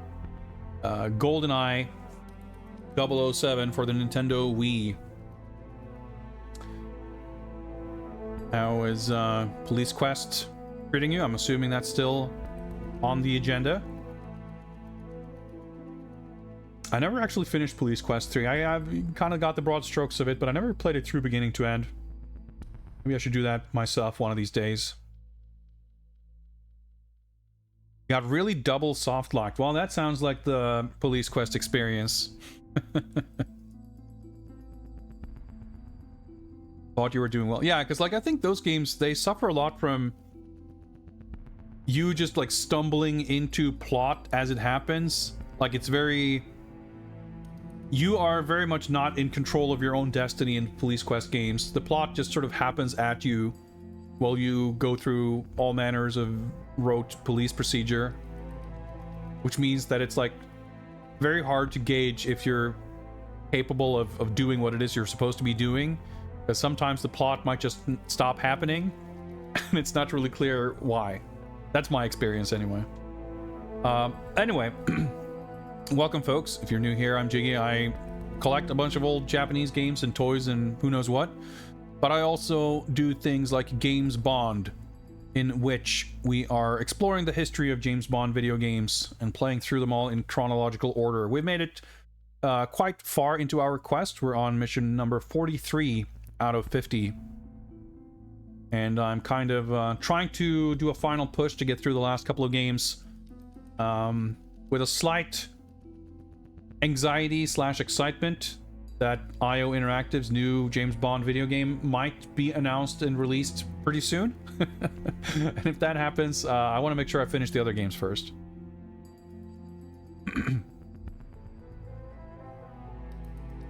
Did day 5 tasks on day 4 and confused the game? Well, like I said, that you know, that lines up with my expectation of that kind of experience.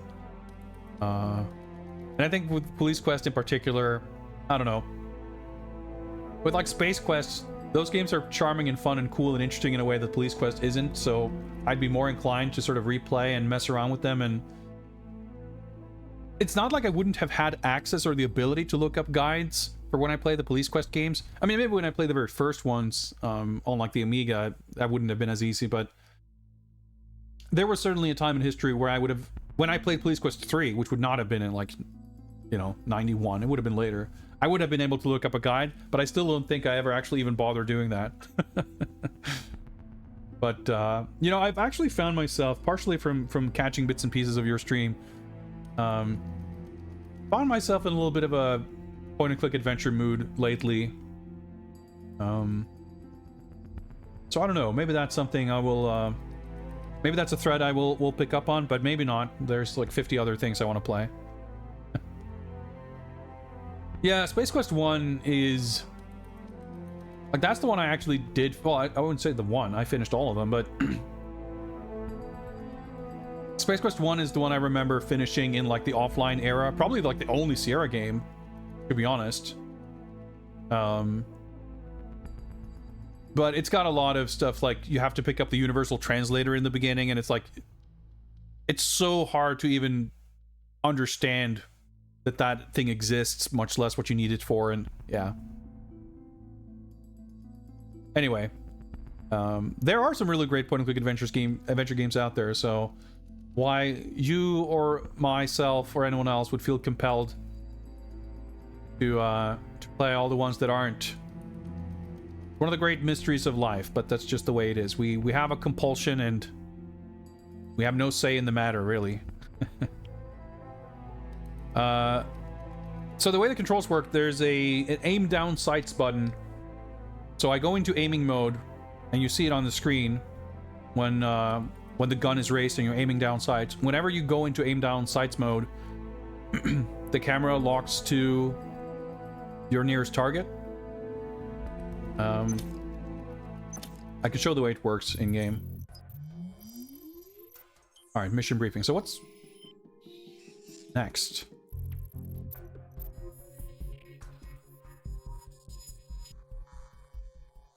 MI6 to Bond. We've discovered that Urumov has been receiving large cash transfers that trace back to a Nigerian shell corporation known as the Janus Group. Moreover, he made a phone call last night to a Russian gangster named Zhukovsky, looking for an EMP-hardened helicopter. The Russian operates out of a nightclub in Barcelona. The local police have a mole inside, a Sergeant Garcia, who can make the introduction. Zhukovsky's only known physical characteristic is a terrible scar across his right cheek. This Zhukovsky. First name Valentine? How do you know? I gave him the scar. Alright, it's a limp in the movie, and also, like, Jack Wade is not a... like, they're not in Barcelona in the movie for them. Like, everything is so weird. They just change all this stuff, seemingly for the sake of changing it. Good luck with the bonding. Thank you very much, Fractal Mind Mike. Thank you again for the raid. I'm sure you have better things to do, such as probably getting some sleep at this hour. But take care, and I'll see you around. There are a lot of control options. So it's very possible that you play the game with different control settings. Like specifically the aim down sight snap is a toggle that you can turn off, but I'm kind of relying on it to be able to hit anything, so I don't think that would benefit me. But depending on how used you are to the controls and whatever other settings you're using, it's entirely plausible that anyone would play through this game having a very different experience because they're just configuring the game differently.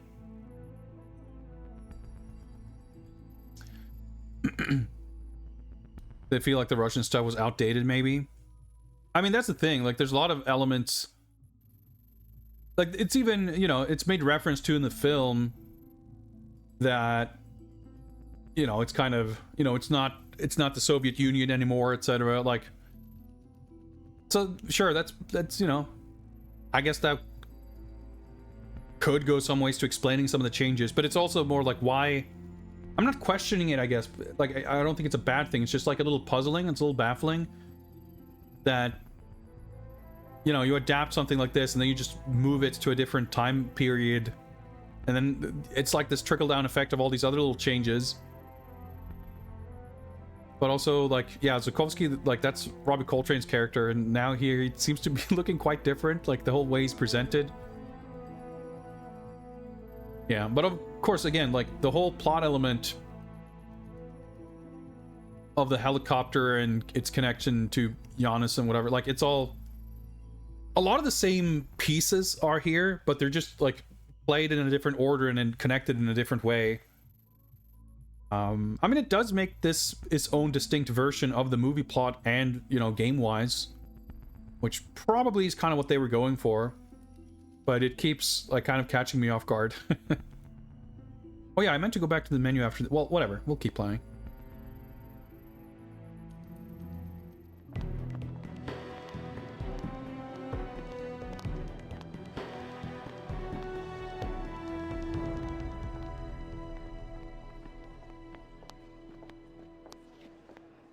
Got a tuxedo.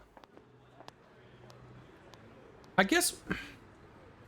Are they in... I just realized there's the scene where he meets Onatop, and that's like in this casino. That in Barcelona... Like, the movie, fucking everything happens so quickly. But no, I think it's... Because that's like where they do like the helicopter demonstration. That's like where the helicopter gets stolen. No. You can't behave like that here.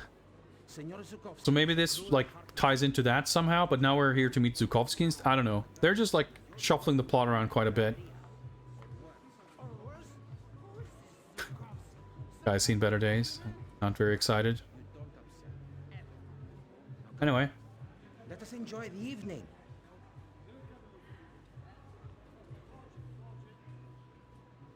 Walk right in.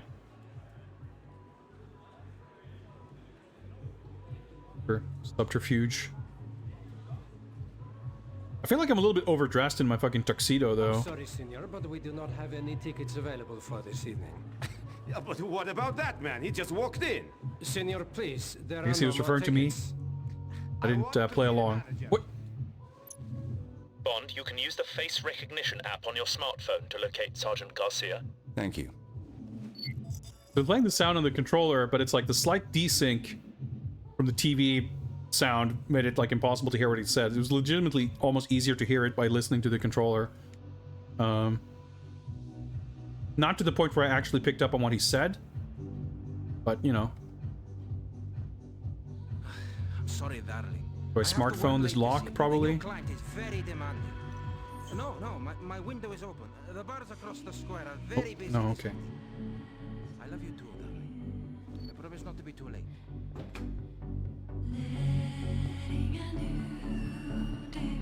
Alright, this is pretty fancy. A big crowd. I wonder if, yeah, they're like probably all in silhouette. I wonder if there's like no textures on them. Actually, these guys are probably 2D. Yeah, they are. Man, what a cool, smart effect. What a fucking clever trick. Like, these are all billboarded 2D animated, like, sprites. But the kind of limited visibility... Because you can see when I'm kind of, like, circling around and they're always, like, facing the same direction. But the effect actually works shockingly well. Because it's all, like, sort of backlit, so it doesn't seem odd that they're in silhouette. That's actually really cool.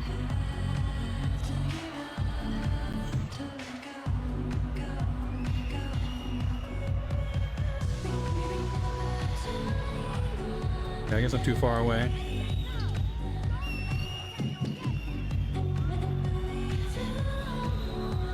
So are we gonna see, what's her name? Nicole Scherzinger perform in this club? Excuse me. There's a one bottle minimum. Finest Russian quality. only available in Moscow. Not bad for a counterfeit.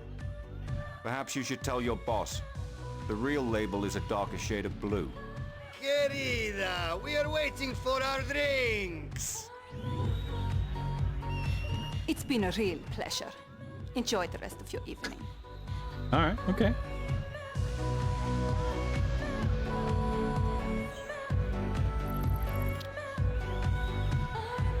I guess I have to maybe see the actual face before I can scan it.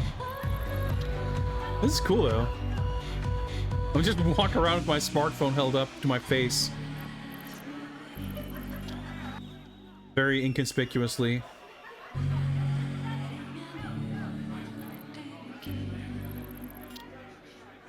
Oh, I was scanning. I was just scanning his face through this woman's head. Yeah, so to clarify the whole Nicole Scherzinger thing, like she performed the cover version of the theme song for the film. But I'm just like curious if they, you know, she's in the game or they did more with her likeness or voice or whatever.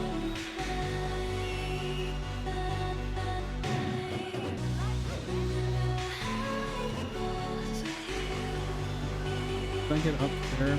Like the whole, like the fog stuff and everything is really, it looks really quite good. Like it's a good looking game, especially for attempting like kind of realistic visuals.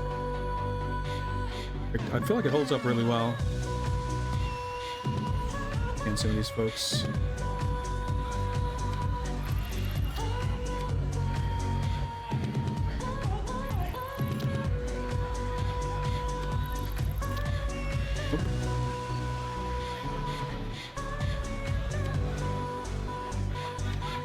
Oh, maybe I could have. I mean, like, I guess we're looking for. Actually, I can look at the objectives. Oh, I'm locating Sergeant Garcia. Okay.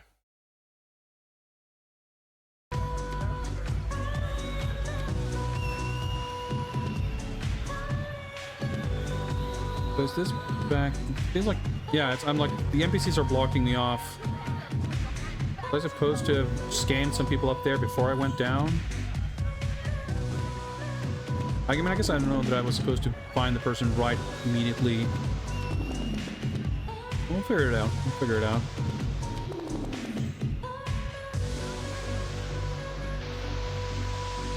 I guess it seems like it's probably clearing people out as I've scanned them.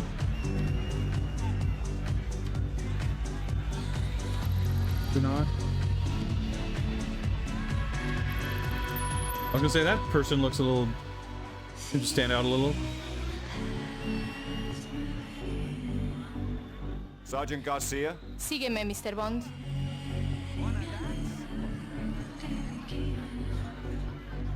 Not a character from the film, by the way. I guess they got her instead of Jodan Baker.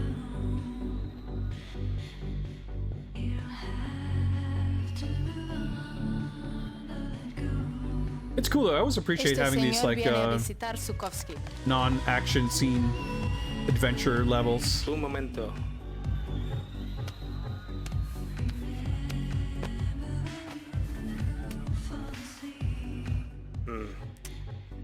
Venga, pasa.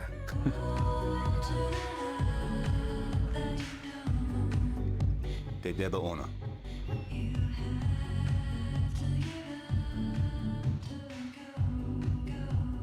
Going over here. Close to an objective. Oh yeah, am I supposed to like steal shit? What did it say? Search Sugovsky's office for a secret list of criminal contacts. I don't know if this technically counts as his office. Like his lobby. So dark.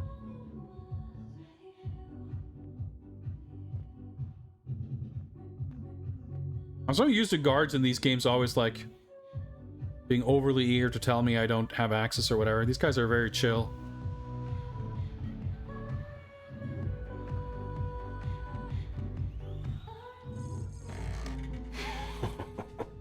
Oh, darling, I swear I could never look at another woman.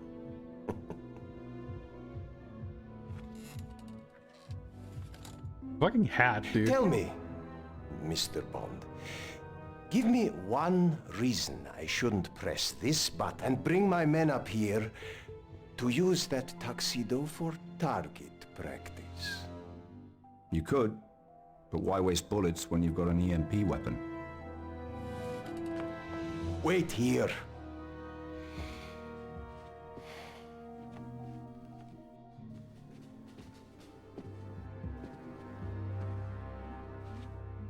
Bring me a drink. Follow me. Do I get to go back in there and search for super criminal documents? The girls have ears these days. To what do I owe this unpleasant visit? Your phone call from Automov last night. What does the Janus Group want with an EMP-hardened helicopter? Do you expect me to just turn the other cheek? I could always provide you with a matching set. Come in, my dear. I'll tell you the same thing I told the General. Go to the arms fair in Dubai. Alright, this is pretty different. He did it. He killed Zukovsky. I'm pretty sure they saw her toss the gun, but...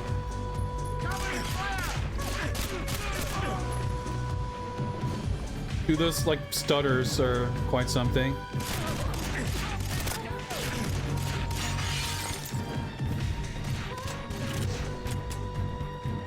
Alright.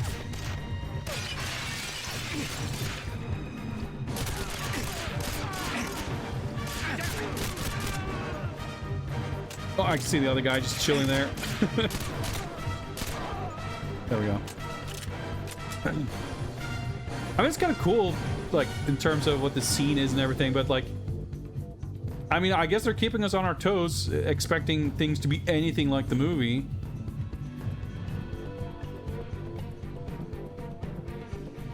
Am I supposed to find this? I guess I didn't get a smartphone icon, so probably not. The gun on the table. I can't see shit. We cranked up brightness to the highest level, by the way. Can I, like, interact with this laptop? I mean, you would think that would make sense. Is this somehow not his office? The eye icon is flashing. I don't know, maybe we'll fail an objective. Let's double check again. Secret list of criminal contact. Yeah, some parts are from the movie. I mean, some parts are a lot more faithful than the N64 game, but then you have this whole thing.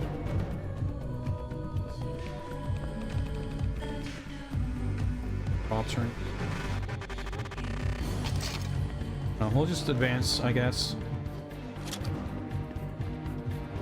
Oh, I can just vault through here. I guess. That makes sense. I guess I'm just expecting all glass to be mega bulletproof after the last level.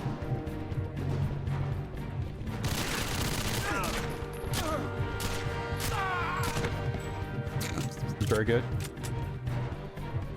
What kind of weapons do we got here? We got the revolver. I'll swap this for the Sigmas 9. Load.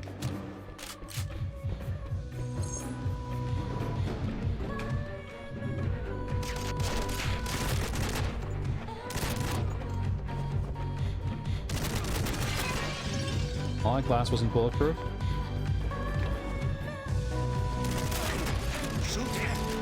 He's here. Getting accosted by fucking armies of Jason Stathams.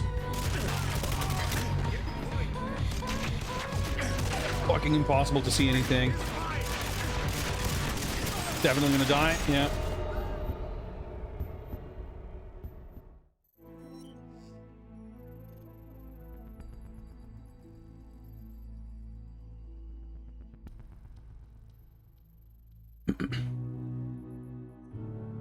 Well, it does. The game never states when it takes place, but I have a smartphone with Wi-Fi hacking, and there's nothing to indicate that it takes place at any other point in time than like just generally contemporary to the game's release.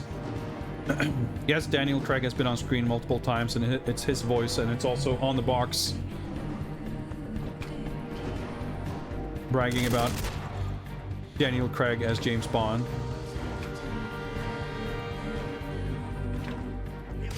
But that's like the least like weird or like, I mean, that kind of is what it is, you know, pretty straightforwardly. Snapping just like, I don't know if it's a range thing. Oh, it worked there. It's inconsistent, which makes it pretty confusing.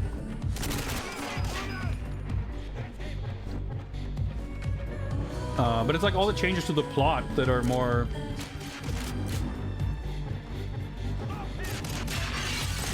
difficult to kind of understand.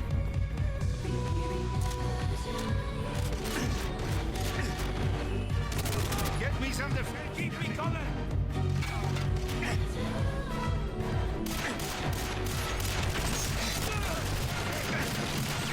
Dude, whoa, okay.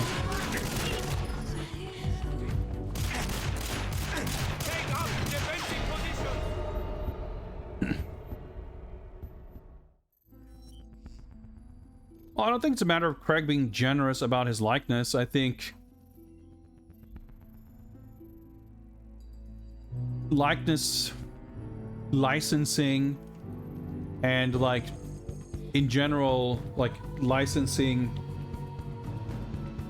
and for games just changed so much. Like, what was movie licensing for actors? Like, do you think Roger Moore had like in his contracts for his films like video game likeness? Doesn't seem likely. And like Timothy Dalton and Brosnan and Craig, like they're all made films in totally different eras of film and game making. I'm sure it's a separate like budgetary issue of why his face is not on the box.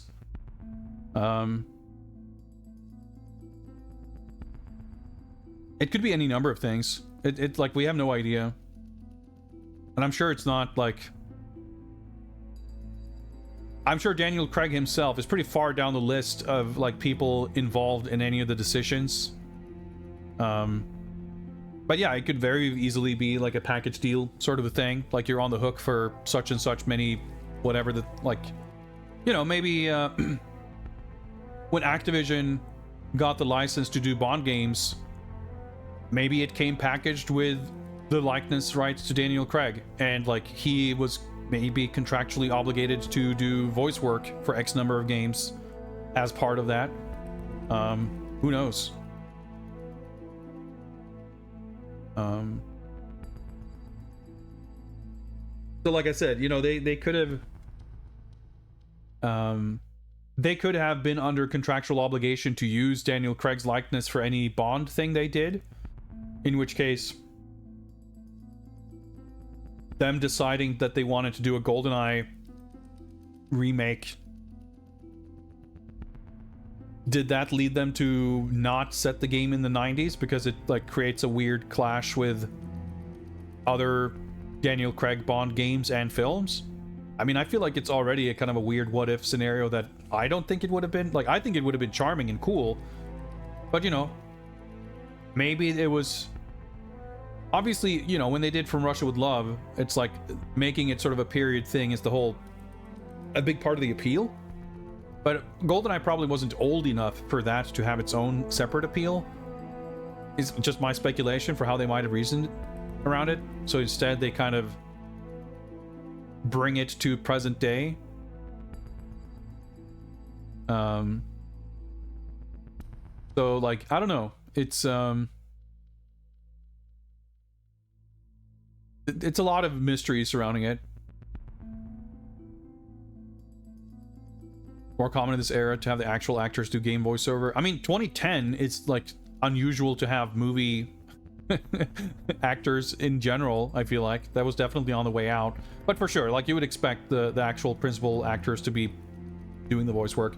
It's pretty, I would say, like, Pierce Brosnan's first likeness in the game was Nightfire, and he didn't do the voice for that game. But after that, it was like pretty common. There's not been a Daniel Craig game that didn't also have his voice. So I mean, yeah, that you know, you would just kind of expect that. All right, how do we handle this?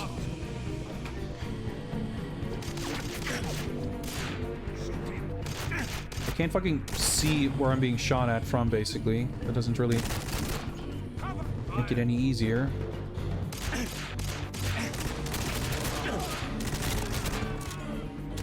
I do recover health if I just chill for a bit.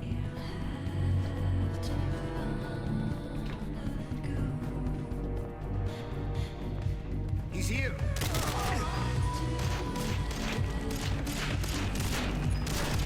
Oh, adjusting the aim is so difficult. And now I'm fucking dying because of it.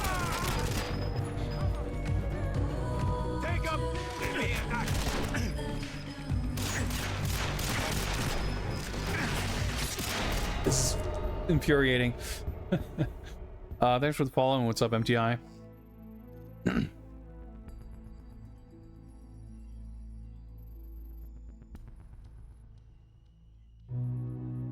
Like, I don't know why now all of a sudden it's just like refusing to snap me towards the guy.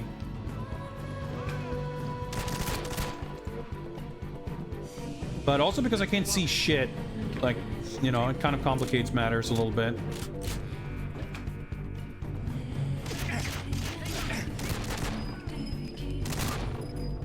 The enemy's like a little bit weirdly tanky too. Pretty sure it's like a set number of enemies though, so we can, you know, hopefully work our way through them.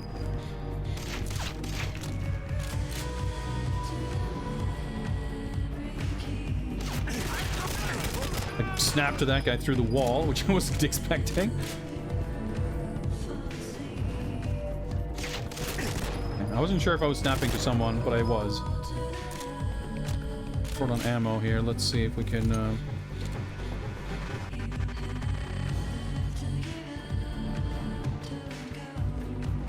I can see you.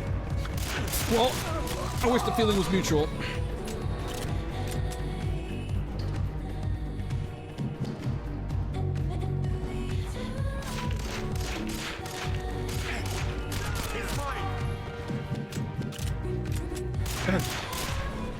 Throw them out one by one.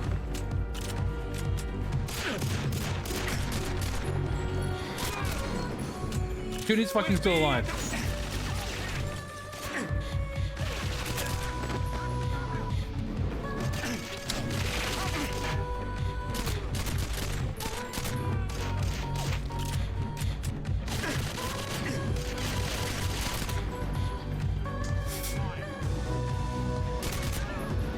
And again, if you like adjust your aim a little bit and then go out of aim down sights and go back in it, Lord knows where the fuck you'll be aiming at that point. Okay, survived. I'm playing with Wiimote, otherwise I wouldn't be aiming around the screen like this. Of course, we want the authentic experience.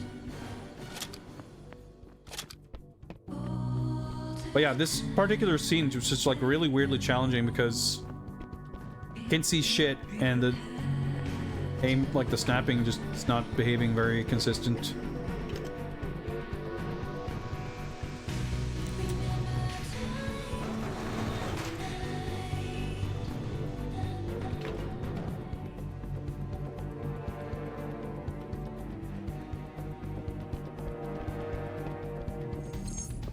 Checkpoint at least. Load stuttering is pretty bad. Oh, breach. We got another little slow-mo scenes.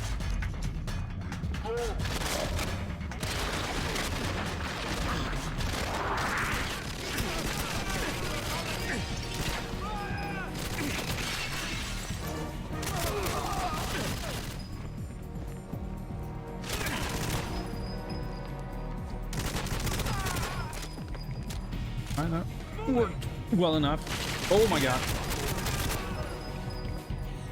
Oh.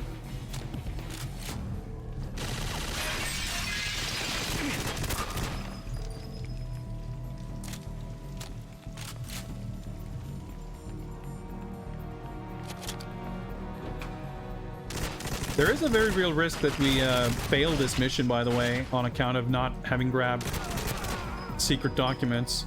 But if that's the case, we'll have learned a valuable lesson about how the mission objective structure in this game works. Not all bad. Yeah, that's a setting to turn it off. But the problem isn't that the snapping is bad. The problem is... it only kind of happens sometimes. Like, I rely on it to get to, like, to get the reticle where it needs to be so I can hit someone. You just, like, expect it to work, and then when it doesn't work, it's a bit of an issue. And it's not, like, the thing about... So you go into aim down sights, and I moved it over here, and now my target reticle is over there. So I'm moving this over to this potted plant. Now I let go, and now I'm aiming all the way over here. And I pack the button again, and now I'm aiming over there. Like, it's just like not like what you're aiming at as you go in and out of ADS, like, is constantly changing. So when you're like doing that while also trying to move the camera, and also like it's just a lot of things that kind of layer on top of each other that makes it a little tricky, and it's very hard to convey, like, in words.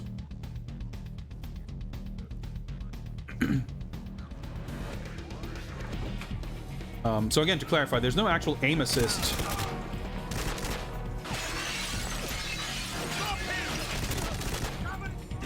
I'm shooting where the reticle is. I'm making a distinction because the game makes that distinction. You can play with aim assist.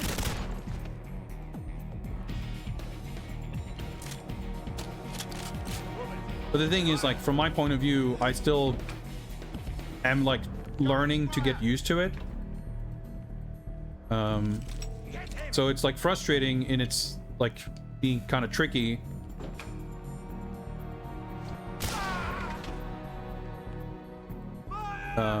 But I am not feeling at all confident that changing to a different configuration would make things better. Like, I don't know what I would want to change. But I can show you real quick.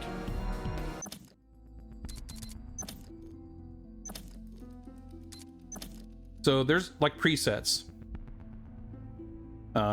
So accessible means that you don't have to do any Wiimote aiming, which I'm not really even sure how that works. Like, I guess that means you turn with the D-pad, probably.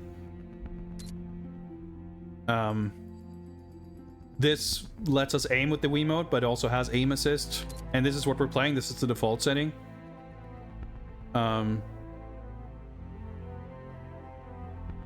This setting allows for increased control using the Wii Remote, but does not apply aim assist. So experienced 2 and 3 just says basically full control, quicker turning, but require more precise aiming. And then if you go to customize, you can change a whole bunch of stuff.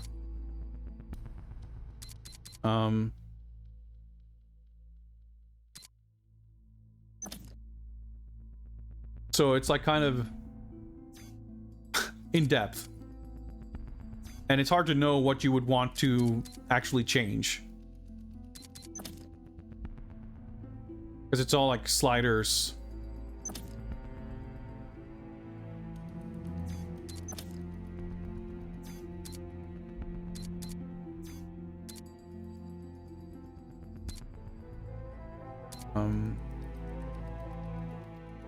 I didn't really look at this in detail before.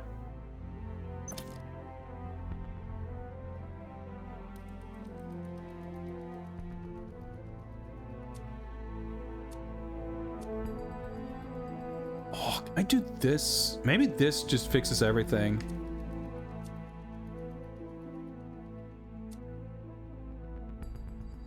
Actually, no, wait, fuck, because I need this to strafe.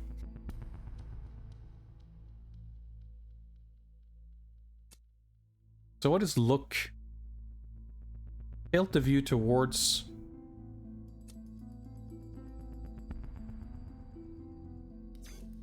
See...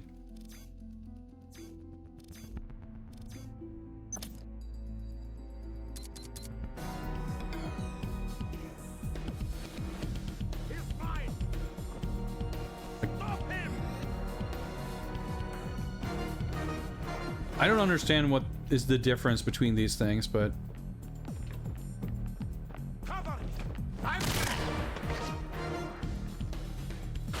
But as you can see, like, it's so kind of convoluted and in-depth. It's like, it's not a matter of, oh, let me just tweak this and it should feel better. You might understand now why I was, like, hesitant to try to fiddle with it and just, like, try to figure out, like, getting used to it so I can get more closer to the point where I would know or have a sense of what I might want to change. But here, so ADS snap, you can turn on or off.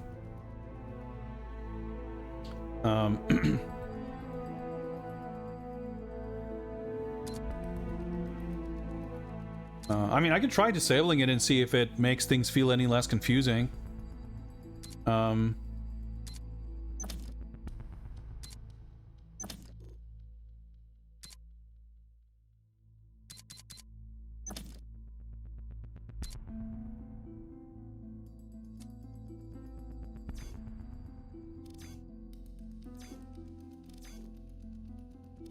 Back out of like 12 screens. Yeah, I guess this makes the view look like sort of constantly. It makes it harder to know. I'm curious to disable it.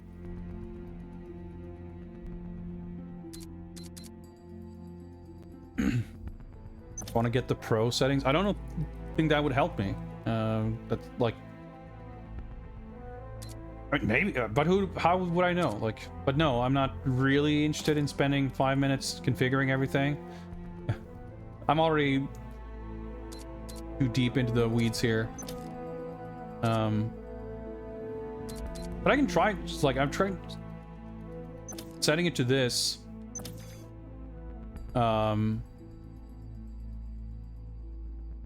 There's no, I can't like instantly resume with a button press.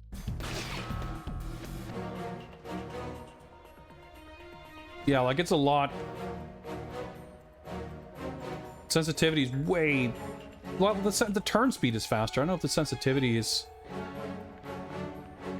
I don't know, we'll see. But I'm curious to kind of turn on the look setting. I don't know, we'll see how this performs.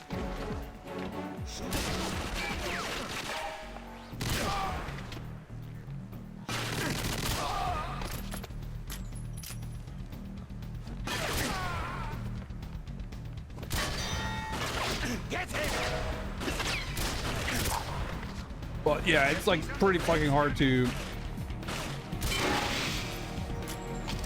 hit anything in like hip fire mode for sure.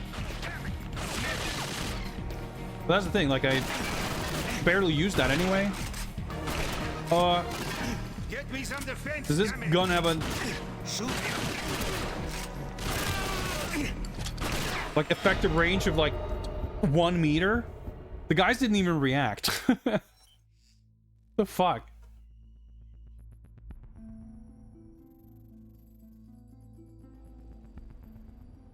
I mean, you can post that in my Discord if you'd like, Doom Noob. Maybe I'll take a look. But I'm not gonna go read a forum thread on stream to help me configure my controls.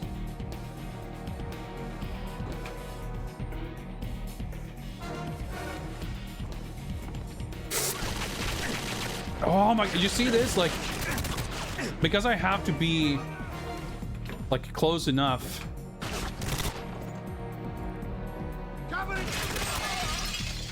For the snapping to like function. Because if I'm like looking over here, I can just a little be a little overbearing.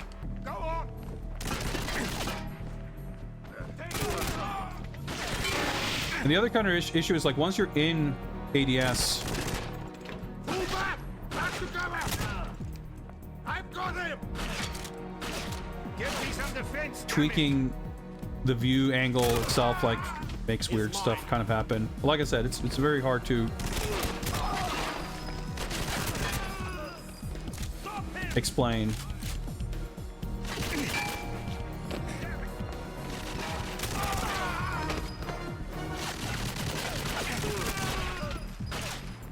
Keep me covered.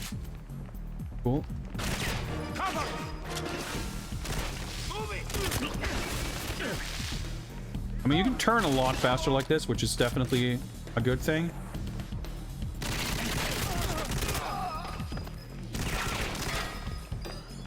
Because he did run around me, right?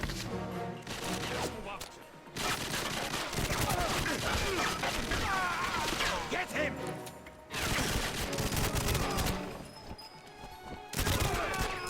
But like, yeah. Everything has its like kind of ups and downs.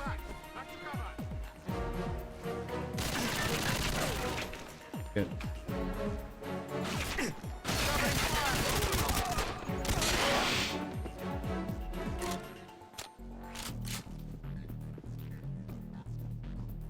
Objective marker there, so take a look. It doesn't give me like status. It doesn't say that objective is like failed or anything. I do the Sly 2020, whatever. That gun seemed real shit.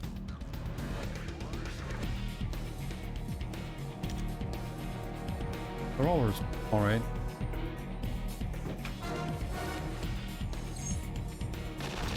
Checkpoint at least. Really wish this level wasn't so dark. Alternate path down here. All these little weird nooks and crannies.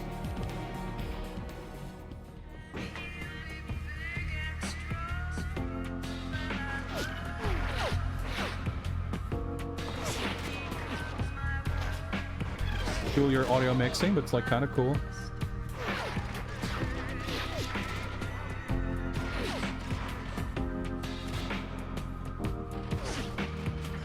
It's a very weird, surreal atmosphere.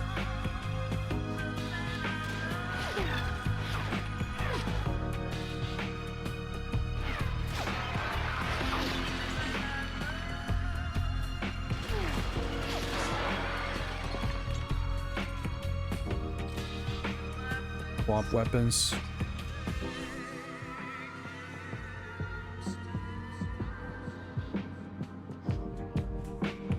Okay, there's a lot of red dots on the map. Loading.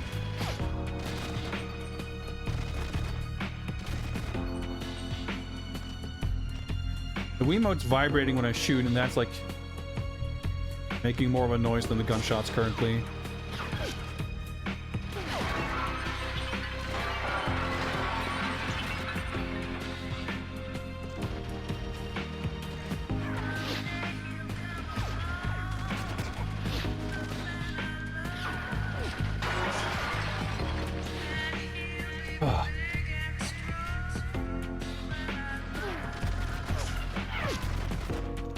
All these like really long range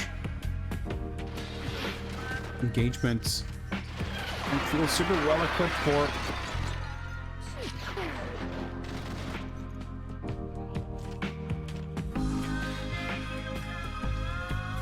Very easy to forget that this is supposed to be GoldenEye. It's T29. It's probably in a rifle of some kind. Hopefully more powerful.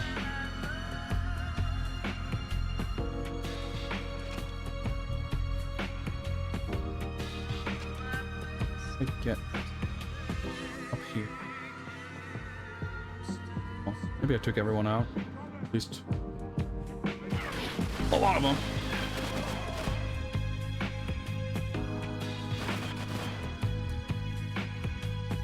Sometimes enemies are like weirdly tanky too. Oh no, of course the music's intentional. A little odd. I mean, it's cool. I like it. Caught me a little off guard.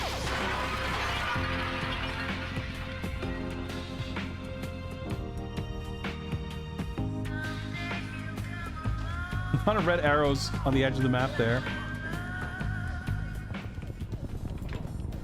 Is that another gunship?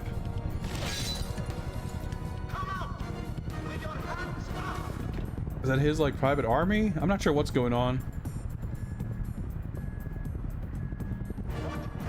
So this whole thing definitely doesn't happen because the character doesn't die in this film. In fact, he is in subsequent films. Or at least one subsequent film. Okay, that's our ticket out of here.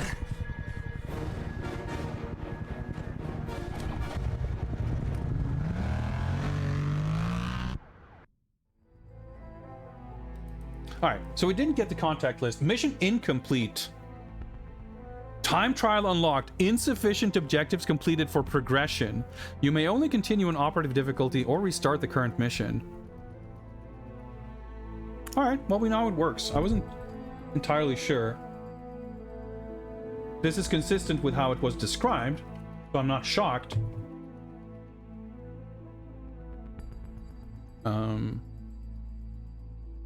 But it's interesting because I wouldn't... The way things were kind of presented... Again, this is consistent with how it was explained. I'm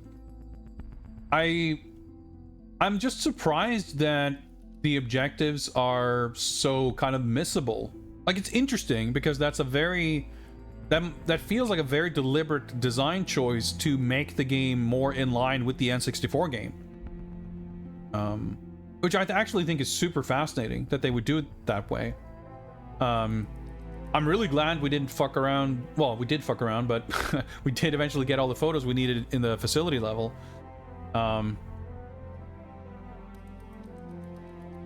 And I figured we stuck around a fair bit there to try to find something in his office, but it seemed really empty. But it was like fucking pitch black, so I don't even know what I was looking for. I tried using the smartphone, that didn't seem to help. But the objective, it's not... I don't know, it's really interesting because in some ways I found the objective descriptions in the N64 game very, like, unhelpful. You have to know what you're supposed to do before the description is of any actual help. But here, I feel like I'm similarly not really... Like, you know, I was in his office. I was like, well, this is his office. This is where it's supposed to be, right? Can I do anything with the laptop? Nope. I'm like looking around the room with the phone. Can't find anything. Oh, maybe this isn't here. I don't know. And there's like no other info. So I'm kind of left to my own devices here as well, which is... Yeah, feels extremely unusual for a 2010 game to do it that way. And it feels like a very deliberate callback to the original. And the mission objective structure is like the last thing that I would have expected a new GoldenEye to be like deliberately, you know, reverent of. So it's like really interesting. But I wanted to kind of go back and take a look at the mission select stuff in the menus anyway. So this provides a perfect opportunity. So, I commented on it before we started playing, that in the original N64 game, you're really kind of incentivized to play every level on the lowest difficulty first, to like learn the map layout, to understand the flow of the level, with a much decreased combat challenge, to kind of know what you're getting yourself into, and then replay the level on Secret Agent if you want to finish it on that level. Like... And I was just never expecting this game to feel that way. And I kind of feel like, well, I wouldn't want to play every level on the lowest difficulty and then replay every level one step up. But I think I eventually started doing that for GoldenEye on the N64 pretty late in the game, because I'd been a little bit stubborn about it. Like, I didn't realize, I guess, that that's how I probably should have been playing it. And now I'm wondering, like, should I do that for this game? But honestly, I don't think that's the case, because obviously we do have checkpoints and stuff here. So I don't think that's the play. The thing about the N64 game is that if you get killed at any point during a level, you have to redo it. There are no checkpoints. So the levels are shorter, but even so, when you're trying to find your way around the map, like, it's very punishing to try to do the trial and error of figuring out how the level works and how the objectives work and everything on Secret Agent. And you can do all that recon work on Agent and kind of come much better prepared to try and complete the level on Secret Agent. But I don't think that's really going to be the case here, because, yeah, to a degree, I could, like, have a more peaceful environment in which to putz around and try to find the secret document or whatever. But because of the checkpoints, it's kind of a different thing. So I don't, like, thinking about it for a minute, I don't think there's really much reason to step down in difficulty.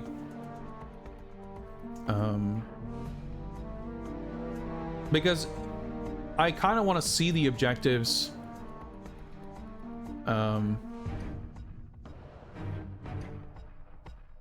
Well, I guess side objectives, it's hard to know. We'll see. So far, it doesn't seem like the side objectives are all that interesting. They're kind of tedious, busy work, but they might be cooler later on. So I'll stick to Agent, whatever, the medium difficulty, well, 2 out of 4, I guess. I'll stick to the same difficulty level for the time being, but maybe we'll drop down if we feel the need to.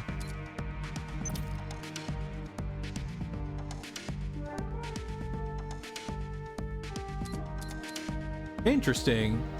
So it's like split up into missions. So Archangel is like multiple levels. Yeah, dam facility air, which I guess technically in the N64 game, that's sort of how they're classified with the numbers and whatever. But it's not really like, it's all like one list of levels. Barcelona is just the one nightclub. Yeah, so it counts as completed on Operative when we complete it on Agent.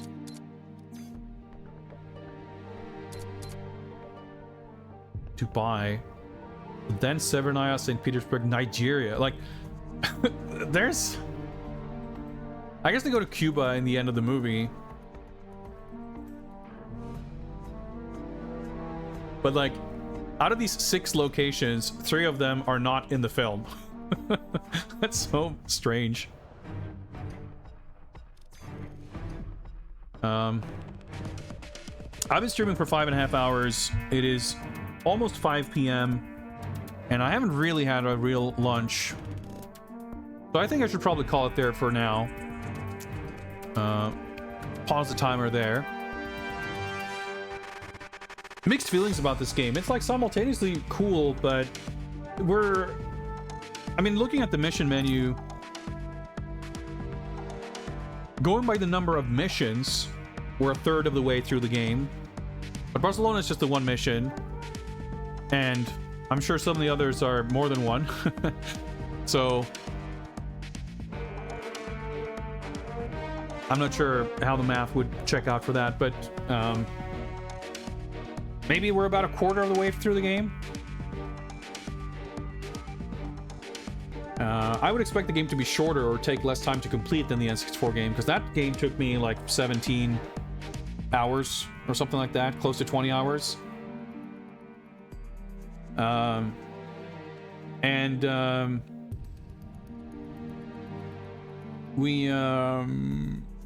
I expect this to be a little bit of a smoother experience, or I was expecting it. Now I'm less sure. Because, I mean, Barcelona giving us that much trouble, and it's this early in the game, has me a little concerned. So maybe we'll drop it down to Operative for a smoother, less infuriating experience. I mean, I'm not above doing something like that. It doesn't bother me too much. Like, it's not important for me to demonstrate my skill in mastering the game. Like, that's not really the important thing. But at the same time, like, I want to do the mission objectives, because that's like a kind of a core part of the game. But I won't worry too much about that now. I'll replay the nightclub mission on Agent next time, and hopefully we'll figure it out. So I should presumably be back on Monday for more Games Bond. And I guess we'll keep playing this for the foreseeable future until we have it finished, which hopefully will not be too arduous of an endeavor, but time will tell. It's a pretty cool game, though. Hopefully, I can get more accustomed to the controls and struggle a bit less with them moving forward. But we'll see how it goes. Yeah, thank you very much for hanging out. Have a nice rest of your weekend, everyone. And let me figure out real quick who we're gonna raid as we are moving out.